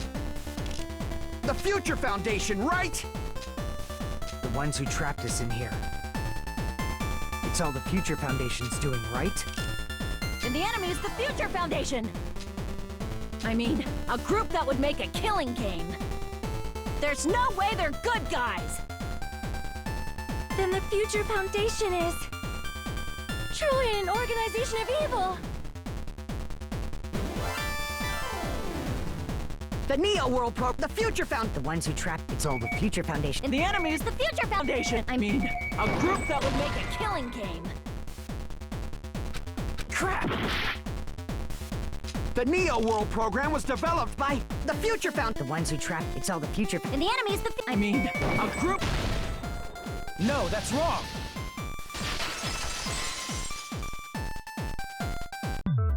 Originally, in the world created by the Neo World program, a concept like violence never existed. Then, why is there killing going on? The virus that invaded this program is forcing us to kill each other. Could it be that virus is... You're right. Until Monokuma appeared, this island was giving off a really peaceful vibe. Yeah. It didn't get weird until Usami was remodeled as Monomi. Monomi, what sort of role did such a lost girl like her have in this world? Hey, don't change the subject!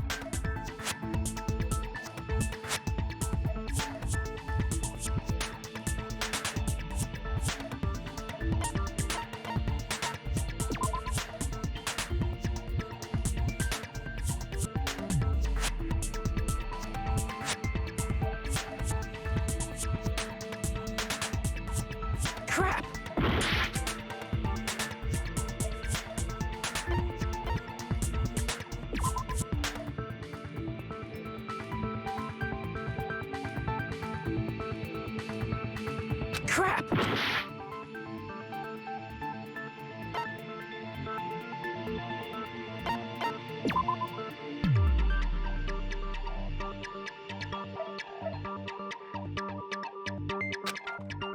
Crap!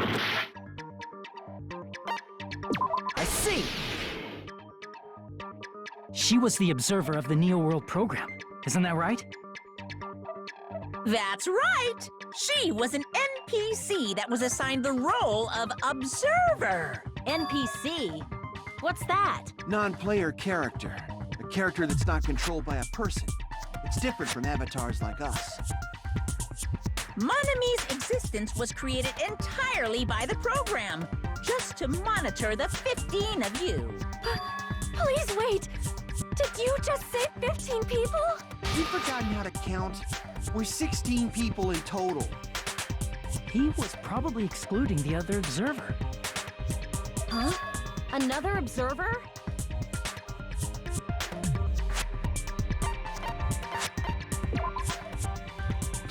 Damn it!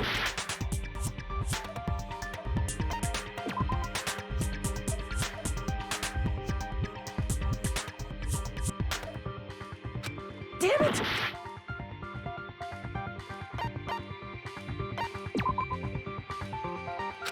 Damn it! I see! Aside from the 15 participants, there were 2 observers in the Neo World program. One of them was Monami, and the other one was... Could it have been Chiaki? Yeah, you're right. You're saying Chiaki was an NPC? So you're saying she was just a program? And she didn't actually exist in real life? Then she wasn't human?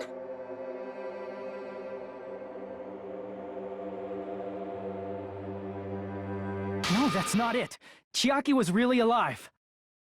Even if she was a virtual existence, she was really alive. Did you forget? She saved our lives, you know? Don't get all mushy towards a game character! Shut up! Plus, she wasn't just a little game character, she was a lackey for the detestable World Ender. Now that you mention it, you referred to the Future Foundation by that name before. That just means it was all a bluff, right? So we think that the Future Foundation was our enemy. Do not joke about the world ending!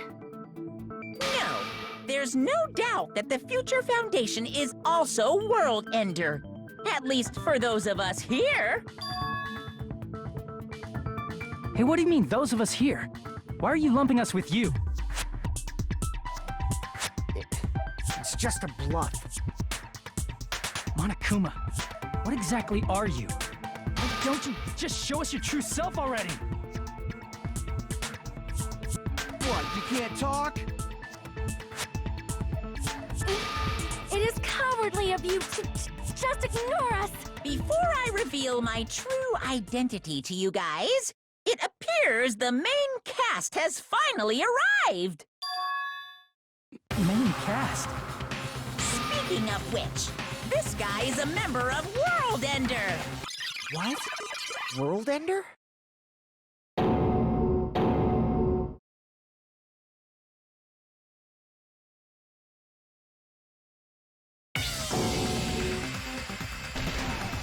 It's not the Future Foundation's fault. Rather, the fault lies with you guys. All right! I was waiting for you, Makoto! You finally arrived!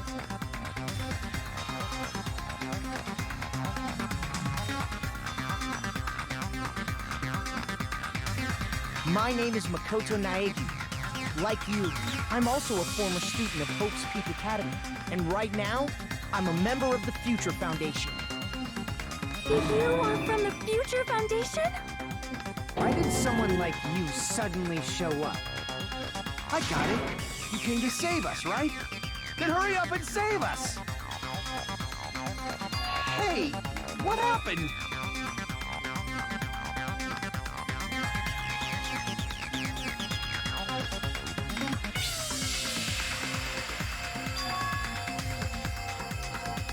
course, I don't mind rescuing you guys.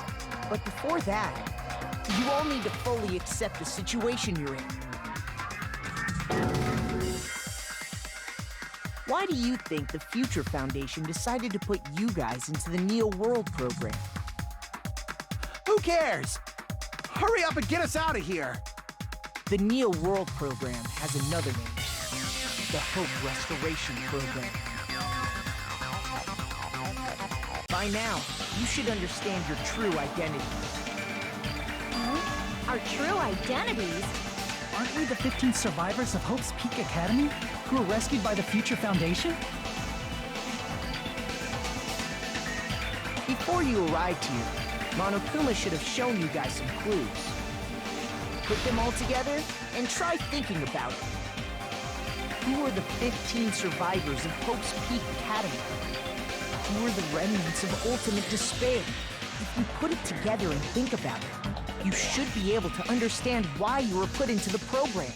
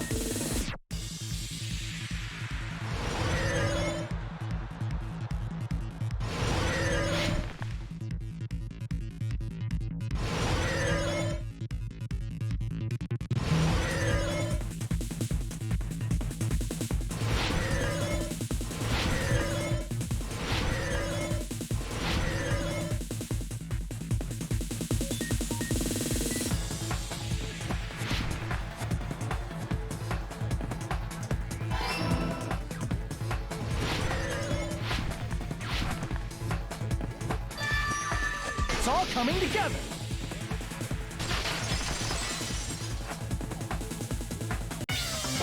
Could it be the survivors of Hope's Peak Academy and the remnants of Ultimate Despair are... Yes, both of those phrases refer to you guys. That's right. Not only are you guys the survivors of Hope's Peak Academy, You're also survivors of ultimate despair! We're all Ultimate Despair? Don't be stupid! in the beginning, we took in 15 of you as survivors of Hope's Peak Academy. But upon further investigation, we discovered an unbelievable truth. The 15 people we acquired were actually the horrifying remnants of despair. That was us? What is this ultimate despair? I remember hearing that they're dangerous guys who are responsible for terrorism, coups d'etats, and wars. Yes, they're responsible for the tragedy and brought chaos into the world. Despair in human form, but utterly devoid of humanity. That's what you guys really are. The ultimate despairs don't care about principles or morals. They just spread despair everywhere they go. They live solely to torment everything, to burn everything, to kill everything. We're part of a dangerous group like that? That's gotta be a lie! That's right. There's no way. There's no way we're all ultimate despair. Nagito probably did what he did because he managed to learn the unbelievable truth. Nagito? Why are you bringing him up all of a sudden? He's the only one who knew this truth before you guys. It was a special prize for clearing the final dead room. Was it that file that contained all our student profiles? But inside...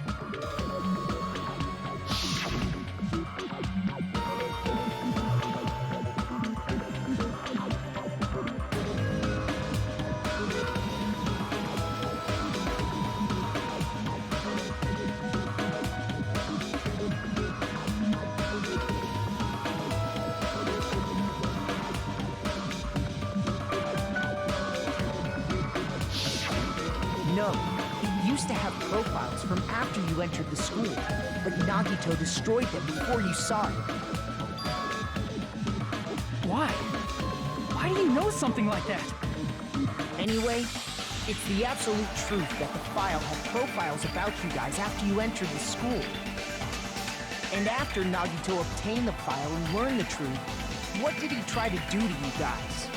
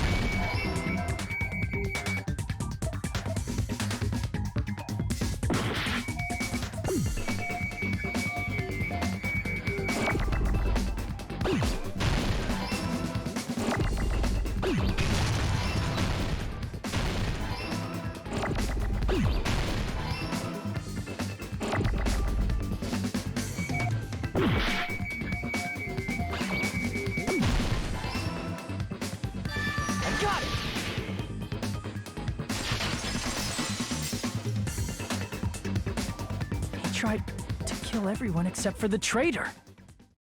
That's right. After seeing the file, he learned that everyone, including him, was ultimate despair, and he tried to kill everyone except the traitor. Did Nagito try to kill us because we were ultimate despair? Yes, because of his love for hope and his hatred toward despair. I sort of understand that. Don't mess with us. Why do we have to be treated like the bad guys? There must be some kind of mistake. There's no way we're ultimate despair. I don't need a twist like that. It might seem unbelievable because you guys only have memories from before you entered the school. But it all happened at Hope's Peak Academy. You were tainted by ultimate despair because at Hope's Peak Academy, you were in contact with her. Her? The true ultimate despair. Junko Enoshima. She strongly influenced you all during your time at the school. And that's why you became ultimate despair. In order to remove that influence, you've been placed into the Hope Restoration Program. Is that why you took away our school memories?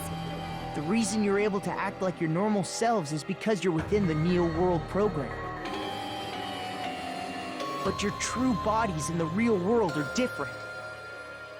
In the real world, you're part of a group that cruelly destroyed your family, friends, and even your own body. Family, friends, and our own bodies? Aren't you exaggerating a bit? He's right! There's no way we do something like that! Don't turn away from the truth!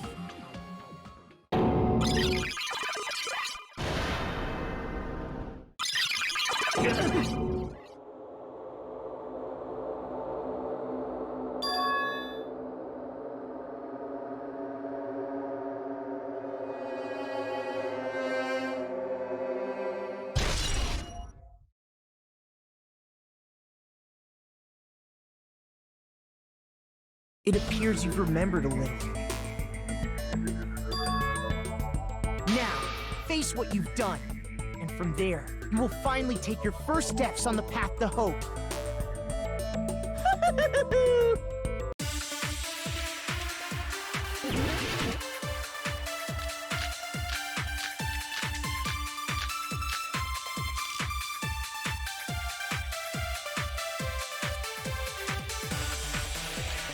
There's obviously some kind of mistake.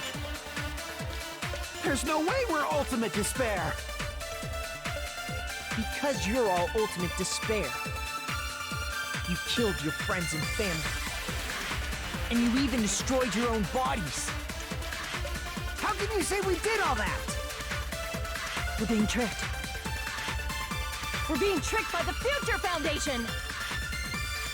Doubt, hope? How much despair is within you guys?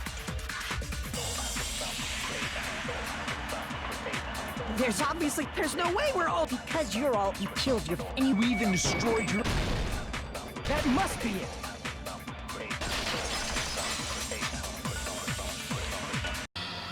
That memory I felt was actually a memory from the real world. What Nagito did was... cut off his own arm. And transplanted a woman's arm? Not just any woman's arm. It was the late Junko Enoshima's arm. What did you say? He probably thought that by becoming one with Junko Enoshima, he could make her survive within it. I don't get this at all. The ultimate despairs defy understanding. They have no problem severing their own limbs. I am terribly sorry. I do not feel so well. Where's the bathroom? It's just a game anyway, so why don't you just let it out? I'm pretty sure a select few would demand that. It's too soon to feel sick. It's not even the worst thing the ultimate despairs have done. Some wasted away to skin and bones through continuous fasting in order to reach the despair of starvation. Others gave their own families to Junko just to perform killing experiments on them. Not just that. After Junko's death, they slaughtered countless people by forcing them to commit suicide. One person even implanted one of Junko's eyes into their own socket. Perhaps they wanted to see her despair? And not just that, some even tried to have children with Junko's dead body. Just stop! That's just a bullshit story. That's obviously bullshit! So you feel despair toward yourselves in the real world. I understand that feeling. But there's no need to worry. If you just advance toward the hope I provide, you'll definitely be saved. Save? You'll save us? Of course. That's my purpose, after all. That's why the Neo World program was created, too. You put us inside this program so that you can save us?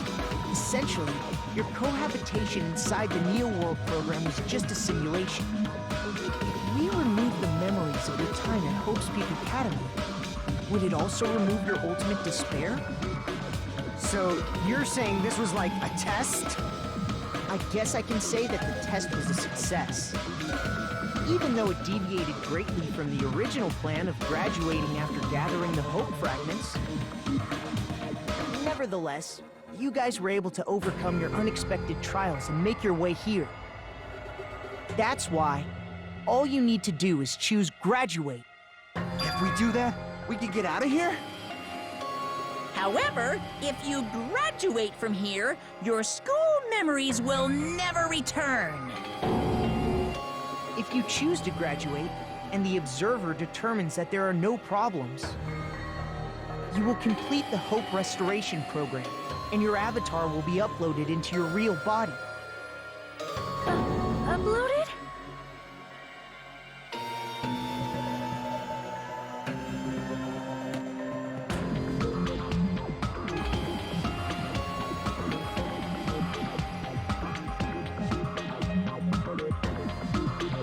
Hey, what happens to the people whose avatars die? If an avatar that needs to be uploaded has been deleted, there's nothing we can do. So you're saying they'll never wake up? God damn it! Damn fucking shit! Ahem. Please take a look at this flipbook for a quick rundown of your options. If you choose graduate, it'll transfer your in-game memories, but your school memories will be gone forever. Unfortunately, the people who have already died will not be able to wake up. Just a thought. What will happen if we do not choose to graduate? You'll just have to continue living your tropical life. Hey, why you gotta ask something like that? Well, even if we wake up in the real world, we are all rather messed up, right? If that is the case, then maybe staying on this island is... What are you saying? Haven't we been working this hard just to escape from here? You don't have to force yourself to return to a painful reality. Let's just play this game forever and ever! Don't be ridiculous. If I stay in this screwed up world any longer, I'm seriously gonna snap. But still, is it really okay to sacrifice the others just to save ourselves? You're asking that now? If we don't get out of here now, then what was everything we've done up till now even for?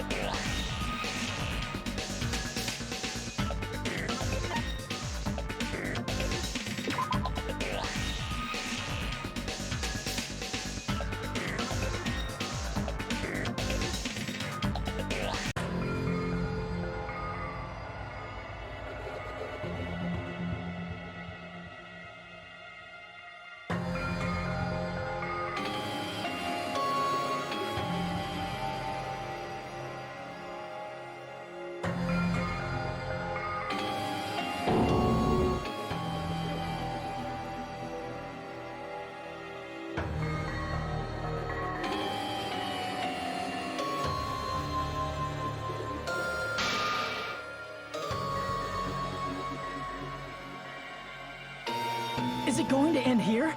Without seeing the truth or the future?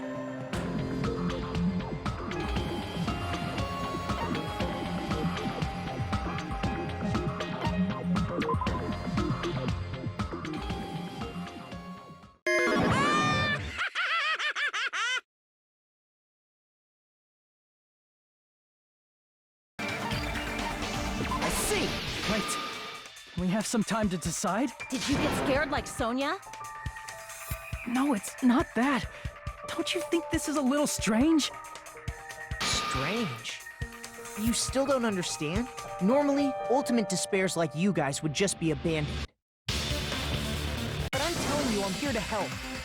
You should be thankful for how open-minded the Future Foundation is. Makoto, what has happened to you? Just listen to the Future Foundation. The Future Foundation is the world's hope, you know? I knew it. So I thought, there's something wrong with you.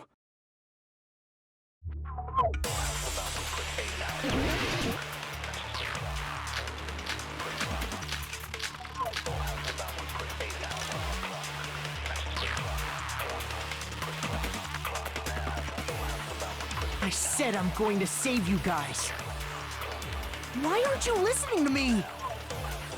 Let's do what he says and get out of here. I mean, the Future Foundation's the good guys, right? And apparently, we are actually the bad guys. It's fine to trust him, right? The Future Foundation is the world's hope. No one can defy the Future Foundation. It's foolish to even think about. I said I'm going. Why aren't you listening? Let's do what he says. I mean, the Future Foundation. And apparently, we It's fine to trust the Future Foundation. No one can defy the Future Foundation. No, that's wrong.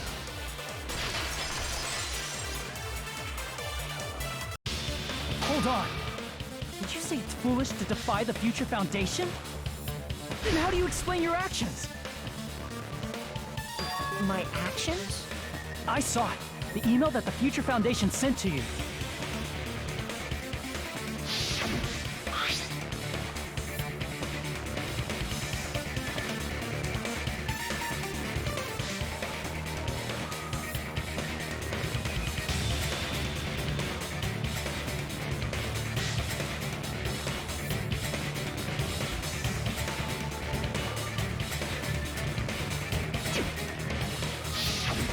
In that email, Makoto Naegi defied the Future Foundation to protect the remnants of despair. Which clearly contradicts what this person is saying. Is that email for real? The Future Foundation tried to kill us? Hold on! We'll deal with that later. Hey, Monokuma. Those clues we found were all real, right? Yes!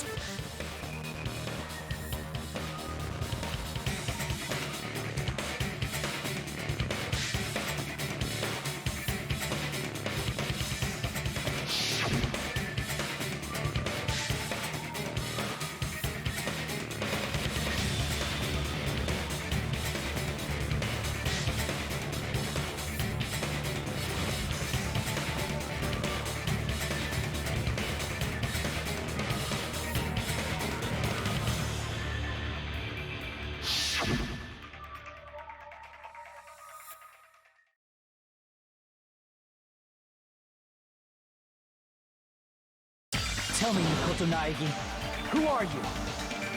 Who is he? Simply put, he's Makoto Naegi, who's known for being a cutie patootie! I'm not asking you. I'm asking... You insolent fool! If you're saying he's not Makoto, then show me some proof!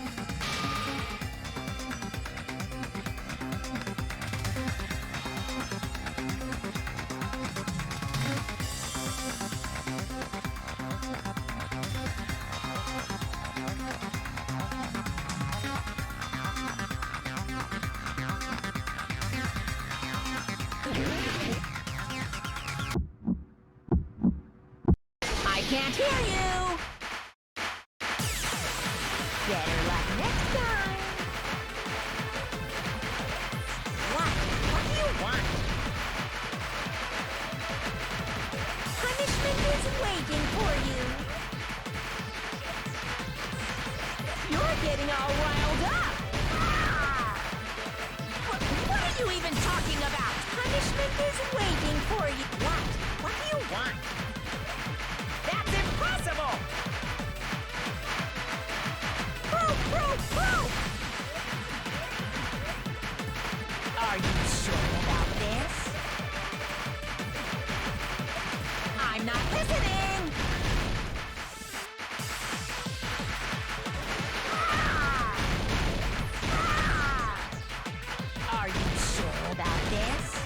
getting all riled up! You insolent fool! If you're saying he's not Makoto, then This is the end!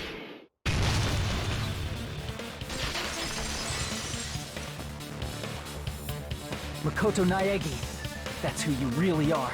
Then tell me this. Why did you make the password to Nezumi Castle 11037? What was that again? You can't answer? That's weird. Wait, where'd you find that out? Who cares? So how about it? Can you even answer? Oh man, I've been found out. Found out? Then you're... how disappointing! And I thought I was on the right track! He disappeared? Hey! That guy disappeared! Why are you surprised? It's a computer program, so anything's possible, right? Then, that was just the work of Monokuma? Aw, you found out I was faking! This is so embarrassing! I just wanna kill myself! What are you doing? Why'd you show us a fake member of the Future Foundation? That fake was trying to get us out to the real world. Then that's your plan? Is that where your trap is? Man, they saw right through me! I may as well be invisible. A trap? What kind of trap did you set? Hey, if you know what's good for you, you better hurry the hell up and confess. I'll beat you half to death if you tell us now. But if you don't spit it out soon, I'm just gonna kill ya! Just kill him right now! Then this nightmare can finally end! Violence is not allowed! This isn't that kind of game! It's a much smarter game, right? What game? This game is already over! This game is over? No! I'm not gonna let you finish yet! There's no way this can end before I've even transformed! Transform? A transformation is customary in a final boss battle, right? You know, like that one role-playing game? You know what game I'm talking about. Final... Don't say it! Now then, allow me to show you. I'll skip the second and third forms and go straight to my final form! You better not be bluffing. I'm gonna beat the crap out of you and pull all your stuffing out!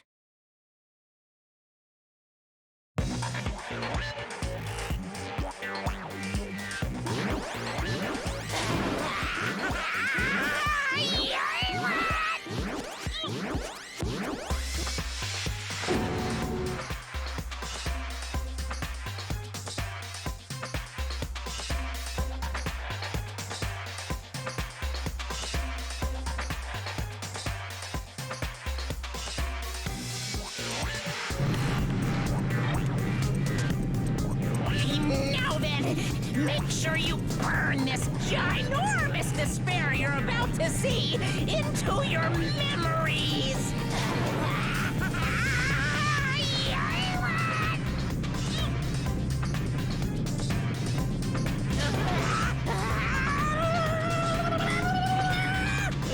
I'm gonna die!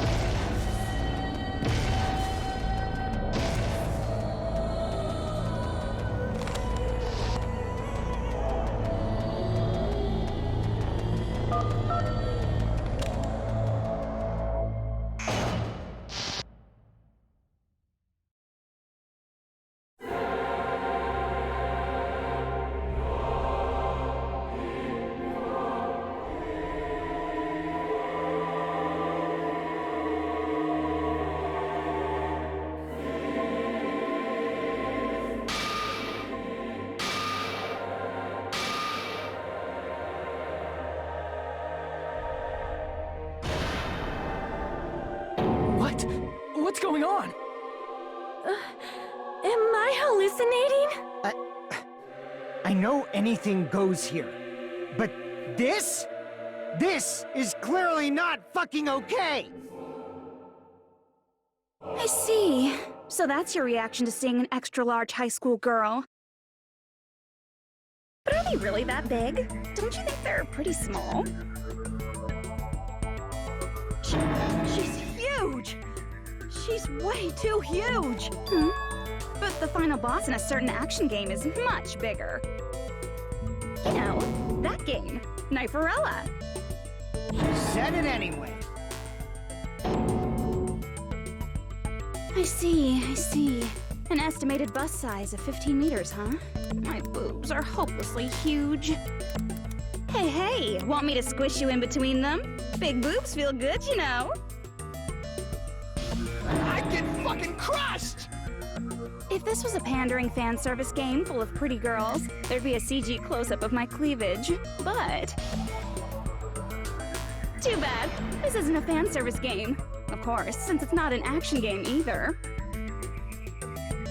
You won't even get to experience the refreshing sensation of battling an enormous final boss. So fucking hopeless! This is Monokuma's true identity? We have to deal with this thing? I'm shocked you'd call me this thing. Oh, you're so mean. Is it just me, or did her personality change? I get easily bored of my personality. Like, I already got bored of my personality who gets easily bored. And that's when Fuyuhiko would say, "It's too damn soon to say you got bored, right?" Wait, what? I have plenty of data on you guys, so it's so easy for me to know what you're all thinking. You are not bored at all! I got bored of getting bored. Jeez.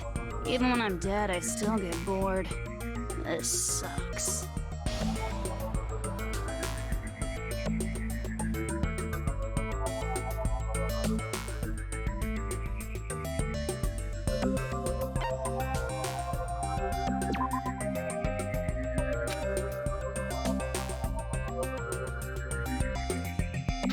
Damn it!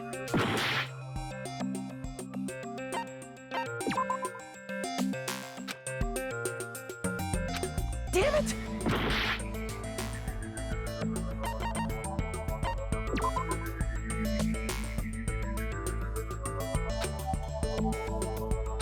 Damn it!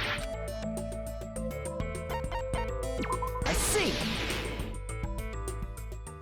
Are you Junko Enoshima? Did you say Junko Enoshima? Isn't she dead? It's true. I did end up dying the last time.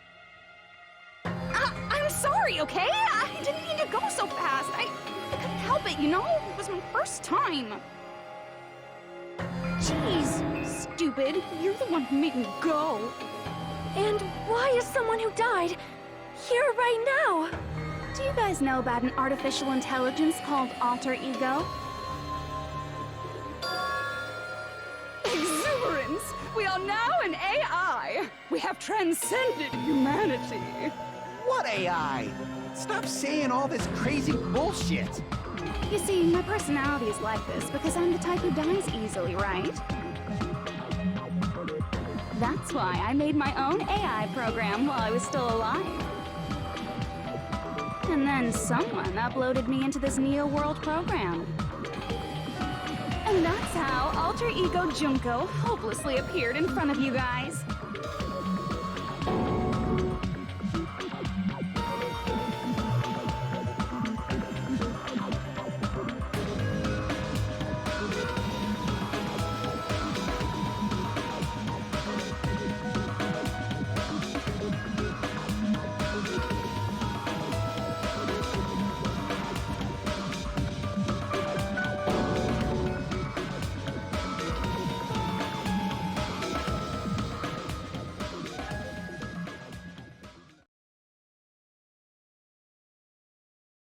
Don't get cautious and think stuff like, what can we do? I mean, we're all ultimate despair here. Each and every one of our classmates looked at us like we're a bunch of loogies on the side of the road. So, let's all be friends! Hell no! Man, they hate me. And I was thinking of you guys when I tampered with the graduation program. But they still hate me. Tampered with the graduation program? Remember what that fake Makoto said earlier? About what happens to you when you graduate, right? I feel like you guys weren't getting a big enough reward for graduating. So, I decided to modify what happens so it's something exciting and unique. Just like a game.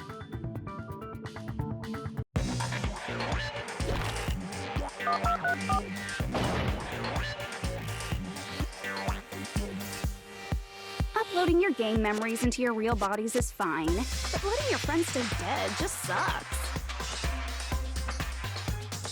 That's why I decided to resurrect them. This is the new graduation program I'm offering. Resurrect? Hey, are you serious? Can you really do that? It was like real hard, you know? The graduation program is the core part of this game, so it was protected with a lot of encrypted codes. It took me a long time. I felt so much despair about how useless I am. Well, one advantage of being an AI is that I got smarter with computers. Before that, every time a computer froze, I used to put it in the microwave and nuke it. Show of hands, class. How long do you think it took for me to modify it? Who cares about that? Are you serious when you say that everyone who died will come back to life? Did you forget? You gotta answer questions to progress the story. That's the rule of this game, right? By the way, I'll give you a clue. You guys were always watching time slip away at a certain place.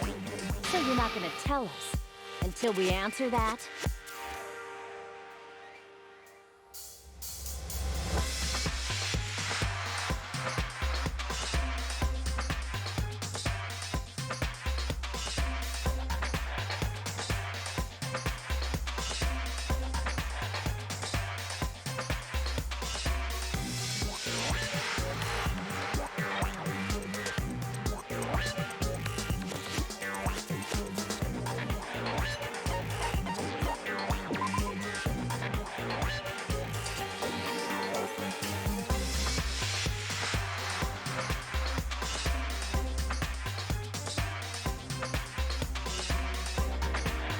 Damn it!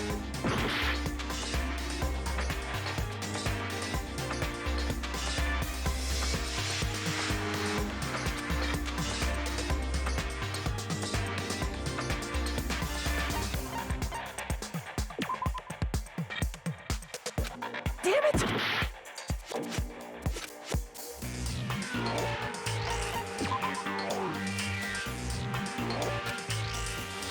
Damn it! I see! The countdown at Jabberwock Park. That's the only place we can think of. That's the only place we consistently watch that has anything to do with time. Then that countdown represented the time that was needed to modify the program. How brilliantly wrong! You're totally wrong about that tricky timer. Wrong? And what was it? How should I put this? I was just goofing around. I mean, isn't stuff you don't understand exciting even though you don't get it? It's kind of like superhero cosplayers, or someone else's designs of alien life and stuff, right? It was just for show? In the end, it was meaningless. Does that fill you with despair? Like getting booted from a game server? You know those murder mysteries where the culprit is really the detective who's investigating the murder? Well, I'm so over predictable crap like that. Just what did you expect at this stage of the game? She's seriously messed up. Well, in a way. The countdown implied I was on a mission. Did you ever make up your own silly rules, like don't step off the white line when you cross the road? I was testing myself to see if I could get you guys into the graduation program before the timer reached 0. Enough. Please stop. Don't be so disappointed. It's totally true. I had a hard time manipulating the program. While you guys were at the beach making wrinkly dog faces, I was working so hard on my own, you know? Hey, enough of this pointless crap! Are you seriously going to resurrect everyone who died? Like I said, it's easy. It's just a game after all. Yeah, each and everything that happened in this world was just an event within the game. There's no way anything that occurred in the game could affect the real world. What you're saying now is completely different from what you said before. You said whether or not it's alive, the moment you feel something is real, it becomes real. The game where you throw my words back at me is over, so you don't really have to worry about it. Fine, I won't worry about it. Hey! Who fucking cares about logic? As long as everyone who died comes back to life, that's good enough!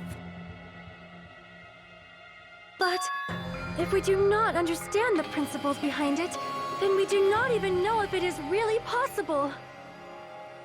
Anything goes in this world. You've seen that happen so many times already, right? Well, if a high school girl can get huge, then it's not crazy if the dead can come back to life, right? If she's saying that's how she tampered with a computer program, how are we supposed to respond to that? That's right. That's why you should finish this game and go back to living a normal life in the real world. If we go back, what do you get out of it? What benefit do you get by making us return to the real world? As long as we don't know what it is. Man, so annoying. You're so petty. It's not like you're a housewife living on a tight budget. All I want is to put on this graduation performance in a more dramatic way. Well, if you doubt me, you don't have to go back. Is that what you want? Not to go back? Oh, hold on a sec. We're obviously going to get out of here. If it'll bring our dead friends back, it's all we can do. Of course! We've been working toward that goal for, like, forever! Because we had that goal, we were able to endure those killings. Plus everyone can go back together, so there's no reason to hesitate. You are right. There is no way we can choose to stay here after all we've been through. Just as expected from the winners of this killing school trip, your will to live is truly ultimate. Wonderful! That's just more reason for you to execute your role as devices. Okay, now let's stop stalling for time with exposition and hurry up and do it. Now then, why don't you guys just go ahead and answer with the touch panel that's in front of you? I'm gonna do it. I'm seriously gonna do it. If you don't hurry up, I'm seriously really gonna do it. You don't have to say, who are you talking to? It doesn't concern a chump like you, Hajime. Chump? Don't worry about it. Everything's gonna be over once we press this. So we just have to press graduate, right? If we do that, we can go home, right?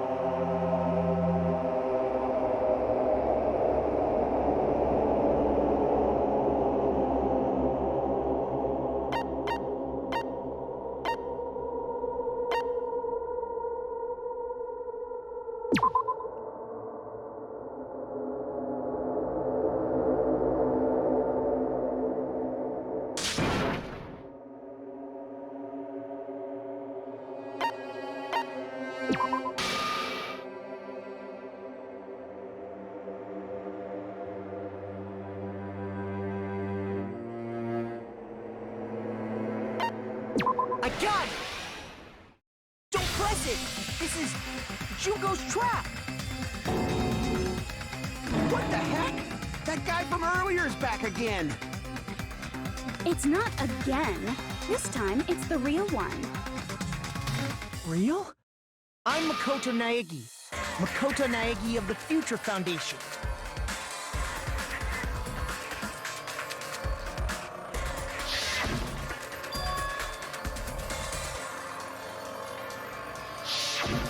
I'm sorry I'm late. I actually wanted to come rescue you sooner, but thanks to the virus infecting the Neo World program, I wasn't able to enter. Just when the chumps are in a pinch, he's suddenly able to enter for reasons unknown. And thus, the main character gallantly appears. So cool! I'm drooling! Too much! Did you also time my arrival? No, it doesn't matter. I'm going to save everyone, and then I'm going to settle this between us once and for all. I'm drooling! I can't stop my leak! How were you able to get here, Makoto? Since I used my tricks to hack into the program, he must have hacked in with his tricks too, right? That's also how you kept your memories, right?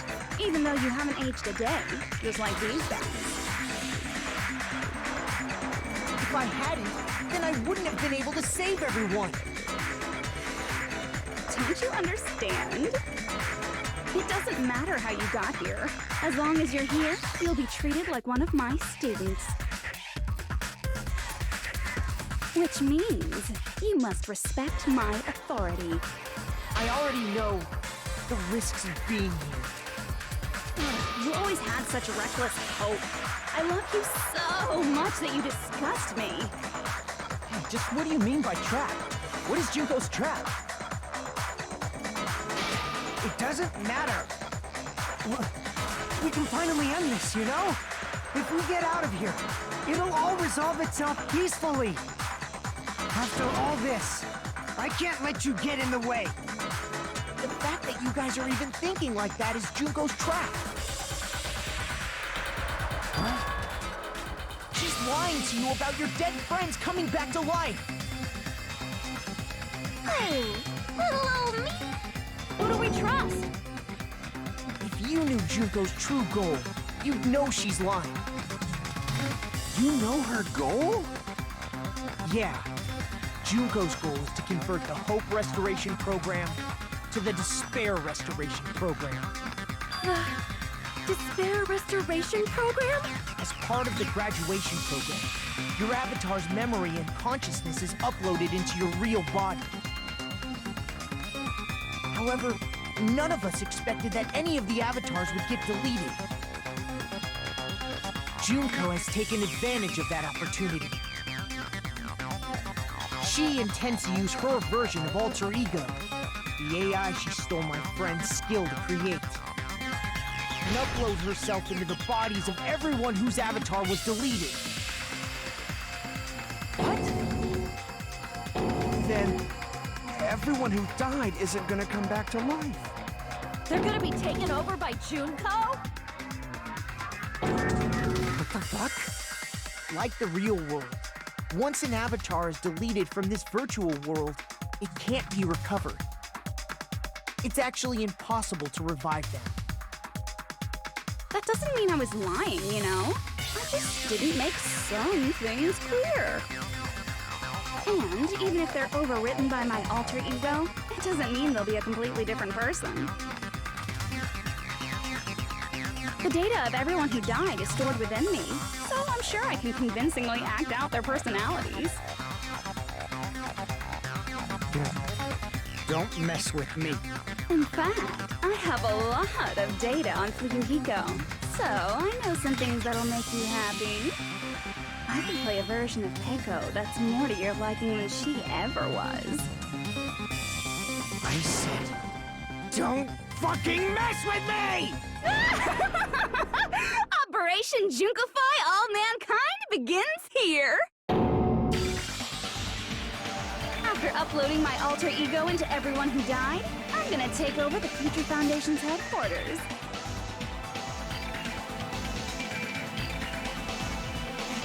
And then, eventually, there's gonna be a whole lot of me's all over the world! With this, my despair utopia, where you can despair as you please, Junko Land, will be complete! That's Operation Junkofy All Mankind in a nutshell. Oh yeah! Our dreams are expanding and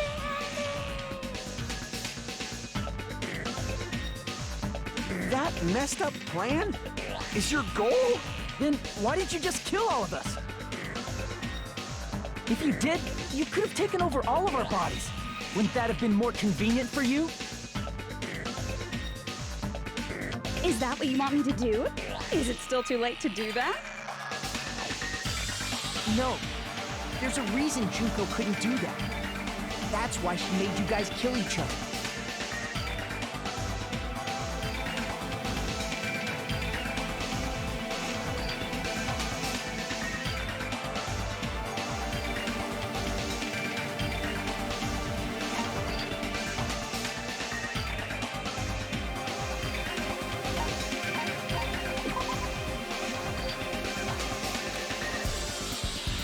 Damn it!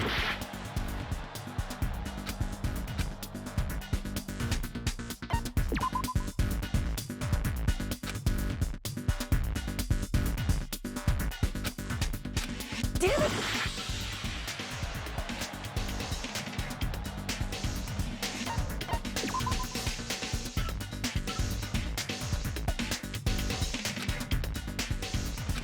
Damn it! I see! Got it.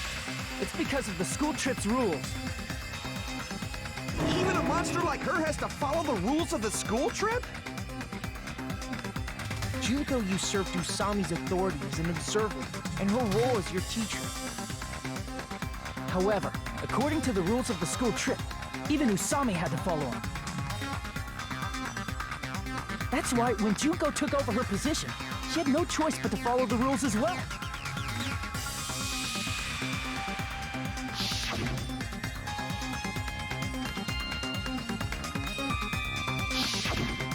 So, the rules were protecting us? Man, I was so annoyed. I have the authority to add rules, but no authority to delete rules. Oh well, even if I could have deleted rules, I was still busy with my whole taking over your bodies plan. So you made us kill each other, because you couldn't kill us yourself. Is that how you were able to increase the number of bodies you can take over? Like I said, I personally didn't care about the outcome of the killings. How dare you look down on us? Don't fuck with me. What about our lives? Chump change. I won't forgive you.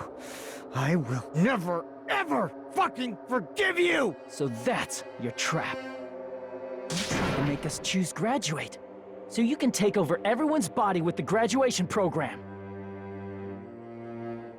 How can you be so cruel? Because Junko Enoshima is the true ultimate despair. She doesn't yearn for any kind of future at all. She fills every person she meets with despair. That's my Makoto. You understand me so well. For me, despair is not a goal or a set of principles, or a lifestyle, or even an instinct. It's what defines me as Junko Enoshima. It's just my characterization. That's why I'm able to pursue despair with such purity. So you're saying you only exist to fill people with despair? For example, want to hear about a beautiful memory that even I, who gets bored easily, still remember fondly? Picture thousands of fools who are madly in love with me, dying one by one like insects doused with bug spray.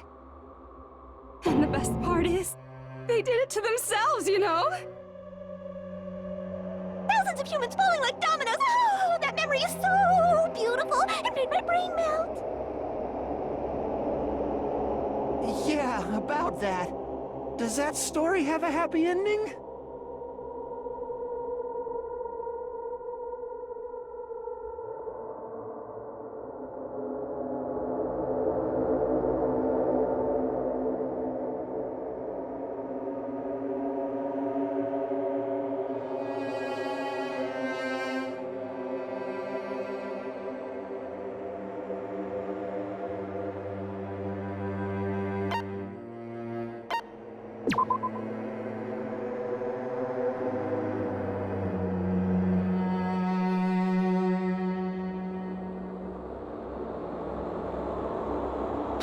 Damn it!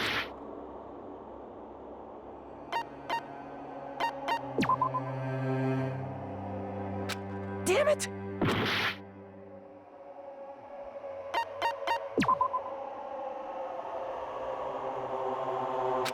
Damn it! I see! Are you talking about the reserve course's mass suicide? Oh yeah, I totally forgot you're a survivor of the reserve course. By the way, I'm so sorry for your loss. Mass suicide? What's she talking about? An incident where 2,357 people from the reserve course all killed themselves. Junko probably made them do it. 2,357 people? That's an outrageous number. You don't have to be that surprised. You all look like your parents, friends, and lovers all died at once. That was so rude of me. There's no way you guys even have meaningful relationships like that anymore. I mean, you're all ultimate despair. You guys have already eaten your fill of despair. I do not really know what you are trying to say. Junko robs the futures of everyone she interacts with. You ultimate despairs are among her many victims. If someone like me is born, that means the world is yearning for despair. That's wrong. The world isn't yearning for despair. That's the reason we can't let you escape. But if you do that, you guys won't be able to return to the real world, right? Huh? If we choose graduate to get out of here, the graduation program will activate, right? If that happens, Junko's alter ego will be uploaded into the bodies of the dead. Does that mean we gotta stay here to keep her from getting out? What the heck? Why does it have to be like that? It's such a cruel fate for you guys. But it's awfully convenient for the Future Foundation. They'll be able to keep all the ultimate despairs, including me, trapped in this game forever. Wrong! That's not it! But ultimate despair is hated worldwide, and their lives are no doubt targeted by the Future Foundation. Oh well, if you don't want to acknowledge that, I guess it just can't be helped. Can't be helped. LOL! This is nothing to LOL about. But it's so ironic. You came all the way here just to find out that graduating is the wrong choice. Even though you came all this way to win the game, even though you kept sacrificing your friends to win. The goal you guys squirmed to reach was wrong all along. Isn't that just so fucking tragic? Stop it!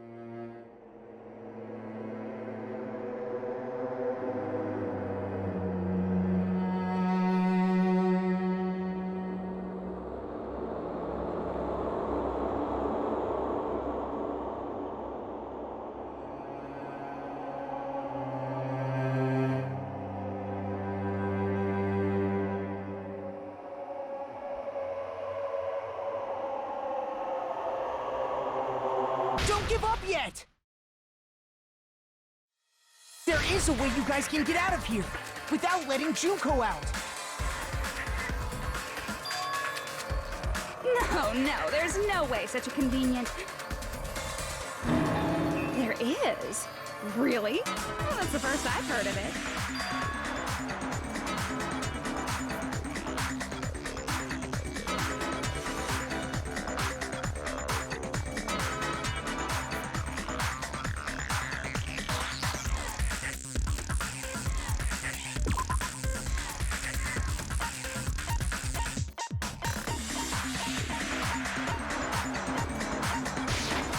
I see!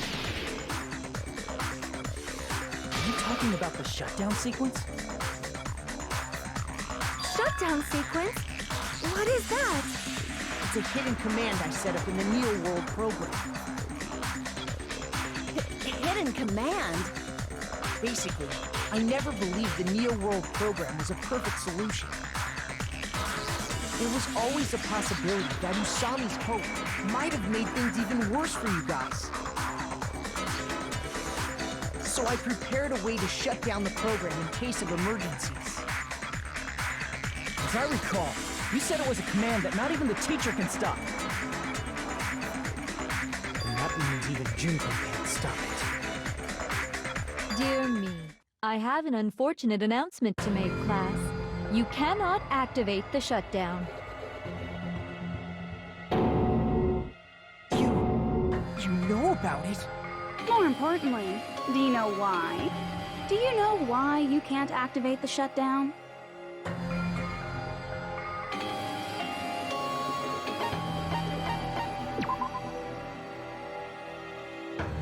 Damn it!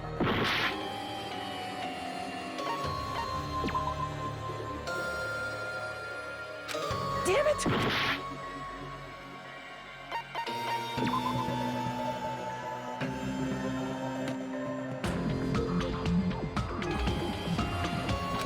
Damn it!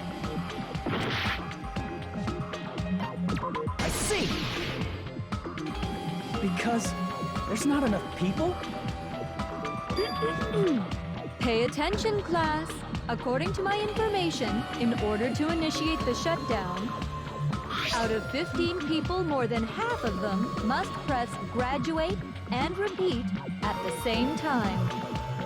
Am I correct? However, out of 15 people, including Makoto, there are only 6 people here. Even if you want to cheat, I won't let ya. The shutdown sequence won't activate unless it knows that different people initiated it. So it's totally impossible. You totally saw through that supposedly hidden command? No need to worry. Even I knew we couldn't activate the shutdown. You still came here when you knew we had no chance of winning? It's not that we have no chance of winning. The only reason I'm here is because there is a chance. Then try explaining it to us. What is this chance of winning of which you speak? I believe... What? I can't hear you. You gotta speak up since you're so puny. I believe in them. I believe they will definitely come.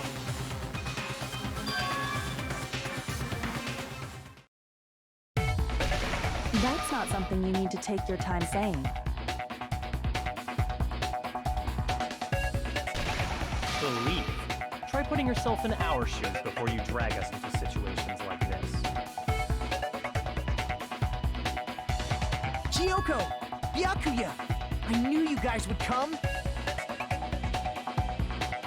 We'd be better off leaving behind someone who jumps to conclusions without listening to our warnings. I'm sorry. Even though it took some time for 2 people to enter the program simultaneously, it appears we made it. Hey! What's going on? Why are there more people again? How exciting! I haven't seen these faces in ages. It's like opening your high school yearbook 10 years later. I must say, now that I'm seeing her up close, she's much bigger than I remembered. What? What kind of man isn't excited by big women? Once you gain some more experience, you'll understand.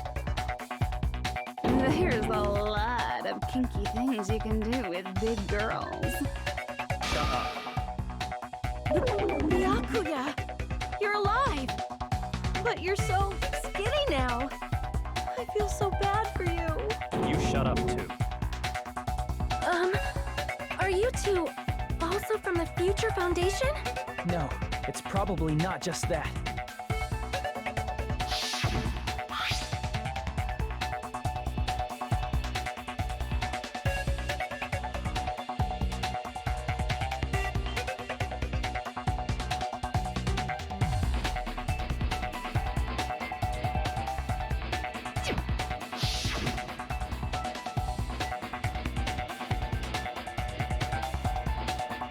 You guys are the survivors of the Killing School life who previously defeated Junko, right?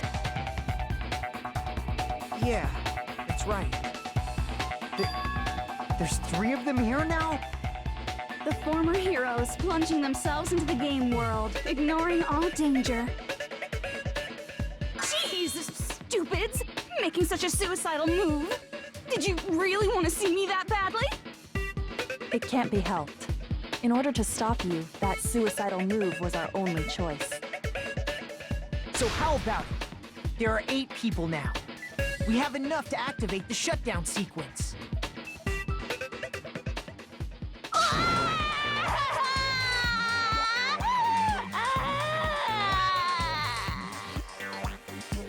Why are you crying? You guys showed up looking all cool and stuff, and now all the ultimate despairs. They'll be treated like even bigger chumps. Chump. You said it again! Just ignore her. As long as we activate the shutdown sequence, it'll be the end of her and this messed up world.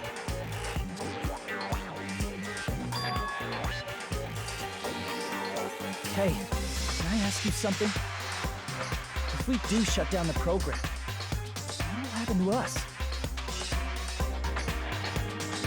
No need to worry. We won't let you get hurt.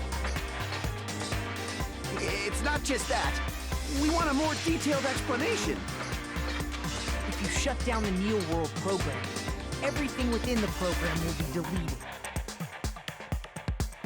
It will obviously delete Alter Ego Junko, along with your avatars here. So you're saying we're going to be deleted too? It doesn't mean you'll be deleted.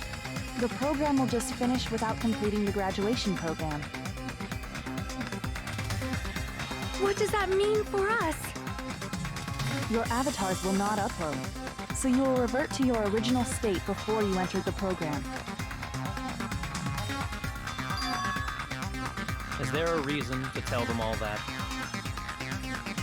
They have to know everything, or else they won't agree to do it. Hold on a second. If we go back to our original selves before we entered the program,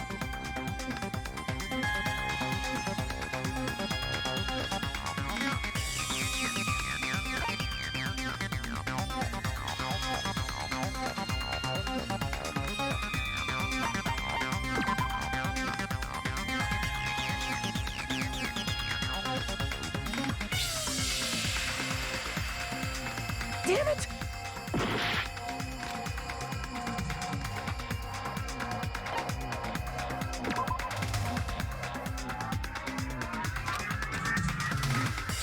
Damn it!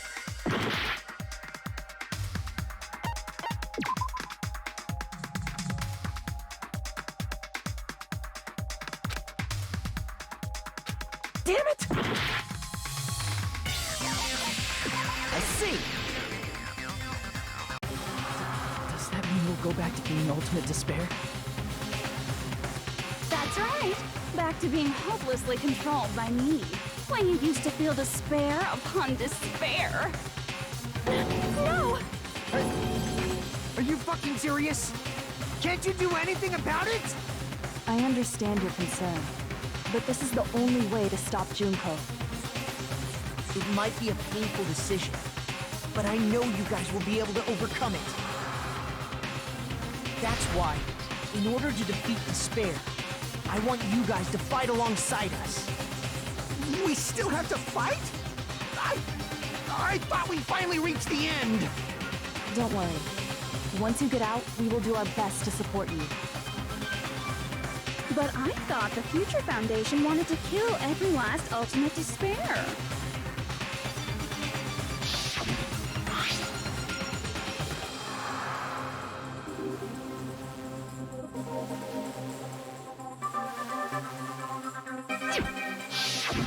When you say support, do you mean I'll make sure you don't suffer when I kill you, or...? Of course not. We would never allow that to happen. It's gonna be alright. Your real bodies have just been brainwashed. That's why I'm pretty sure you'll quickly revert back to the state you're in right now. Can you stop saying cheesy stuff like brainwashed? Washing your brain is, like, really nasty. But still, even if our brainwashing is undone, the memories we've made up till now will be erased, right? Does that mean we'll completely forget everything we did on this island? I don't want that. It doesn't matter what you want. That's the reality. Every meaningless thing that happened here will vanish from your minds.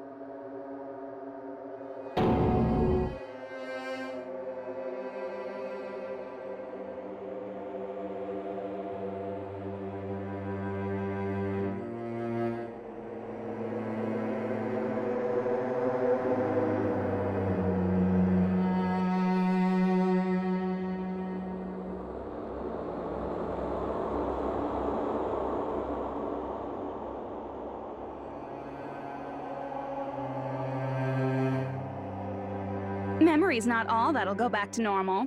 If you've lost a limb, like Nagito, it'll still be gone when... Please stop! Going back to reality in that condition, that's like a bad joke. We're not joking. That is your past. Nobody can escape their past. We don't know anything about that past! Hey, why did we become Ultimate Despair in the first place? I asked the same thing in the real world, but nobody would give me an answer. It seems my teachings were quite thorough. However, if you ask me... People who cling to stuff like hope, talent, or admiration are truly the weakest. Huh? Guys who desperately want to reach the top. They don't think about what'll happen when they're pushed off. They're probably too concerned with having a really nice view while they condescend to others. Shoving off guys like that is so easy. I happen to know 17,082 ways to do that. The point is, the moment you cling to talent and hope, despair has already set in. That's not even an explanation. Then, what if you think about it like this? It turns out that you guys being Ultimate Despair was just part of the game world. And in truth, those guys from the Future Foundation might be part of the game world too. They're simply side characters of the game world whose role is to offer hopeless hope to you guys. Well, after saying all that, I don't even know what's real and what's a game anymore. Are you kidding around? Enough! My patience is wearing thin. Let's hurry and start the shutdown sequence already. Before you do that, we gotta do some reviewing.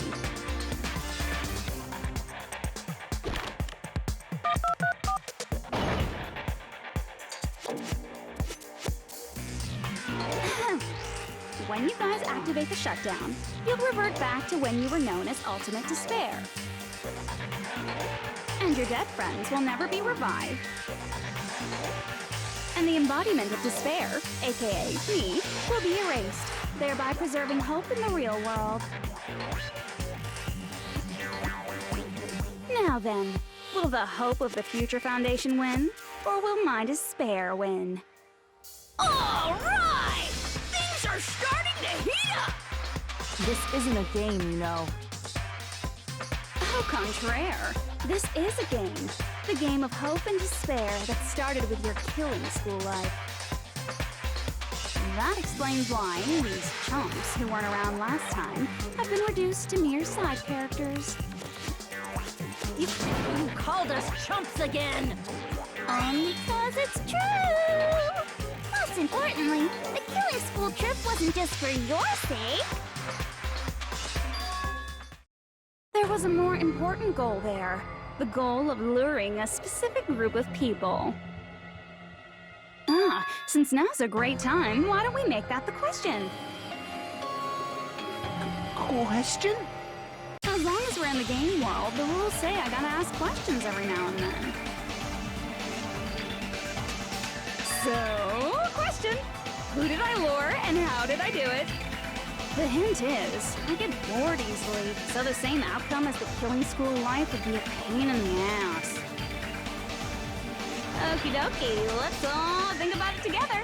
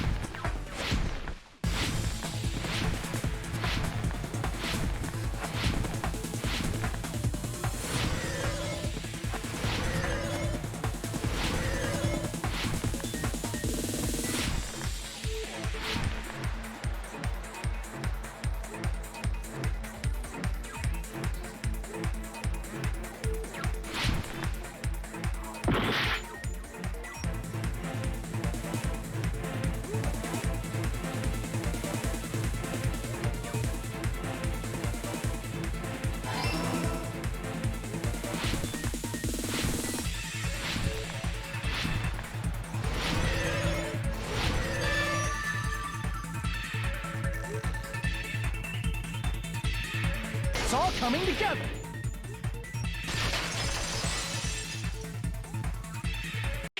Got it. You used the surveillance cameras. You were trying to lure the Future Foundation by showing them the footage you were recording, weren't you? The surveillance cameras? That's that's what they were being used for? In the previous killing school life, the surveillance camera footage was broadcast outside of the school.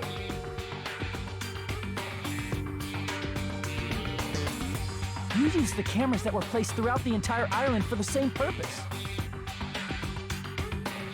Ding, ding, ding! I was broadcasting the Killing School trip live to every member of the Future Foundation. The footage you recorded with the surveillance cameras was shown to the Future Foundation? What shall I do? I did a lot of disgraceful things in front of those cameras! You sure did. I will never be queen now! Please forget what you saw! So you guys were watching us? Then why didn't you come rescue us earlier? We tried to hack in many times, but the virus within the program blocked us at every turn. Not only that, the Neo World program stopped accepting shutdown commands from the outside. As a last resort, we considered cutting power to the program, but... We didn't know what would happen to the subjects if we cut the power while the program was still running. There's no way we'd jeopardize your safety by taking such a gamble. Even so, we kept trying over and over again, until it was finally possible for us to enter the program just a short time ago. And you came all the way here when you knew it was a trap. I get it. You couldn't just leave them alone. If you saw people dying one by one with your own eyes by the same killing game you guys played, hope dictates that you act all high and mighty and say, "Oh, I'm definitely gonna stop it this time, right?" Hey, don't tell me that's the reason you made us go through all this. Of course we made you do it for that reason. We orchestrated this game instead of killing you outright, solely to show it off to the Future Foundation. We were forced to solve puzzles and riddles just so you could show it off to the Future Foundation? That's why you guys are chumps. You're just the bait I use to catch a big fish called the Future Foundation. But it's not my fault, you know. This game is a fight between the Future Foundation and me. You guys were just instigators in the background. But you guys already knew that when you chose to play this game, right? Just 1 second, please! That sounds as though we... As though we wanted to come to this world of our own free will. But that's precisely the truth. You guys chose to be instigators, and you were willingly taken into the Neo World program. To provide the opportunity I needed to push this battle between hope and despair into overtime. That's right. The reason the ultimate despairs began killing each other was set up by the group itself. That's just your imagination. Naive Makoto totally fell for the trap. Oh, and now your face is filled with a lovely shade of despair.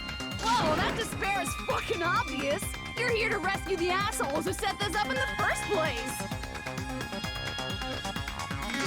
Don't go blaming us for this. Thank you. It's all thanks to you guys. This time around, I might be able to fill these guys with despair. We do not feel despair. Even if this was all a trap, we will never regret coming here. And this is the only thing we could do to stop you. But nevertheless, it's all over. We will shut you down and end all of this. You're pretty fucking desperate. Oh, that's pretty fucking obvious. If you don't initiate the shutdown, those Future Foundation fuckwits are gonna be trapped here forever. Trapped? Why would that happen? Didn't I already explain it? You know, the graduation exam rule.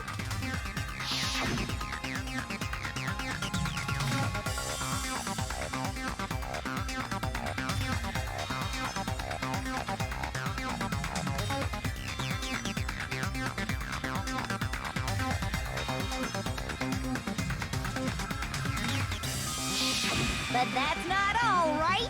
In order to pass the graduation exam, there was one more requirement.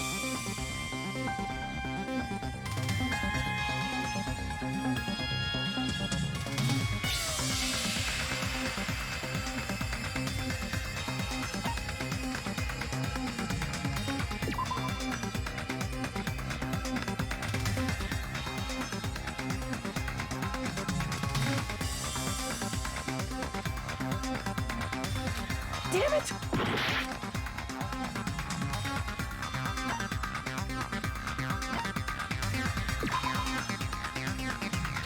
Damn it!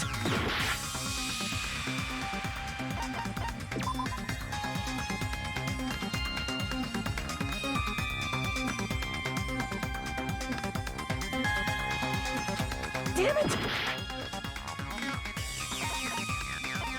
I see!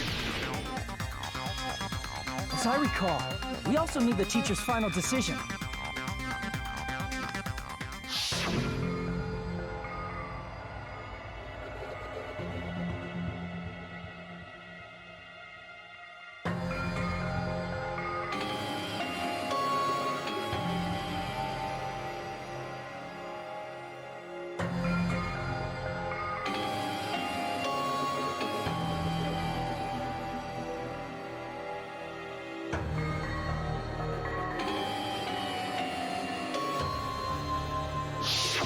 Obviously, there's no way I'd let the members of the Future Foundation graduate.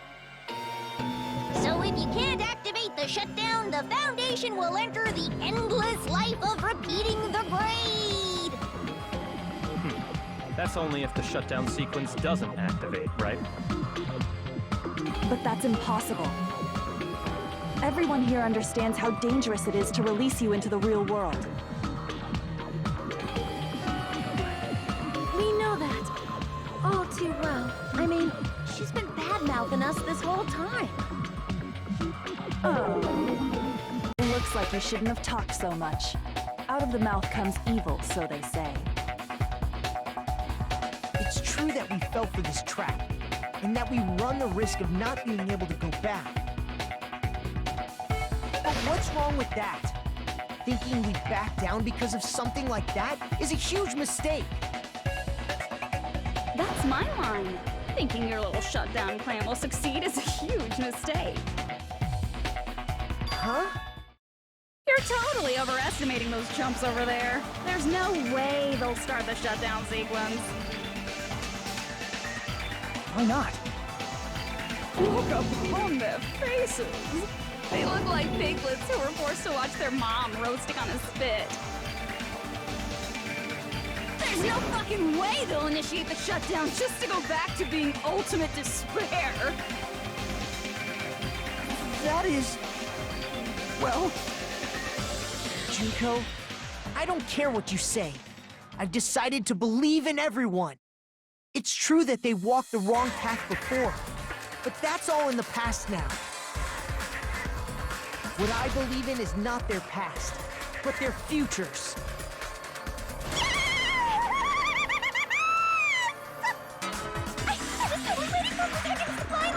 When I crush you with despair, send ecstasy!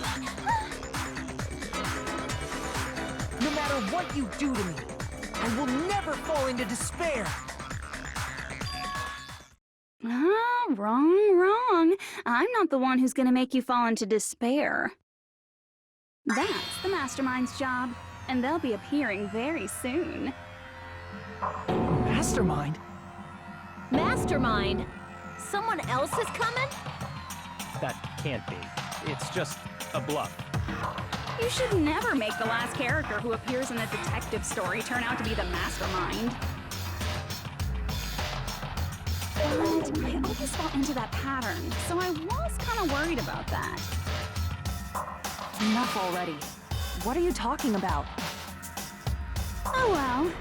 Let's bring him out with lots of energy. It's Mr. Izuru Kamakura! Izuru... Kamakura?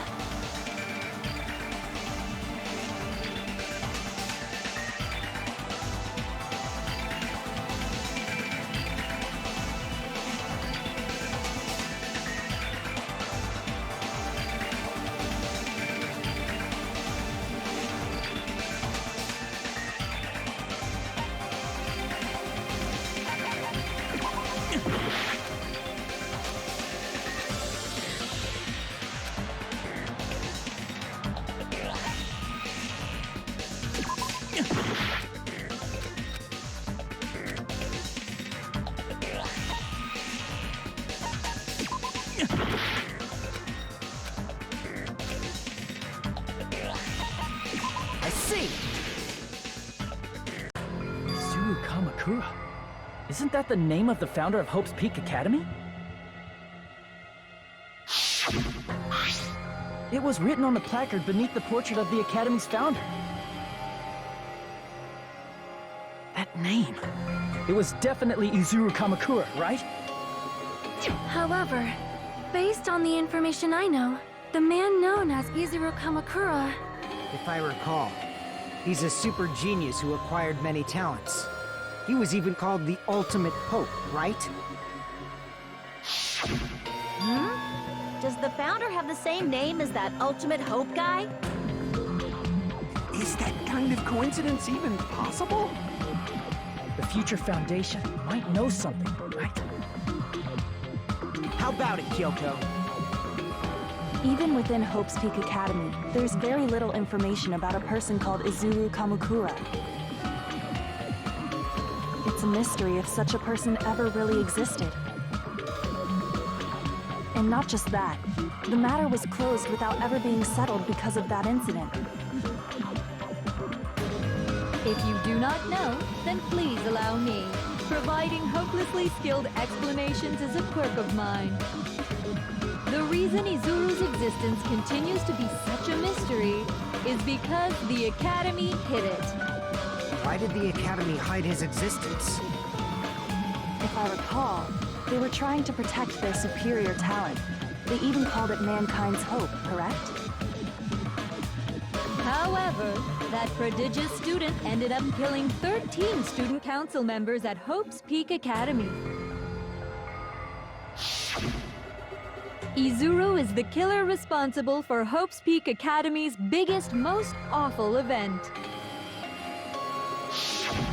And you're the one who set it up, right? Information about Izuru completely vanished after that incident. We thought Junko and Ashima killed them? Oh, don't say such cruel things.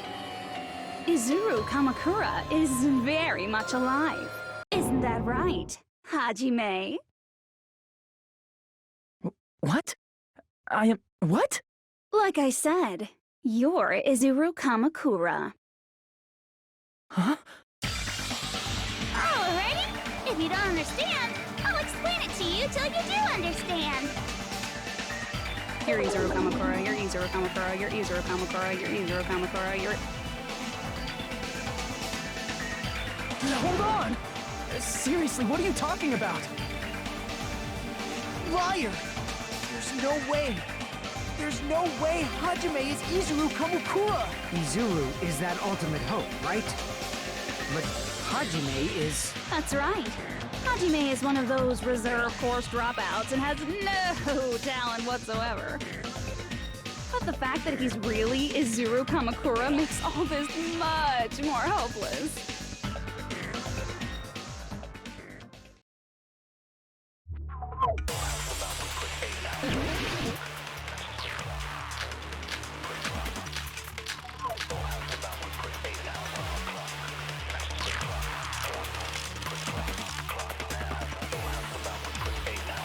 Good news, Hajime!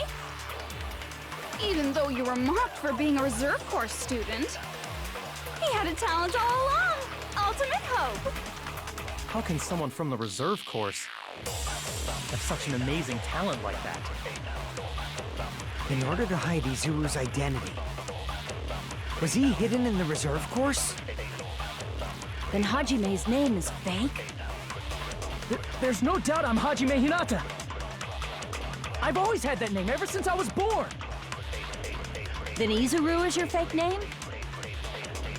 Hey, you weren't lying to us, right? I do not want any more last-minute plot twists. Could it be created hope? That might be Izuru.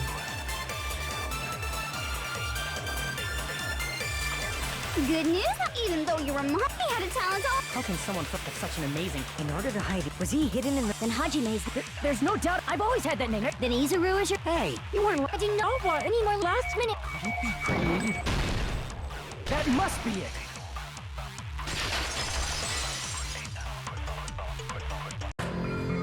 defeated Hope. Are you talking about the Hope Cultivation Plan? Hope Cultivation Plan. What is that?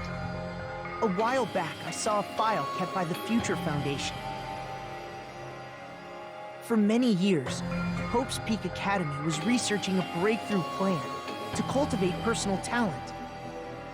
It's true, it was a breakthrough plan. After all, it was a plan to create the perfect genius. Create? For the longest time, the Hope Cultivation Plan was the earnest wish of Hope's Peak Academy. In fact, that's why the Academy was established. Part of that plan was researching the talents of Ultimates. Because the plan was so important, they adopted the name of the Academy's founder. And called it the Izuru Kamakura Project. Izuru Kamakura Project? Just a little while ago, they were finally able to reach the experimental stage of that plan. From there, they set their sights on the reserve course dropouts to use them as lab rats. Why did they use the reserve course as lab rats? A plan to create talent artificially requires test subjects that are wholly lacking in talent. From that group of reserve course students, the one who was finally chosen was Hajime, who stands before you now. Why me? Because you admired Hope's Peak Academy more than anybody else.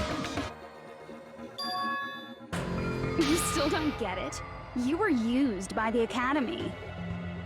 They exploited your feelings of admiration toward hope and talent just to use you as a lab rat. What? See? Didn't I tell you? The moment you cling to talent and hope, despair has already set in. Lies.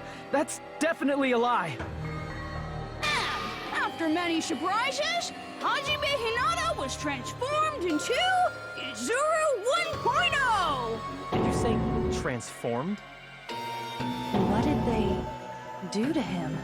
Unless you're willing to go to extremes, it's impossible to change a normal person into a perfect genius. So naturally, they went to extremes. By directly interfering with his brain, Hope's Peak Academy transformed Hajime Hinata into a completely different person whose specialty is talent itself, known as Izuru Kamakura. Eventually, Izuru became an ultimate despair, thanks to me. But all I did to Izuru was simply break his spirit. That's nothing compared to what Hope's Peak Academy did to him. Not even close. Seriously, it's scary how determined the researchers were to mess with the human brain that much. Doing such inhumane acts that nobody else is capable of with such a calm mind and a steady hand. I admire it so much, it makes my mind numb. By the way, you're just a simple avatar right now, so even if you touch your head, you won't feel the scar. Did they really do something like that? But if you think about it, if Hajime gets out of here, he's gonna be a super genius, right? Like I said, he's not Hajime. He's a completely different person whose specialty is talent itself. Different person? How is he different? All of his senses, emotions, thoughts, and hobbies that interfere with acquiring talent have been excised. All of his memories of the past have been forcefully suppressed into the darkest recesses of his mind. Emotions, thoughts, hobbies? He doesn't even have a memory? It sounds like he is a completely different person. So that's why it's so surprising that Hajime even exists here at all, even if he's just an avatar. The Neo World program must have dug up those memories and rebuilt his old personality from data from the past. I cannot help but feel impressed that the Neo World program was able to accomplish such a feat. as for Hajime, he probably would have been better off if he stayed erased. Then, when Hajime returns to his original state after the shutdown, He'll disappear. Disappear? All that will remain is Izuru Kamakura, an entirely different personality created by Hope's Peak Academy. He will no longer be Hajime Hinata.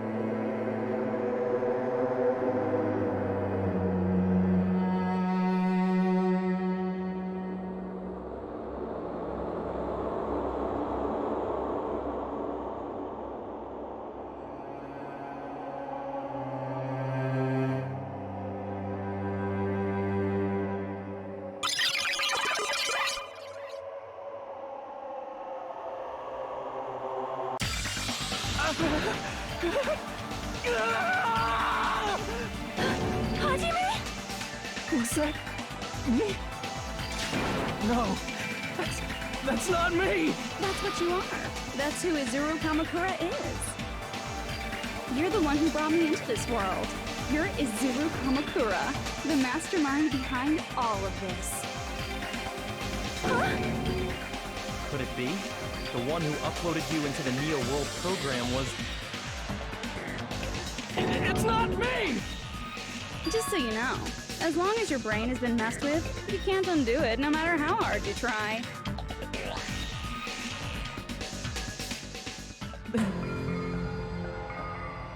Have no way to be saved, you say? But you already know what you must do.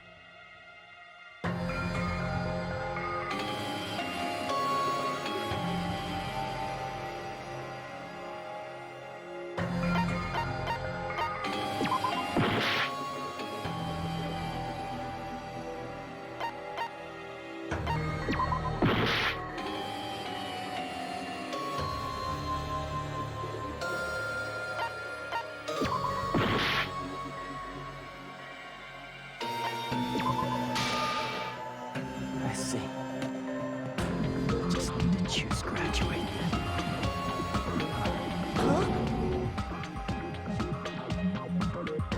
In that case, the Hajime avatar will be uploaded into his real body. So, Hajime will be safely reborn.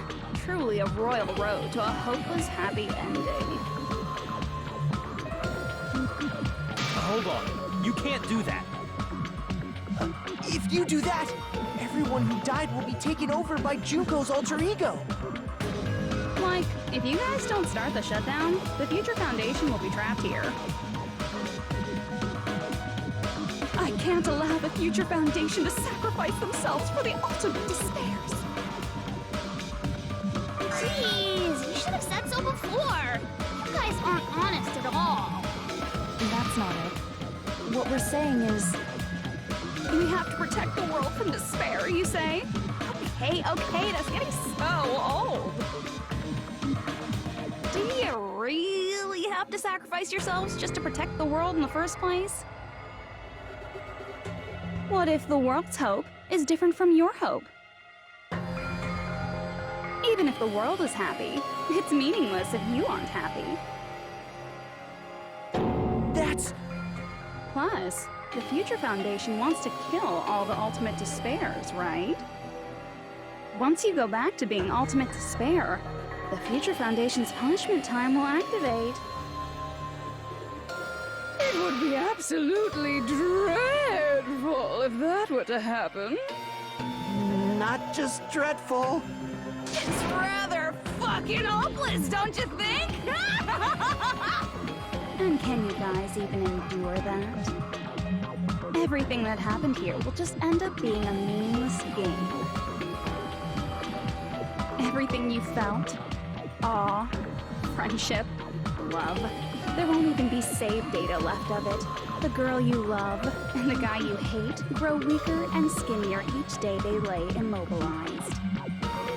And in Hajime's case, his very existence is going to disappear.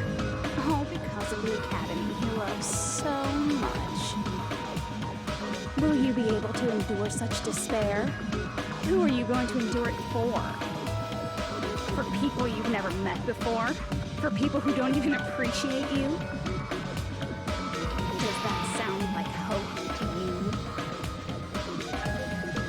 You can't believe her! That's how she works! That's what she does, so she can lure you all toward despair. There is no reason to listen to her. Hurry up and start the shutdown. Oh, hold on. What is it? Why are we still waiting? Do you still not understand what's going to happen to the real world if Junko escapes? No, I was just... How many victims do you think the biggest, most awful, most tragic event in human history has claimed? Right now, it's finally started to calm down. If Junko Inoshima makes it to the real world, countless victims will fill the streets. The world will regress to an era of bloodshed, chaos, and worldwide rioting. So that's why you're telling them to start the shutdown sequence? To prevent that?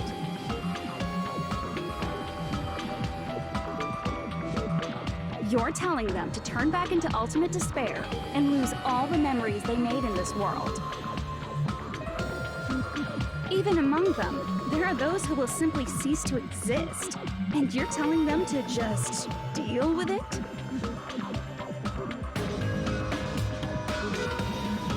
At this point, this is the only way.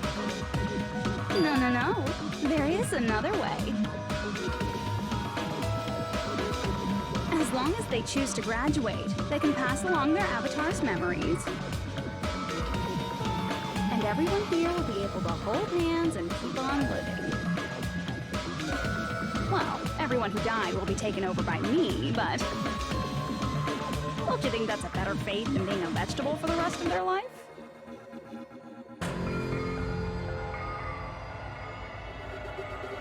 You guys, you can't buy into this. Think carefully about which is true hope. And which is true despair. What shall we do? You're asking us? You're telling us to decide? Damn it! Why'd it turn out like this?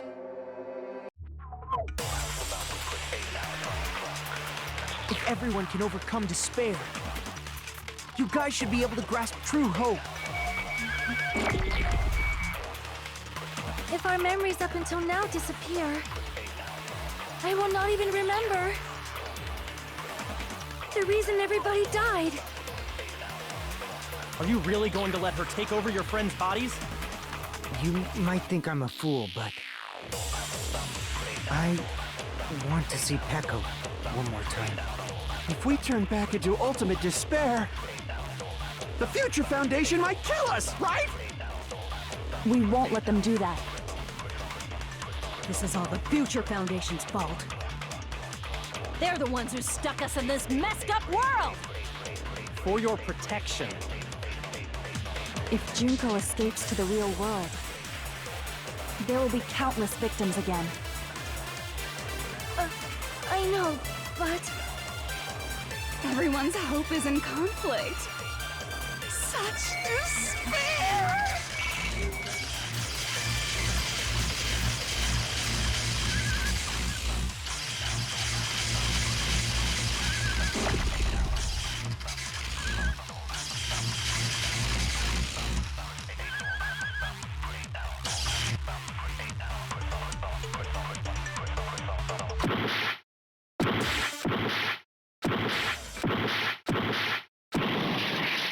If everyone can overcome despair.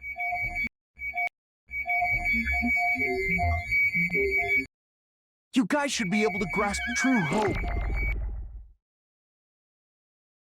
If our memories up until now disappear, I will not even remember the reason everybody died. Are you really going to let her take over your friends' bodies? You might think I'm a fool, but I want to see Peko one more time. If we turn back into ultimate despair...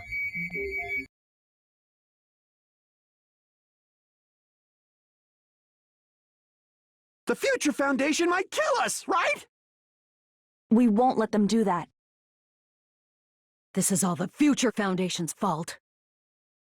They're the ones who stuck us in this messed up world! For your protection. If Junko escapes to the real world, there will be countless victims again. I know, but... Everyone's hope is in conflict. Such despair!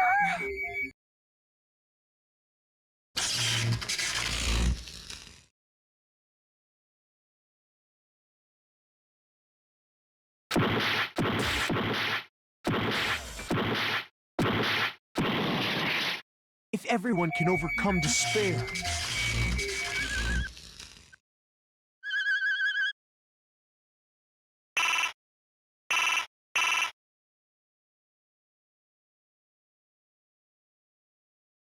You guys should be able to grasp true hope. if our memories up until now disappear, I will not even remember the reason everybody died. Are you really going to let her take over your friends' bodies? You might think I'm a fool, but I want to see Peko one more time. If we turn back into ultimate despair, the Future Foundation might kill us, right? We won't let them do that. This is all the Future Foundation's fault. They're the ones who stuck us in this messed up world! For your protection. If Junko escapes to the real world, there will be countless victims again. I know, but... Everyone's hope is in conflict. Such despair!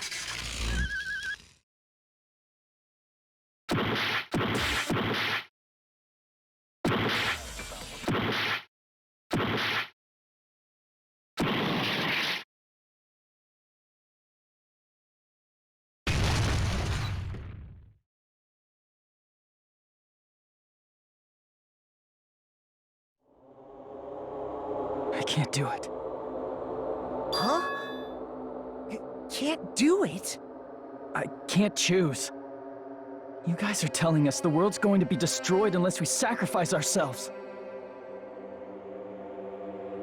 And that, I can't decide. I can't choose either one. Hajime! Shut up! Leave me alone! This is just too much. Why do I have to be a part of this? I mean, I'm different from the rest of you. And I don't even have a talent. But even so, I got dragged into this. And now, my existence is going to disappear?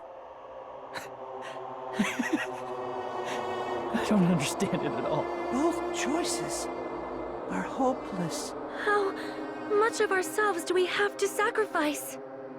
This burden, don't you dare make us shoulder it. There's no way we can handle this on our own. Everyone, get a hold of yourselves. It's impossible! For someone like me, it's impossible. I can't choose the future! Hope, despair, do whatever you want. It's not my problem! That's... And there's no answer. So you've chosen to make no choice at all. Jeez. Once again, this went exactly as I expected. I get so hopelessly bored when everything goes according to plan. Oh well, since I have everyone's data, I kind of figured things would play out like this. That is, unless something else hopelessly unpredictable happens. Well, I can say that, but the chance of something convenient happening is hopeless. After all, this is a game. A world where everything progresses with predetermined harmony. Fine, I guess it's okay. You don't have to force yourself to make a choice. A futureless future. I think it's fine if that exists too. As long as you don't yearn for hope, you'll never fall victim to despair. That goes for me too. As long as I don't yearn for despair, I'll never need to hope for it. So, let's all free ourselves from this curse and stay here as the best of friends. Let's immerse ourselves in this tropical island life forever and ever. Forever and ever, and ever and ever and ever and ever and ever and ever and ever and ever and ever.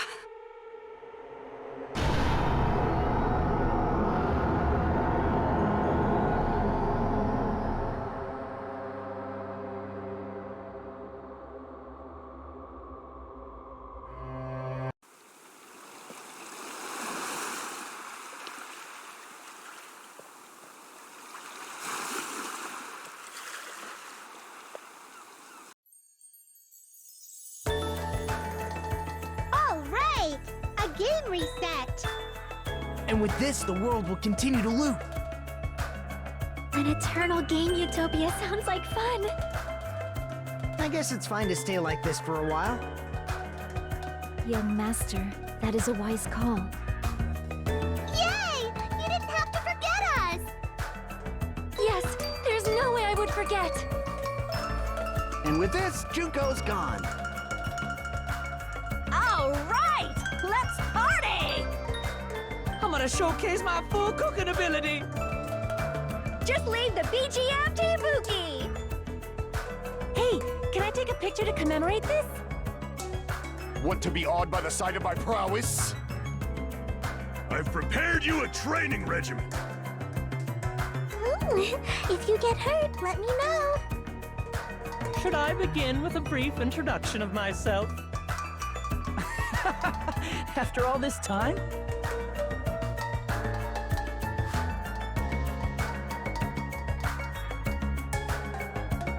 All right! And with this, the world... An eternal game... I guess it's fine to stay... Young master. Yay! Yes, there's... And with this, Junko... All right! I'm gonna showcase my... Just leave the BGM to Ibuki!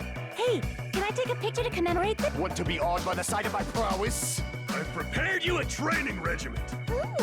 If you get hurt, let... Should I begin with a brief introduction? After all this time? That's not it. You guys aren't part of the game, right?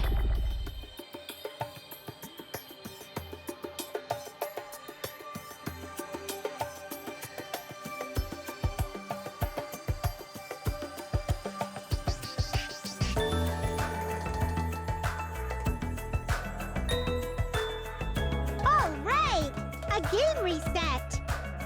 And with this, the world will continue to loop. An eternal game utopia sounds... This world.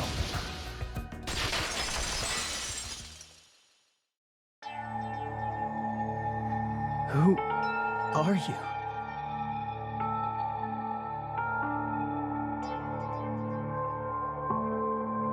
I'm just a part of the game. But you guys aren't, right? Chiaki? Is that you? Why are you here? I don't know. Does this mean you're my memory of Chiaki? Because you should have already disappeared. Oh well, it doesn't matter. Anyway, don't you think they're messed up, telling us the world's going to be destroyed? And to sacrifice ourselves? There's no way I can choose. For someone like me, I'm just not able to choose. Seriously, I've had enough. I'm tired of being mixed up in all this stuff I don't understand. Not only was I told that I have no talent at all, but if I get out, I'll go back to being ultimate despair. And on top of that, I was told I'm going to disappear, too. Isn't that messed up? Hey, you don't want that either, right? I mean, if we lose our memories, there won't be a single trace of your existence left. You're going to completely disappear, and none of us will ever remember you. No, I won't. Huh? Even if I cease to exist, even if you guys never remember me again, that doesn't mean I will completely disappear. As long as everyone continues to move forward toward the future we created together, I will never disappear. What I lived for, fought for, and risked my life for will still exist. You're right, but... You're probably just scared, right? Not just of disappearing. You're scared of moving toward the future with such a heavy burden, right? Yeah. I'm scared. I'm obviously terrified of that. How much longer are you going to be this indecisive? Huh? Didn't you want to become someone with confidence? Isn't that why you admired Hope's Peak Academy? But even Hope's Peak Academy tricked me. Hajime, you've had it wrong this whole time. Wrong? Having talent isn't the goal. There's something much more important than whether or not you have talent, right? What's important is that you believe in yourself. If you can't do that, no matter how much talent you possess, you will never be confident in yourself. Just like how you were in the past. You? Hey, who are you? I mean, you should have already disappeared, right? But past Hajime is in the past. He's not the same Hajime who spent time with me and the others in this world, so it's going to be all right. I think it's time you finally had confidence in yourself. Hey, Chiaki, can you tell me something? Which choice should I make? My hope? The world's hope? Which one should I choose? You guys are the only ones who have the right to decide your future, and the responsibility too. So you're saying I should choose for myself? But if you can't choose either future, why don't you just create one? Create? Even if this world is just a game, you guys aren't part of the game. You guys don't have to just choose a future. You should be able to create one as well. Do you think someone like me can do that? Since you're not part of the game, you don't have to worry about talent, skill, or level. You guys have a tremendous ultimate move that can overcome anything. I guess what I'm trying to say is, if you just do it, things will turn out okay. If I do it, things will turn out okay. Of course. Games aren't very fun when they're easy to clear. But this isn't a game, right?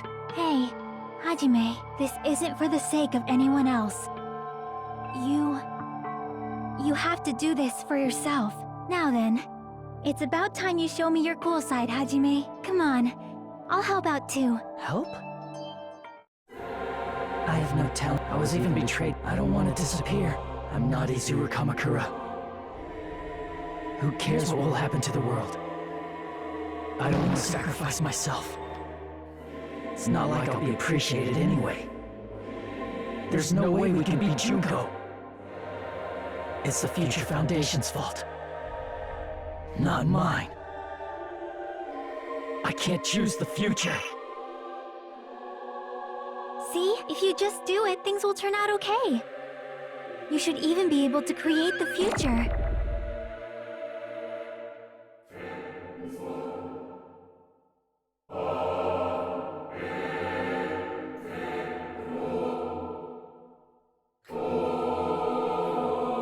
I have no talent at all.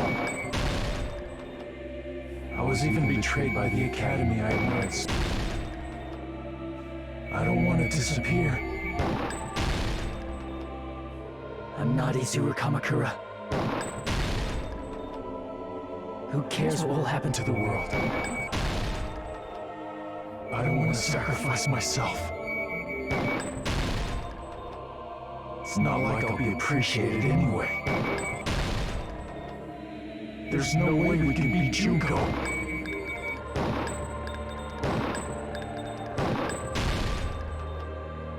It's the Future Foundation's fault. Even so, not mine.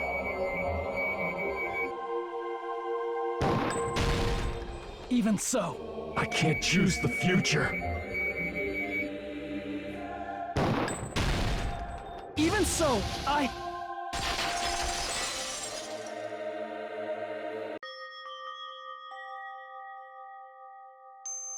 No matter what kind of future it is, as long as you guys move toward it, I will never disappear. Everything that happened here, it won't be meaningless. If you guys carried the burden of both hope and despair, you should even be able to create the future, even if it's a convenient miracle. If you just do it, things will turn out okay. That's why you can't hesitate now. Resolve to throw everything away and give it everything you got. I'll be cheering for you too.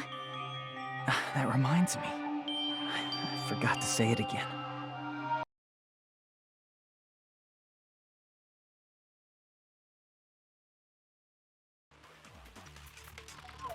I want to see Neko one more time. If we turn back into ultimate despair, we might be killed by the Future Foundation, right? This is your responsibility, since you're the ones who fell to despair. It's not my responsibility. It's the Future Foundation's. They're both hope and they're both despair. A conclusion will never be fucking reached. You can't lose hope! If the memories we made here disappear, I will not even remember why everyone died. You can't lose hope! If the memories we made here disappear, I will not even remember why everyone died. If we don't rid the world of the tragedy, will start once. If we turn back into, we might be killed by the. This is your responsibility. It's not my responsibility. It's the Future Foundation. They're both hope and they're both. A conclusion will never. No, that's wrong!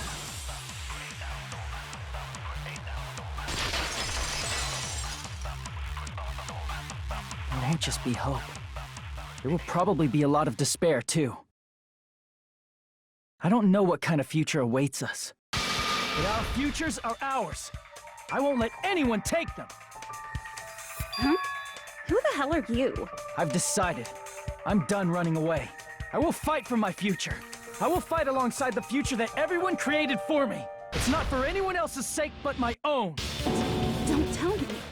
Izuru? Hey, what the heck is going on? Is this a serious bug or something? I am not Izuru Kamakura. I am Hajime Hinata!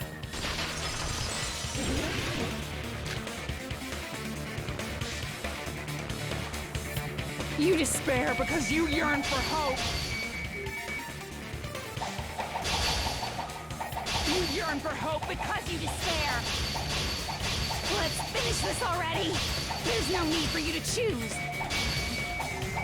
Close your eyes and cover your ears.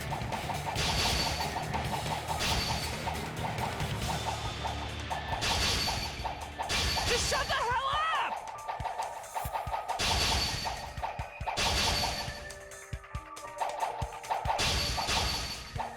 If you do that, this game is gonna continue forever.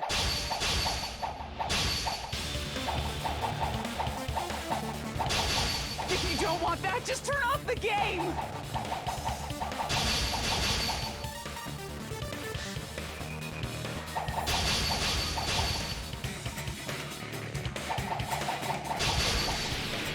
Even so, You don't have to look at the hopeless future.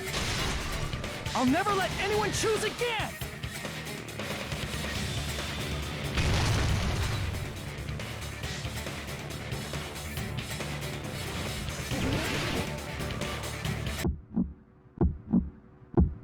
I don't want anything! The future is full of lies. You have no argument. There's no hope. The future will make you suffer. Just give up already. A miracle won't happen. You're not hope. There's this crappy feeling. I don't want anything. The future is full of lies. Izuru! You have no argument. Any choice is despair. The future will make you suffer. Just give up already. I don't want anything. You're not hope.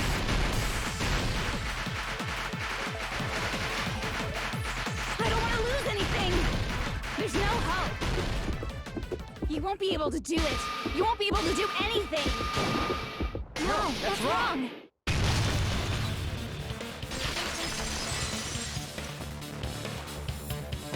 What the heck is wrong with you? Why is there a bug like this, all of a sudden? Everyone, let's shut this game down! Huh? But... Don't you get it? If we start the shutdown sequence, There's never only one choice to make. There's no way I'll allow things to end this way. The future everyone has created for us should have more possibilities than that. Let's leave this place with confidence, and from there we can just create it on our own. The future that we want! What are you saying? There's no way something that convenient is going to happen. It wouldn't be strange if a miracle happened. This isn't a game. We can change the future as much as we want. Even if you talk big, if you leave here, you're just gonna forget everything. That goes for everyone else! We just have to press these two buttons at the same time, correct? I wonder. I do not really understand it myself, but I just saw it. When my body felt so heavy that I could not move. When I felt as though I was sinking into a deep black sea. It was at that moment I somehow heard Hajime's voice. And though it was just a flash, I saw it, like a lighthouse beacon shining across an ocean of darkness. A warm, yet resolute light. The one who shined that light. It was probably... You saw it too, right, Hajime? The future we are going to create from this moment on. It is also the future that everyone has created, right? Then, there is no way we can stop now. Seriously, that's a suicidal decision! I'm well aware it might be an act of suicide. There's no telling how this will play out, but... I heard her voice. In fact, I think it was the first time she ever yelled at me. I can't stand on my own 2 feet if she keeps treating me like a damn kid. I don't like thinking about complicated stuff. If there's someone strong worth fighting, I'll fight. It's just who I am, you know? That's what it means to be confident, right? Then, I'm gonna choose this! Man, this sure is getting annoying again, but if you're saying you're gonna do it, there's no way I can back out now. If I don't have any place to go back to, I should at least protect this place no matter what. You won't. Why? Why? How can you guys throw yourselves back into the depths of despair? Because we believe. Huh? We believe in our future. That's what makes us different from you. We believe that if we try new things, even difficult things, that everything will turn out okay. We believe we can even create our own futures. That's impossible! That can't be hope! It's not even despair! What is this?! Hajime, everyone, thank you. I'm not the one who should be thanking.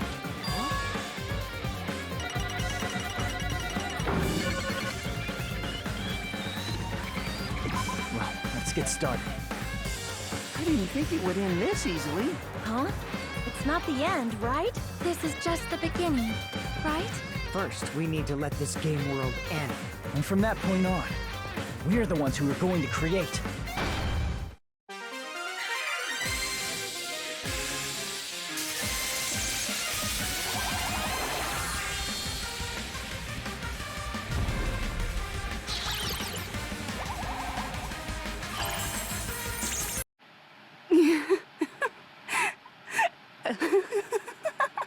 Man, this is absolute despair. I feel despair upon despair and despair toward despair yet again. How fun. Once you've experienced the despair I've suffered, there's no turning back. Living in the shadows of past memories. That's too sad, you know? But I guess I no longer have to hope for despair. Is just so hopeless. What was that just now? Why did Usami appear? She should have already disappeared. I guess it's just as Hajime said. At least, this wasn't the ending prepared for them. This was the ending they created. Are you saying they're moving towards such an uncertain future on purpose? Even so, the only thing we can do now is leave it to them. This game world is going to end soon. There is nothing more we can do. Regardless, there's no need for us to do anything. Man, it's collapsing. You're right. I am sorry to trouble everyone, but even if we awaken in the real world and forget about what transpired here, it will still have meaning, right? Of course, Miss Sonia. I don't know the proper way to say this, but I kind of feel the same way too. You're so bad at explaining things. Now that it's the end, you should at least try a little harder. People can't change that easily, you know. Well, whether it has meaning or not, it all depends on us now. Time's almost up. I'm pretty scared. I am scared too. But it's okay, right? It makes sense to feel scared, right? That's the future. Hey, I'll never forget you guys. Or the others. You guys better remember me too. My name is Kazuichi Soda. With your colorful personalities, there's no way I'd forget you guys that easily. Even if I forget, I will use all my might and remember. If you start talking weird later, Hajime, I'll beat you up till you turn back to normal. That's a relief. But make sure you hold back as much as you can.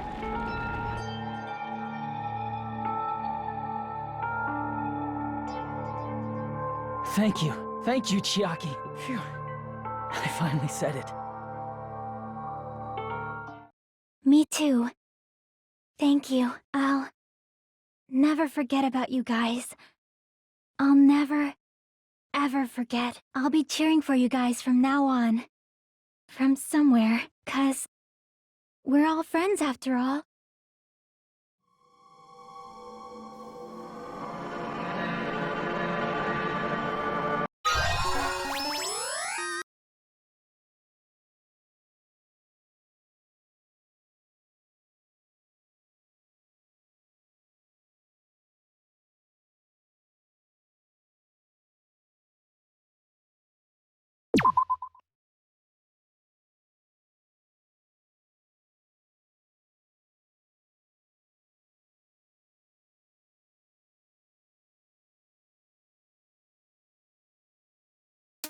Apparently they've finished the preparations.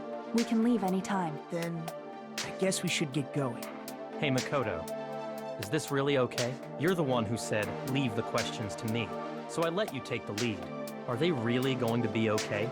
Didn't they just turn back into ultimate despair? I don't think that's the case. I mean, if they did turn back, they wouldn't have said that they'd stay on this island. Perhaps they're thinking about helping their sleeping friends? I can't really say for sure, but that's what I believe. Whether they know it or not, the fact that they're already clinging to that feeling shows they're no longer who they were in the past. It seems that there are too many soft-hearted people here.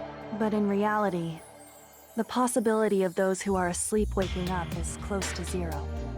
No, the possibility isn't a problem. Even if there's the smallest possibility, they're still trying to create that future for themselves. In their eyes, that is the future. The smallest possibility. You might as well call it a miracle. Strangely enough, I have a feeling that they'll be able to reach it. They've accepted their hopes and their despair, and they're trying to create their own future. Maybe, for people like that, miracles are inevitable. Don't you think? As cheesy as ever. Seriously, you haven't grown up at all. Haven't grown up? That's the main reason we decided to come with you. Well, who cares? I guess I'll respect your decision. This time. However, what comes next is going to be difficult for us. Leaving them on this island. If the higher-ups at HQ find out about this, it will definitely cause a scene. We need to work on concealing it. That's not a problem. And what do you intend to explain to HQ? About that. I was gonna think about it while I was on the ship. Good luck. I'm not going to help you that much. Huh? Why? You should at least be glad that we decided to respect your decision. Fine. Then let's go back as well. We're not even close to finished yet. There's still a lot we must do, besides the Future Foundation.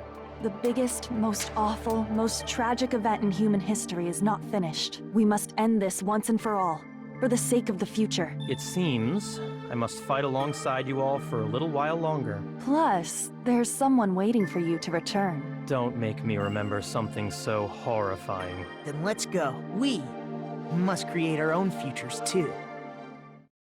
And so, the ordeal has ended, and from here, our daily lives have started. Lives that are much more absurd, nonsensical, and irrational than before. Things are probably gonna be a lot more difficult now. There's no such thing as an answered mystery. It's doubtful whether or not things will even end well. The future isn't a path. It's like an endless sea. You can try to go anywhere, but it doesn't mean you'll get there. Even so, I will keep on living. I will keep on living as Hajime Hinata. My future lies here.